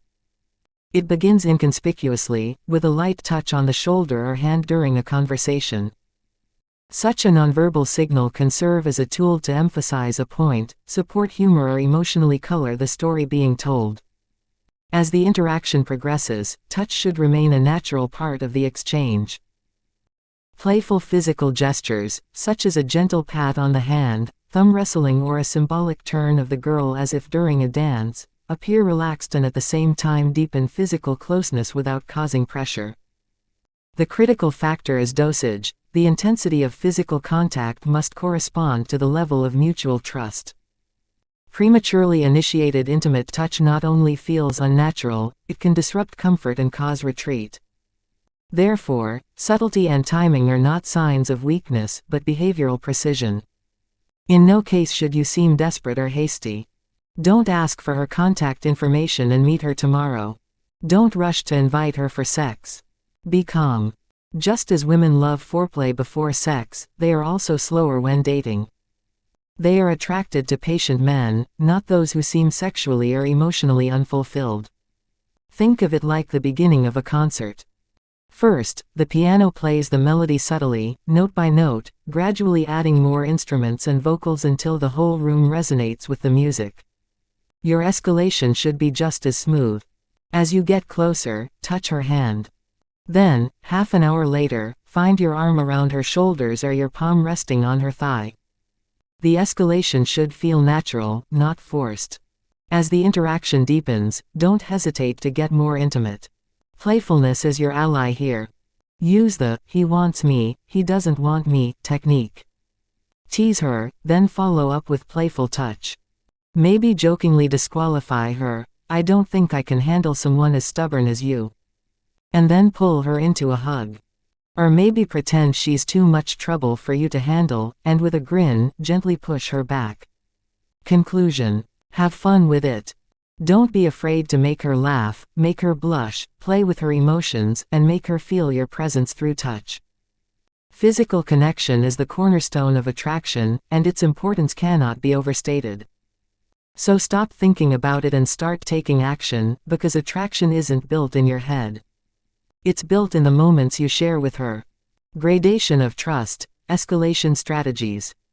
Conversation is one thing, but steering the conversation from a friendly tone to something sexual without being awkward, creepy, or offensive is another. I used to struggle with this a lot. For a long time, I thought sex was an untouchable, taboo topic that women would never discuss with me. Why? Because I was inexperienced. Sex felt like this monumental event that I had to treat with kid gloves, and that pressure turned into anxiety. The less it happened, the more I thought about it, so the whole topic became even more avoided. If any of this resonates with you, stick with me. This lesson can change the way you approach it forever. Here's the reality. Celibate guys often tend to avoid sexual topics altogether. They hide their desires because they're ashamed, because they're afraid that expressing them sexually will immediately label them as perverted. So they've shut down that side of their personality and convinced themselves that it's safer to keep things purely friendly. On the other hand, guys who have sex don't often tend to avoid sexual topics. They know from experience that women enjoy sex just as much as men do, and they're naturally drawn to men who exude sexual confidence and dominance. These guys are completely comfortable with their sexuality, and that ease makes all the difference. They're not afraid to introduce sexual topics in a playful, teasing way. They expect their interactions with women to naturally veer toward sex because it just comes naturally to them. But here's the difference: they're not desperate about it. If a woman doesn't respond positively, they don't take it personally, nor do they try to force the issue. Why? Because they know there are plenty of women who will respond positively. When you're genuinely comfortable talking about sex, it sends a message to women that you're a man with options. It says that sex is just a normal, effortless part of your life. This confidence is magnetic, and women pick up on it. I've known women who have been sexually flirtatious and said things like, "I bet you sleep with someone all the time, right?" If the thought of bringing up sexual topics in conversation gives you a cold sweat, don't worry. There's a right way and a wrong way to do it. The right way is to be sexual. The wrong way is to be horny. Here's the difference. Sexual, you are relaxed, confident, and not shy. Talking about sex is natural and fun for you and the women you are with. It is not a topic that puts pressure on you. It is just an adorable part of who you are. Horny, you're needy and desperate. You're fixated on sex right now because it doesn't happen often. And it shows. You have an agenda, and your conversation seems like a veiled attempt to achieve one goal. Do you see the difference? The first rule for conversations with sexual overtones is, don't be pushy, be sensual. And the second rule, always communicate from a position of respect and mutual consent. Remember the dynamic between leading and following, between dominance and acceptance. The point is that as you start to feel more confident in your own skin when communicating more intimately, you'll discover an interesting psychological phenomenon. Many women naturally relax in the presence of a trustworthy man and let him take the lead. First on a verbal and attitude level. Later, physically. Her consent is key, not a one-time thing, but an ongoing one. It's not just a yes at the right time. It's a deep trust that if she feels uncomfortable or changes her mind, you will immediately respect her boundaries. That trust is non-negotiable. That's why you want her consent at every stage of the interaction, starting from the beginning. She needs to feel comfortable and in control of how far things go. And that's where the concept of the yes, yes, yes ladder comes into play. Ladder, yes, yes, yes. Think of it as a series of small agreements. Questions are statements that naturally lead her to say yes. Each yes builds comfort and trust. A gradual escalation of the interaction. You lead her step by step into more intimate territory while ensuring she is fully on board for the entire journey. You start with simple things that evoke comfort and curiosity. When you build on this foundation, every subsequent decision feels logical and comes from her inner choice. By the time she enthusiastically says yes to you in bed, she will feel like this journey has been exciting and entirely hers. Women who have experienced this kind of dynamic will recognize what you are doing and be instantly turned on by it. For those who are new to it, you can gently lead them to a side of their own femininity that they are still discovering. And it is this ability, to be an explorer of their desire, that makes you special. To make this work, start with innocent questions that naturally elicit consent, then gradually work your way up the ladder based on her comfort level. For example, you like confident guys, right? Isn't it a good feeling when a guy knows what he wants? Do you enjoy it when a guy takes the lead? How do you perceive a little roughness? Like hair pulling or a playful bite? Do you like it when a guy holds you tight? Maybe even suffocates you a little? What about spanking? Does that excite you? Notice how each question builds on the previous one, moving from playful to more intense. It's all about progression. And if she doesn't like something, you just stop. No pressure, no awkwardness, just a natural flow of conversation that's comfortable for both of you. There's another way to keep this momentum going. Directional questions. This technique creates the impression of decision-making while also subtly giving direction. It's not about manipulation, it's about inviting her to explore. You're letting her choose between options that are interesting to her, but that also lead her where you want to go. That's the beauty of it. You don't push her, but you assume that the answer will be almost certain, because you've designed a framework that she'll feel comfortable in. This creates a playful, curious dynamic. It's a way to allow her to get in touch with aspects of her desire that she may not have explored yet, without feeling led or pressured. For example, would you say you're one of those who plays it safe, or are you more of an adventurous type of girl? So, do you prefer the classics, lights out and missionary, or are you more into more exciting and perverted things? Do you think it's sexy when a girl calls a guy, Mr.? If she says no, really? So what do you think is sexy? Daddy. What do you want to call a guy? Besides my name, of course. It's interesting, so many women are taken by 50 Shades of Grey, but then they say they don't even like being strangled or bitten. What about you? Did you like that movie? What did you find so appealing about Christian Grey? As the conversation progresses, pay attention to her responses and encourage her to share more. It's important to actively listen so she feels safe and can express herself without judgment. Here are some deeper insights you can introduce to make the conversation more engaging and sexual, yet effortless. You know what I think is misunderstood? The whole concept of submission. People assume it's about losing freedom, but I see it the other way around. A submissive partner is actually someone who has power, she has the freedom to choose, and of all the things she could do, she chooses to surrender and completely trust someone. To me, that's incredibly sexy. What do you think about that? I've always been fascinated by the idea of dominance and submission. A lot of people associate it with violence, as if consent doesn't matter at all. To me, it's liberating and exciting when two people trust each other enough to completely drop any pretense, one takes the lead and the other completely relaxes. What's your take? A friend once said something to me that changed my perspective on relationships forever: respect a woman, lust after a bitch, and take care of a princess. It stuck with me because it feels so raw and real at the same time. It's like the perfect balance of mind, body, and soul. What do you think about that? You can also playfully nudge her to open up by making self-fulfilling prophecies. I don't know why, but I get the feeling you have a lot more kinky, spicy energy lurking beneath the surface than you're letting on. Am I right?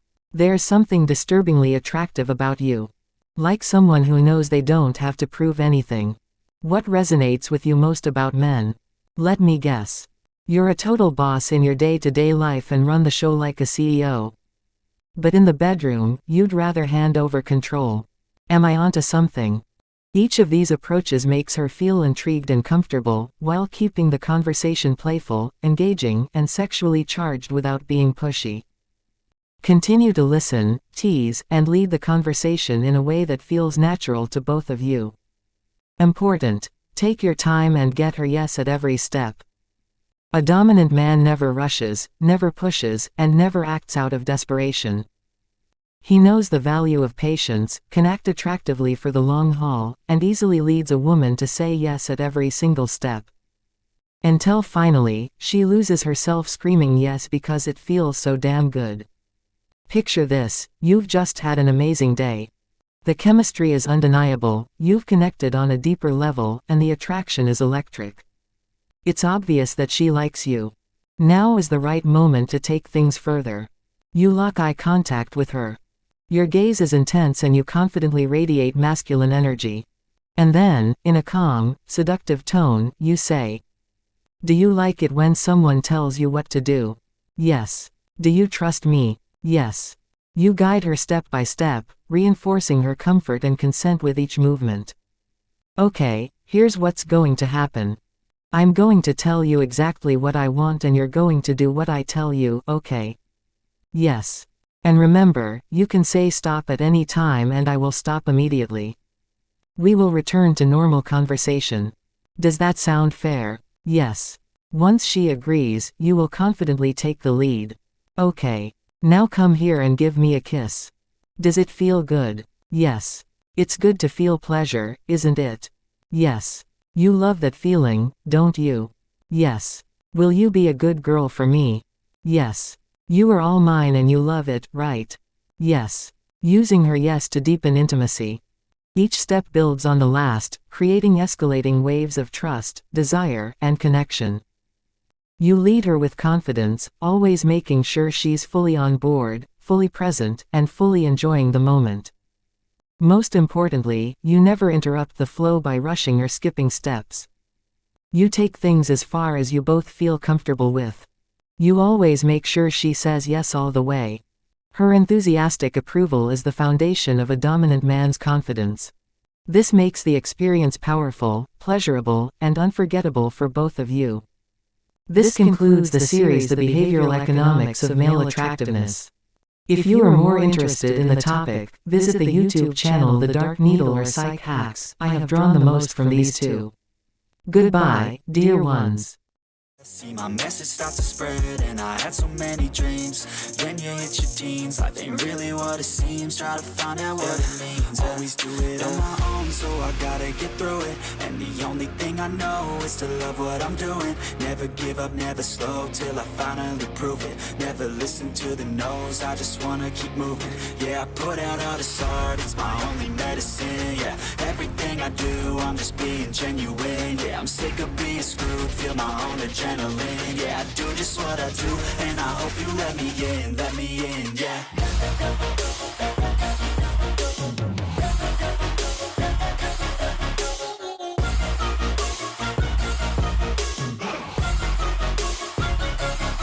I'm grateful, oh yeah, able, oh yeah, I'm stable, oh yeah, no label, oh yeah, you know me, I have only a path, I'm lonely, but damn, I'm going to win. I don't want no fake love, I want the real stuff. Everybody listen up, cause I'll only say it once. I'm gonna show you all the path. If you want it bad, I'm gonna show you where it's at. Yeah, how you can get it back. Yeah, cause I ain't never done, I'll be number one. Working hella hard until I get just what I want. Yeah, rises like the sun, yeah, fatal like a gun. Shooter's gonna shoot and I'm gonna shoot until I won. Yeah, always do it on my own, so I gotta get through it. And the only thing I know is to love what I'm doing. Never give up, never slow, till I finally prove it. Never listen to the no's, I just wanna keep moving. Yeah, I put out all this art, it's my only medicine. Yeah, everything I do, I'm just being genuine. Yeah, I'm sick of being screwed, feel my own adrenaline. Yeah, I do just what I do, and I hope you let me in, yeah.